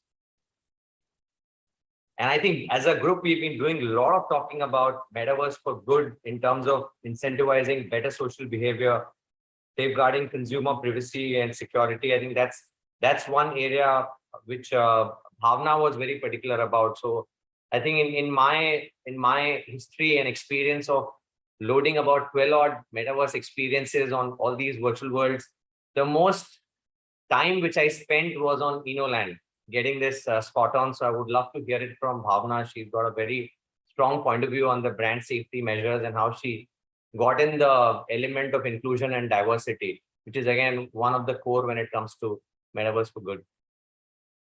I think Neeraj, you're giving too much credit. I think we actually look towards partners like you to help us understand, what governance around this could be like. I think we are learning as we go on this one. This is a new space. But overall, yes, having read some of the incidents that had happened, we were careful in terms of trolling, in terms of, unfavorable comments. You spoke of representation, which honestly is very, very important to us as an organization and to me individually as well. So we made sure for our event, there was representation from all regions perspective, but we also had stand-up comics from across the genders, right? So with that said, and, with the aspiration of also having a very wide audience, men, women, both, it was important. Safety was there. You obviously help with some of the features where, the people who were in the participating audience couldn't come closer to the stage, the gestures, etc. were controlled. But I think going forward, just building more robust SOPs that help us bring in more people and a little bit more control while still keeping it very engaging and experience for those come in is something we actually seek from partners like you. Like you kind of lead the way and shine the light for us to say intent is there. Intent is also to open up. But the idea is even if we go slow, we go right on this. Absolutely. Anjali, another brand which I see is Mondelez, which is right up there when it comes to such frameworks. Anjali, you want to add to it? Yeah, I think Bhavna put it very well. This space is evolving and I don't think everybody has all the answers yet. From a Mondelez standpoint, we are very careful about the messaging that we put out to our consumers. And we also have a lot of legal checks and balances that need to go into place before we actually embark on anything like this. And with anything that is new in digital space, it's always test and learn over a period of time. You have different technology that comes into the space to make it more and more consumer friendly and make it a more safe space for brands to be in. So we're looking forward to that. I'm sure there is not everything yet available, but we will tread with care. Absolutely. I think this question was being raised by our audience at least 6 times, and that's why MC is popping it on our screens right now. So I would love to hear perspective from all of you all. So maybe Amit, you can go next. Yeah, Neeraj, Volvo vouchers for safety. And when it is safety, it's not about our products, it's safety everywhere and even on the platform. So when we, and it's very sensitive for us on the platforms where we are present, it has to be safe and secure from the audience and consumers' point of view. So yes, we keep all that checks and balances in place on any platform that we ask our consumers or our audiences to come forward and join us where we are present. So that goes without saying. When it's a brand like a Volvo, all those assurances are there from a safety standpoint. And I clearly remember on Volvoverse, which was a live event with the entire PR community visiting out there, and there was a very strong RSVP mechanism which was being crafted. So yeah, kudos to you to. Yeah, it had to be because. Yeah, it had to be because it was live and we had invited the entire national media to be present for the live announcements, and that's how the entire security comes into play. Absolutely. Shankar, you want to add to it? Especially with a lot of great conversations which we are seeing on Roblox and a lot of these platforms now which are going rogue for kids as an audience. So we have to dwell smartly in these spaces and make it a brand-friendly space. What are your views? Yeah, Neeraj, I completely echo what all the other panelists have said as well. So if you see Perfetti Van Mel, for us, quality and safety are at the core of everything that we do for our consumers. And especially with Metaverse, with the kind of data sharing that happens here as well, because there's first-party data involved, we're extremely careful. Also, the kind of experience that we create for children as well. And hence, and as I think Bhavna was also mentioning, we lean upon partners like you as well, Neeraj, here to guide us in this journey. A robust SOP, of course, is in place for us in anything that we associate with. So any event, any program that we do on the Metaverse, we first see that it fits the brand philosophy. Of course, there is fun at the core of our brands, but then whether the proposition matches.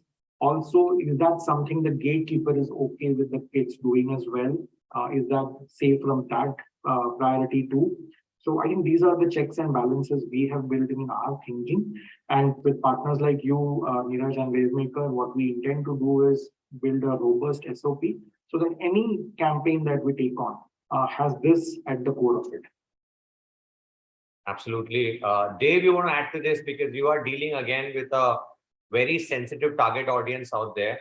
I think in one of the conversations with your team, this particular topic came up, and we were talking about eventually when you launch LMC Land, what will be the qualifier for people to enter, for kids to enter? Would they enter with an Aadhaar verification or an OTP verification from their parents' phone? How will it all shape up? Because you're opening up a immersive world for these kids out there through LMC Land initiative. Yeah, it can be a can of worms, and you're not getting into education unless you're absolutely tied down or locked down with privacy and security. So that can be both on the platform side, but also on the device that you do enter with.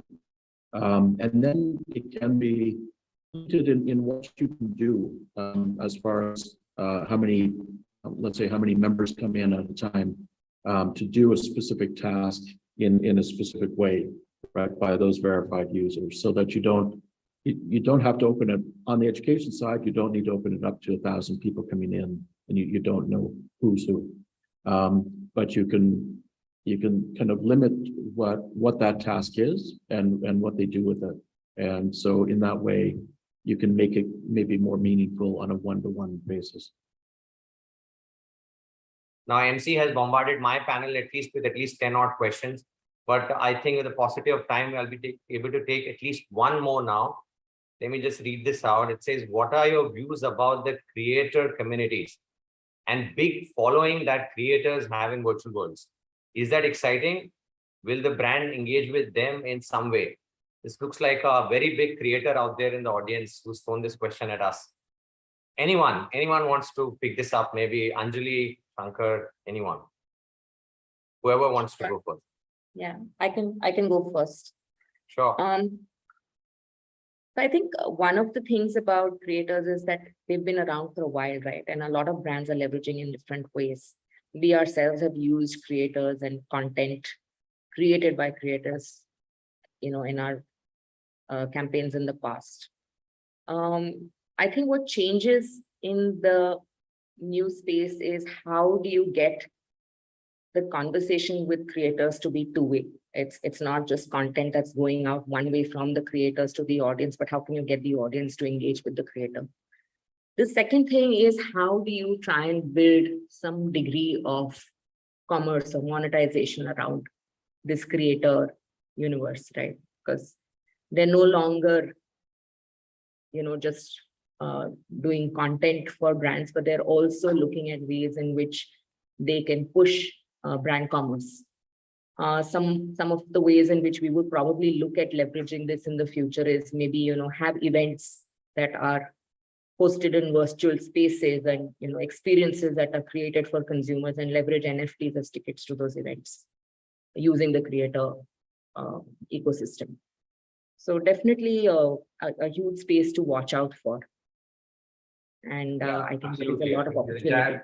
Yes, this entire creator community is super booming. Would love to hear more perspective. Shankar, Bhavna, Amit, anyone wants to go for this one? I'll go next. So I think creators is something which, as Anjali was also echoing, we work currently now on various other platforms like Instagram, there is YouTube. But when it comes to Metaverse, of course, this is an area that we would like to partner as well. But the core for us remains that the philosophy that the creator opens or works with should be matching with the brand philosophy as well. And yes, I think safety here plays a very important part as well, because of course, at the moment, there isn't much of moderation or censorship, so as to say, which you were also alluding to before.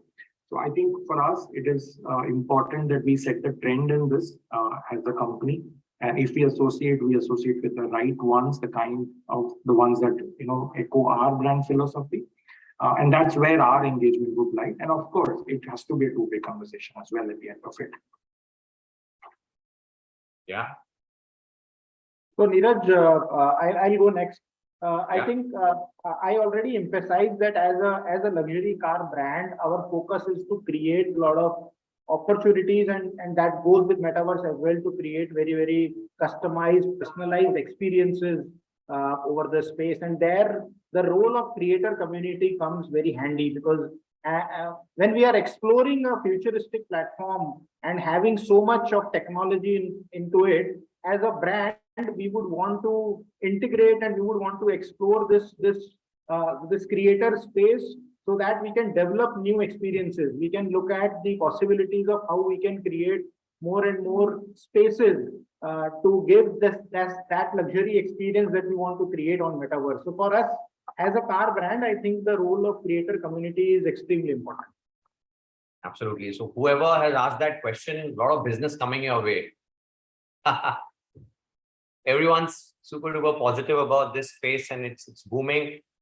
In so many ways, we would see brands co-creating a lot of useful content with creators in this space in times to come. All right, everyone, this was a super engaging conversation as ever on Metaverse panel, but this was pretty much unique because we are all inside Metaverse. We've done it for the first time. So kudos to Exchange for Media, the Party Night team, and all the extended teams who are part of this entire show, and all our eminent panelists who spent so much time building those avatars and who are as excited as I am running this show. So thank you so much, everyone. Stay tuned to the event, and we'll see you soon at the venue. Bye-bye. Have a good conference. Thank you, everyone. Thanks, everyone. Thank you. Thanks for having us. Check. So, ladies and gentlemen, let's give them a huge, huge round of applause. Well, what a fabulous way of conducting a session. And I now have the honor of course, calling upon the man himself, our sci-fi leader. Neeraj will be joining us. Now, it was just happening live out of the speaker's lounge, and we have the opportunity of interacting with him and getting to know further about how he's conducted. Well, the man is right here. Let's give him a huge round of applause. Neeraj, the red carpet entry for you.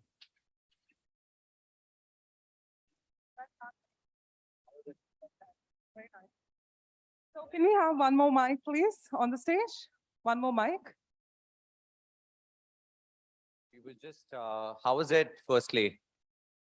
We were kind of chilling and running the show all the way live. And this was actually happening from the speaker's lounge, and all my other colleagues are like remotely, like Dave is in Japan. The rest of the guys are in Delhi. Anjali is in Mumbai, but we could still connect with our virtual avatars and we could run this show. That's how special this was. Check. Well, I think it deserves a bigger round of applause. Come on, ladies and gentlemen. This is an absolute fabulous piece of technology, I must say. And you know what, Neeraj, I've always seen you do something, sci-fi. Always you're coming and brimming with a lot of creative ideas. And I must ask you this one question. I remember in the last e4m voice conference, you did conduct a live fireside chat, which I believe was between Google and Alexa. Yeah, that was, I think, one of its kind man-machine presentation. When I was moderating Google and Alexa, I had to really spend a lot of time with them. I think that was the tougher one. This was not machines, but actual clients on the panel who were doing the conversations. That was a much tougher one. But yeah, we are known to do all this. And I must call out Naval if he's there. I mean, Exchange4Media loves to do a lot of these sci-fi work. And every time you go up with a challenging project, he would be the one who would say, okay, let's roll it in. Even if there's a lot of stake there, right? Things can go long. You are completely on the live environment and things can go haywire. But he loves to do that. So kudos to him and his entire team who kind of inspired us to pull this off. Wow, let's give a huge round of applause to the entire team as well. Fabulous work done here. And I must say it's one of its kind. And I personally, For a fact, I mean, you saw me there.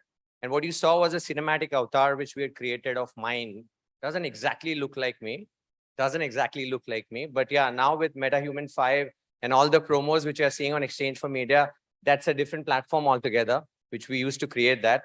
That's pretty much similar to me, I would say. This wasn't that great, but yeah, with a few days of extreme effort, if you could pull off this with very, very limited budgets, Naval is here, kind of money we spent, this was limited. And the kind of time we spent was again limited because everyone had bandwidth issues out there. This was no regular panel. We had to take scans of people and then render it and create this lifelike experience, right? So if you could do this in few days with limited budgets, imagine if you give us a couple of months and a lot of budgets, what is that we can create here? It's amazing. It's mind-blowing, this entire world. I keep saying it's a paradise for creative agencies. And in times to come, you would see a lot of our creative agencies stepping up the game and launching a lot of these creative tech projects in times to come from WPP. You would see a lot of it. Right. I think Neeraj is being very modest when he says on what he's executed, but I must say it was fabulous. I'd just like to know I could see some nods here saying that it was okay. So I thought a couple of more months and some more money, we can show you what the platform is capable of doing. Right, let's pump up the moolah and we can see more results, right? So Neeraj, I'd like to ask you behind the scene. Now, of course, when I was a part of it and what I saw in terms of the execution live today, I mean, personally, for me, I was really excited. And, in this space, I haven't seen much happening in the India space. So could you just tell us what happened behind the scene, your entire experience of curating this Metaverse panel? It's really interesting to... Yeah, so I think one of my colleagues, Emma, from Wonderman Thompson, she leads the practice for Wonderman Thompsons, and she releases a lot of these interesting reports, some of the numbers which I was quoting. She did a panel, similar panel, I would say about 4 months back, inside our experience center at Wonderman Thompson, right? Where the founder of Odyssey, Reed, walked in, she walked in, there were people around, and they did a panel out there. And at that point in time, they had this video feed on the top. right? And the characters never looked like them. So they had to have that video feed sitting on the top. Now imagine in 4 months, that looks dated now. And this looks far more sci-fi. Another 2 months, this would look dated. For some of you, this might be dated. If you watch my promo on MetaHuman 5, that's more sci-fi. The hair movement and everything is too classy. But that's how we're moving towards. Now, to pull this off, we got scans done for our clients, again, all remotely. So for example, someone's son, Anjali's kids must be taking a round of scan and giving it to us. So imagine a professional person doing it and people at your office or your colleagues doing it. That's the output we managed. But yeah, we could have done it professionally as well if more time was permitted and the impact would have been much greater. But yeah, behind the scenes, scans were being taken, avatars were being created, platform was being rolled out with all possible customization. And all we had to do is just open up our laptop screens or mobile screens, log in and do a regular call, right? And the speech. So whenever, if you saw Anjali and she was making a point 1, 2, 3. So avatar is getting her hands out and she's pointing out all that, right? So that's all unique. That's the customization which Party Night has done on top of Unreal. So that's beautiful. And more platforms you would see now in times to come who would be building a lot of customization on top of gaming engines and would be creating a lot of these storytelling formats for brands. Pretty bullish on that. And I think you meet me another 1 month down the line, you would see something really sci-fi. Thank you so much. So Neeraj, just your parting thoughts for today and, just the future, as you rightly spoke about, just your parting thoughts of how the future looks in this arena, if you'd like to emphasize further. One beauty which we touched about in our panel as well, most of the people feel that whatever brands are doing, there's no thought on it. They're just doing it as a PRable, snackable items. They want to just ride on the metaverse wave. Some of the brands must be doing it, but you heard the marketers here. Like Amit spoke about creating a Volvoverse and sustaining it. Inoland, Bhavna spoke about how she wants to sustain it and create a platform for stand-up comic guys. So these are all great signs of marketers taking it pretty seriously. And as I kept saying, even the initial keynote, that it's not a fad by any means. It's here to stay, right? It's here to stay and it's here to grow northwards. And I am seeing a hockey stick jump in terms of in the 4 months, how things are transitioning and characters and avatars are getting created, right? It's closer to us now. All the while when I was watching Emma's panel at Adage, I pinged Naval and I said, "Hame karna chahiye India mein." So he said, "How much? How much would it cost?" Then I gave a figure and he was like, "Leave it. Another 2 months, we have a conversation and we can afford it now." That's the beauty. So super bullish. It's going to go places is what I personally feel. And stay tuned. You would have a lot of action coming away from WPP, of course. That's lovely, ladies and gentlemen. Let's give a huge round of applause to our sci-fi leader right there. Come on now, we can be much more gracious with our round of applause, ladies and gentlemen. Thank you so much. Wow, that was a very interesting conversation, and especially when you have been a part of this entire conversation. I believe Neeraj, if he's there, can we just kind of get him in the room? Apologies on that. We just wanted to kind of thank him on our behalf as well. And if you could have him back in the room. I can imagine the kind of efforts and the creative energy which would have to be churned to create such a wonderful session. And by show of hands, how many of you would like to appreciate him? If you can just put your hands up, and if you put your right hand up, then just put your left hand up, and let's clap. Come on, ladies and gentlemen. Yes. So if Neeraj is back, he's going to be joining us? All right. So ladies and gentlemen, while as we try and get Neeraj back on stage, of course, we'd like to personally thank him as well. I'd like to just reiterate on the fact that we've got the wonderful awards IDMA coming up in the second half of our day today. We'd request you to stay back for a glittering evening wherein a lot of you are going to be achieved, your achievements are going to be there. Neeraj, we want to have you back on stage. We've not had enough of you. Let's get him back. Okay, so could we have Vishal Singh, India GM and Global Commercial VP, Mocha Technology, to kindly join us on stage and help us in felicitating Neeraj. Ladies and gentlemen, a huge round of applause. Neeraj Ruparel and Vishal Singh on the stage right now. Come on, ladies and gentlemen, #TechMunch moment right here.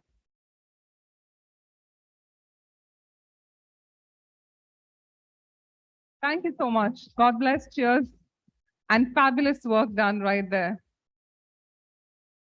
Well, next up, as Neeraj rightly spoke about Party Night Metaverse, ladies and gentlemen, we're elated to be now joined by Rajat Oja, founder and CEO, Gametronics and builder, Party Night Metaverse.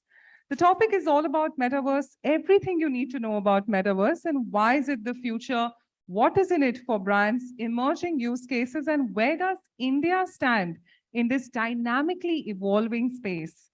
Now, being the CEO of Gametronics, Rajat Oja has presided over the company and successfully ventured into theme park, VR, AR, and robotics/AI. Rajat is somebody who's been responsible for the overall vision, strategy, and operational execution. A veteran in the gaming industry, Rajat has spent 16 years in the Silicon Valley, and he's developed games which have clocked over 85 million downloads. Somebody who has built and has been developing India's very first holistic and immersive metaverse called Party Night, India Ka Apna Metaverse. Well, he's been leading the next generation of digital revolution in India with his metaverse Party Night, which has not only attracted media attention, but also numerous brand inquiries. Well, with this, I'd request Mr. Oja to join us virtually right now. Could we have him? Hi, Rajat, over to you. Great to have you. Thank you very much. Thank you. And thank you, Exchange for Media, for giving the platform to talk about what we could create. And you've already seen the demo of this, the tech munch, what we could execute with Party Night. So yeah, and the reason we call it India Ka Apna Metaverse is very clear because we see India as the, that in Web3 space, in the entire metaverse space, India is definitely going to rule the world. And the notion behind this is that we have 510 billion smartphone users, and a lot of appetite for 3D immersive world is already there. And you can just the reason I can say that with absolute confidence is that because we have 100+ brands right now, inquiring, and the more than 40 brands working with us at this moment, which actually shows and gives us the confidence to continue building something unimaginable, and constantly pushing the limits of the what is possible for the next generation. So thank you very much. With this, I would like to start with my presentation so we don't lose the track and just stuff. So yes, as stated, we are Gametronics and we are the creator of Party Night. So Gametronics is the company name, very well respected. My partner in this business are Rajiv Chileka and Albert Lai. Rajiv is the creator of Chhota Bheem, and Albert Lai is a serial entrepreneur based in Toronto. And our legacy is definitely in the video game industry. And I think video game industry is the one which will drive the metaverse momentum further ahead. Because it's all about the things what we had been creating in video games forever, since pretty much, I personally had been creating these worlds since 1995. So it's just that we're adding new layers and we are building the new world economy, and we're bringing the corporates and the serious players in this. And of course, the economy is the biggest, change in this. So we have created, worldwide top 10 games on PlayStation, on Google Play, on Alexas, and we got the global feature by Unreal from Epic Games, which had been, and our titles had been #1 globally. And so, of course, for us, Metaverse is not something which happened very recently. We created the first one in 2014 for one of India's largest private sector bank. That time we used to call it Telepresence, and that was a super successful product. We used it till 2018. We did it for Microsoft as well in 2014. And then, of course, there was not much appetite, but with changing times, the demands and the understanding of 3D spaces increased, and we started this project just before pandemic hit. So we are not the baby of pandemic times. We started in January 2020. So why we created Party Night? What we saw missing, and how are we going to solve it?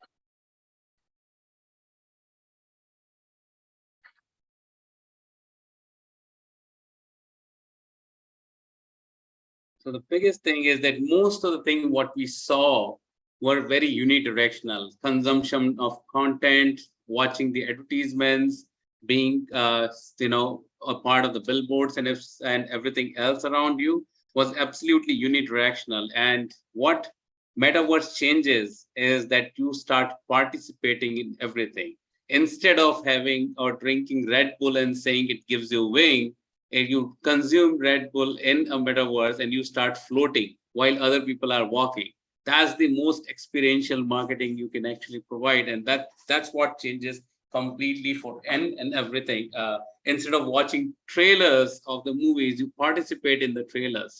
You move around the same city and you talk to the actors and actresses, you look at the brand in your personal spaces, and you watch movies with your friends, which we did with Airtel, when we launched 20-screen Metaplex with Airtel, where you can go and watch movies, Netflix content, Amazon content with your friends while having popcorn. One friend is sitting in South Africa, another one sitting in India, and still we are together. So we see it like, so we have virtual world where you can socialize, you can communicate using voice and text. You can bring AI characters also, just in case if you want chatbots, with avatar faces and everything when the real person is missing. And of course, the analytics, what you get is the most attractive part, which not many people talk about, is that when we did an event, holy event for a brand, McDowell Soda, we gave them the analytics that how many people attended holy event, how many people actually looked at their stall and still ignored and went to the whole event. How many people looked at the stall, went to the stall and consumed something. How many people went as single person solo. How many people were part of the groups. How many people went as solo but became part of the group. All those kind of 360s, so which actually creates a lot of behavioral pattern. And Chemitronics has tied up with the University of Minnesota for all the data analytics and behavioral pattern creation for the consumer brands, and back and forth with them, especially they give us the behavior pattern, we give them the data sampling for working on more and more algorithms for us and with us. How we establish Metaverse is definitely a virtual world which doesn't need to be VR, AR. If it is there, it's more experiential. But unlike what Mark Zuckerberg had been saying, VR as an essential component, I don't think it's required. And especially when we are India ka apna Metaverse, where VR is still at a very, very infancy or even not there, I would suggest that we go ahead and create a platform. It can be browser, mobile, PC, Mac, or whatever, but you should be able to socialize, play, collaborate, and transact, without these kind of borders being created. This is how we are created. One of the reason we did not go with any existing blockchain is because we wanted to build our own, because we wanted to be truly decentralized. So if you don't want to use crypto, you don't want to blockchain, you should have a toggle to remove it. You should have some possibility to actually, bring any wallet you want, not forcing wallet. Then we have ticketing system, which is semi-fungible token. Everybody talks about NFTs. We talk a lot about SFTs, because when you are actually doing transactions in Metaverse, when you are buying tickets for a concert, those are actually passed to you as the semi-fungible token. And of course, the third thing and the most important thing we talk about is playable NFT, not just NFT which looks and which are present there, but something which you consume and the value keeps increasing over the period of time, like the one I talked about, Red Bull. So this is what we are. We are the virtual world with social interaction, decentralized, and we have a creators economy where people can come and create their music. They can come and create their fashion apparels, because that's what party is all about. And we are heavily tech-driven platform. Even our avatar creation tool, our motion capture of all the movements, what you just saw, are driven by the deep tech with the AI. And this is usually the process we follow.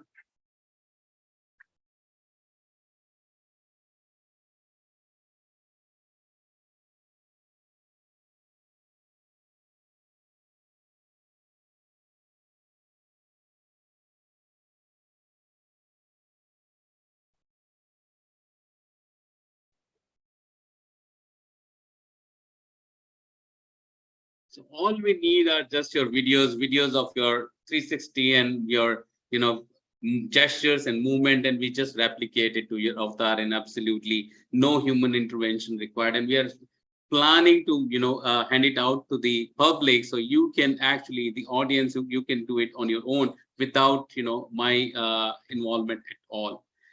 We totally believe that Metaverse is the internet, and it's the operating system for Gen Z and Gen Alpha. And I had been talking about it for quite some time, that this is going to be your entry point into everything. People will not click on icons. This is the time you have to invest on building your community.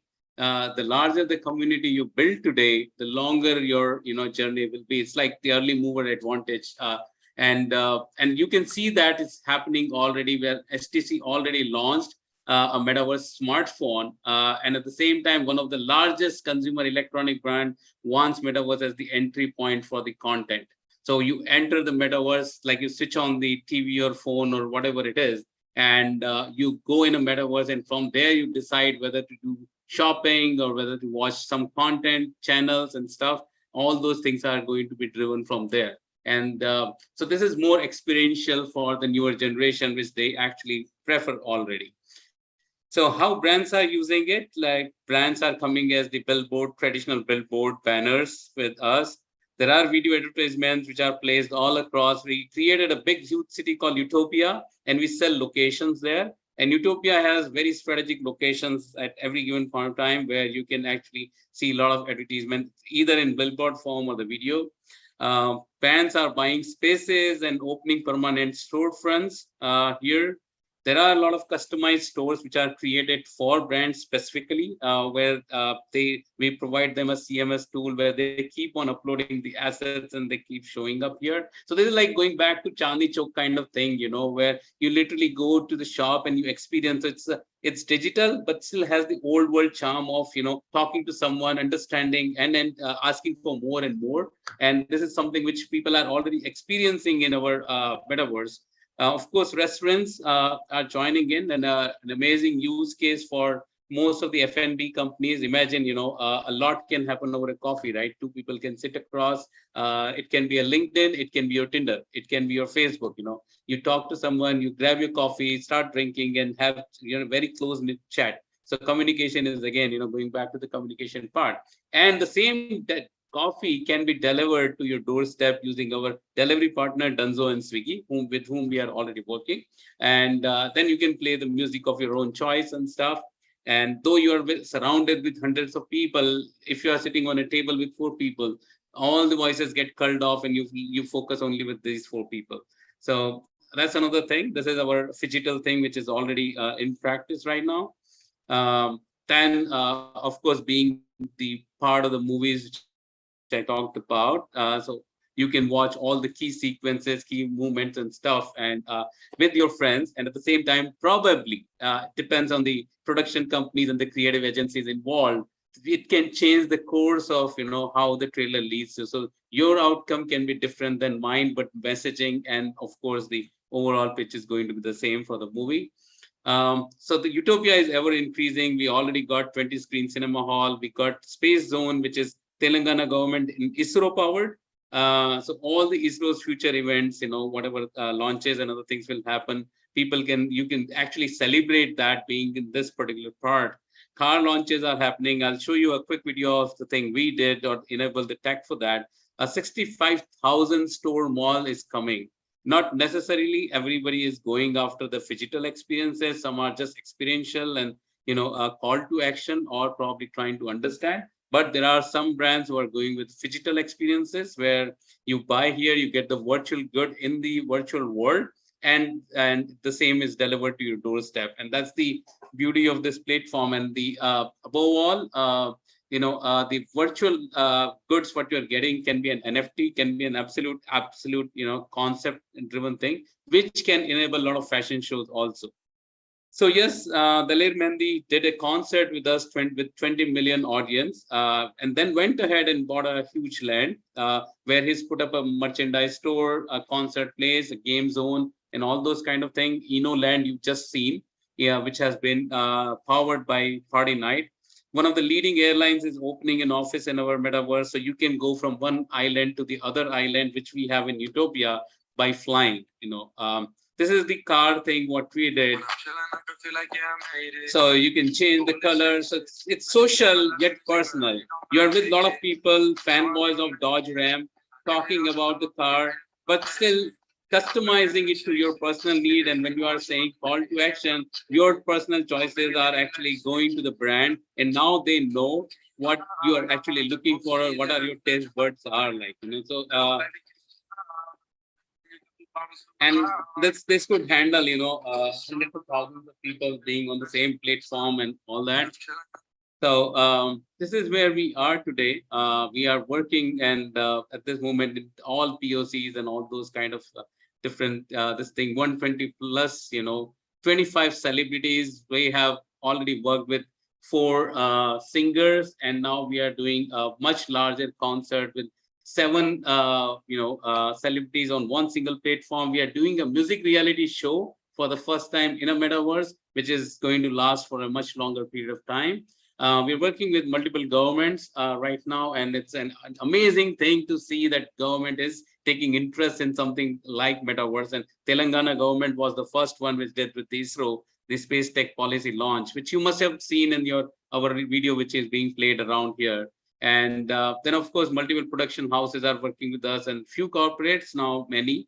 Of course, these are for the creators. You can create music, fashion apparels. You don't need my permission. You just host it. So unlike Apple and Google, where you need to take approvals from them, you just host it here. Our world is a permissionless world, which we are building right now, and host your events the way you want to. You want to cut a cake, you want to celebrate your birthday, just go to party night, download, set up your party, type of party, invite your friends, and choose the kind of cake you want, blow the candle, cut the cake, throw at each other.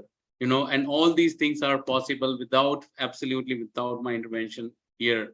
So where we want to be the living, breathing earth, where we are already Amazon, Facebook, LinkedIn, Tinder, Steam, which is the game platform. So we have hundreds of mini games, and all suited to different kind of options where people come and decide, this to customize for their brand's needs and stuff. And of course, Netflix, because we have a cinema screen where you can just go and consume content, and much, much more. This is where we want to be. The key sectors working with us, we're working with 3 colleges, 4 banks, hospitals, production houses, media houses, automobile companies, FMCGs, F&B, and all. So quite literally everyone, and of course, every single day we get 5 to 6 new inquiries. Again, I'll give you one statistics, which is very important to see. Sunsilk had launched their world in the late June, and by the end of July, they had 21 million audience plays of Sunsilk City sitting there, which shows the power of the metaverse. So the next generation is not going to look left and right. They're going to go straight in the metaverse, and that's going to be the focus. So, and I keep repeating that this is your time to actually invest in building your community. Dollar value or no dollar value, that's something which will happen over the period of time.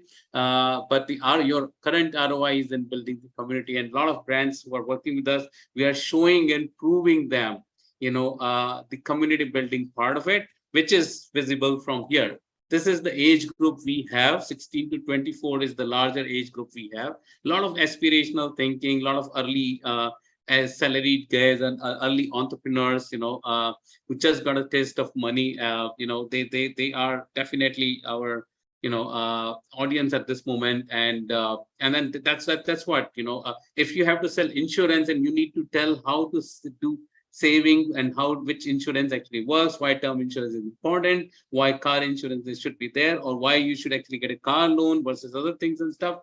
Even for those kind of things which had been around for ages, and if you want to educate the early guys and the Gen Alpha and Z, I think Metaverse is definitely going to be your de facto platform to go to, and we already have a population. And when I say population, people who have the registration, the registered users of Party Night are sitting at 2.3 million plus, which is quite a decent number if you see Metaverse, and the number is increasing. So this is like, if it is 5 days old, the numbers have increased significantly with Tech Munch happening and hosting that event on this platform. So I'm pretty sure there's much more appetite, and every single event we did, we saw a surge.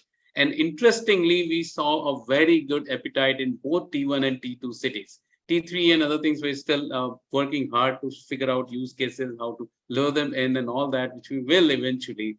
But I'm definitely stoked to see how, even tier 2 cities are actually taking it up, and wherever, even on the lightweight machines and phones and stuff, our party night actually works, absolutely smoothly. And so yes, we are not just the virtual world, we are pretty much defining and redefining the economy and democratizing the distribution. So when I'm saying like you can upload, you can create your music and be on party night, you can literally sell it. So even if somebody is not buying your music, somebody's playing it in their party, you actually, so when you are playing in the party, you get the SFT, the semi-fungible token, and you get paid for that. So it's a, just like per stream, Spotify and all those things, but again, it's a permissionless world. So you just create here, build here and sell here. You can come and create your apparels, sell it here itself. If you have some of the big fashion brands are working with us where they upload their content, and when people wear, they can order also, and they can wear in the virtual world and stand out. So this is where we are, and we are completely redefining the economy, and we are not crypto focused. I keep on saying Metaverse doesn't need to be crypto focused. So we are with fiat currency also, where you can pay in your rupees or dollars and stuff, and at the same time pay with crypto also if your brand is okay with that. Otherwise we have, and that's the reason we wrote our own chain. So we know how to disable and enable everything as per the brand's requirement, and even the NFTs and stuff. So this is VR. This is pretty much, so I've been in the industry for 26 years making games, but I think this is the biggest game of reimagining the earth, and not just how the earth looks like, but how the earth operates like, and especially for the future generation. This is what we are doing. That's all, guys. Thank you very much.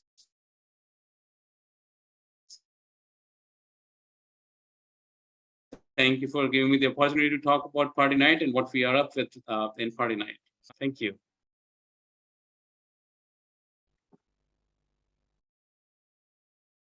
Thank you so much, Rajat, for joining us. What a fabulous session this was. Thank you once again.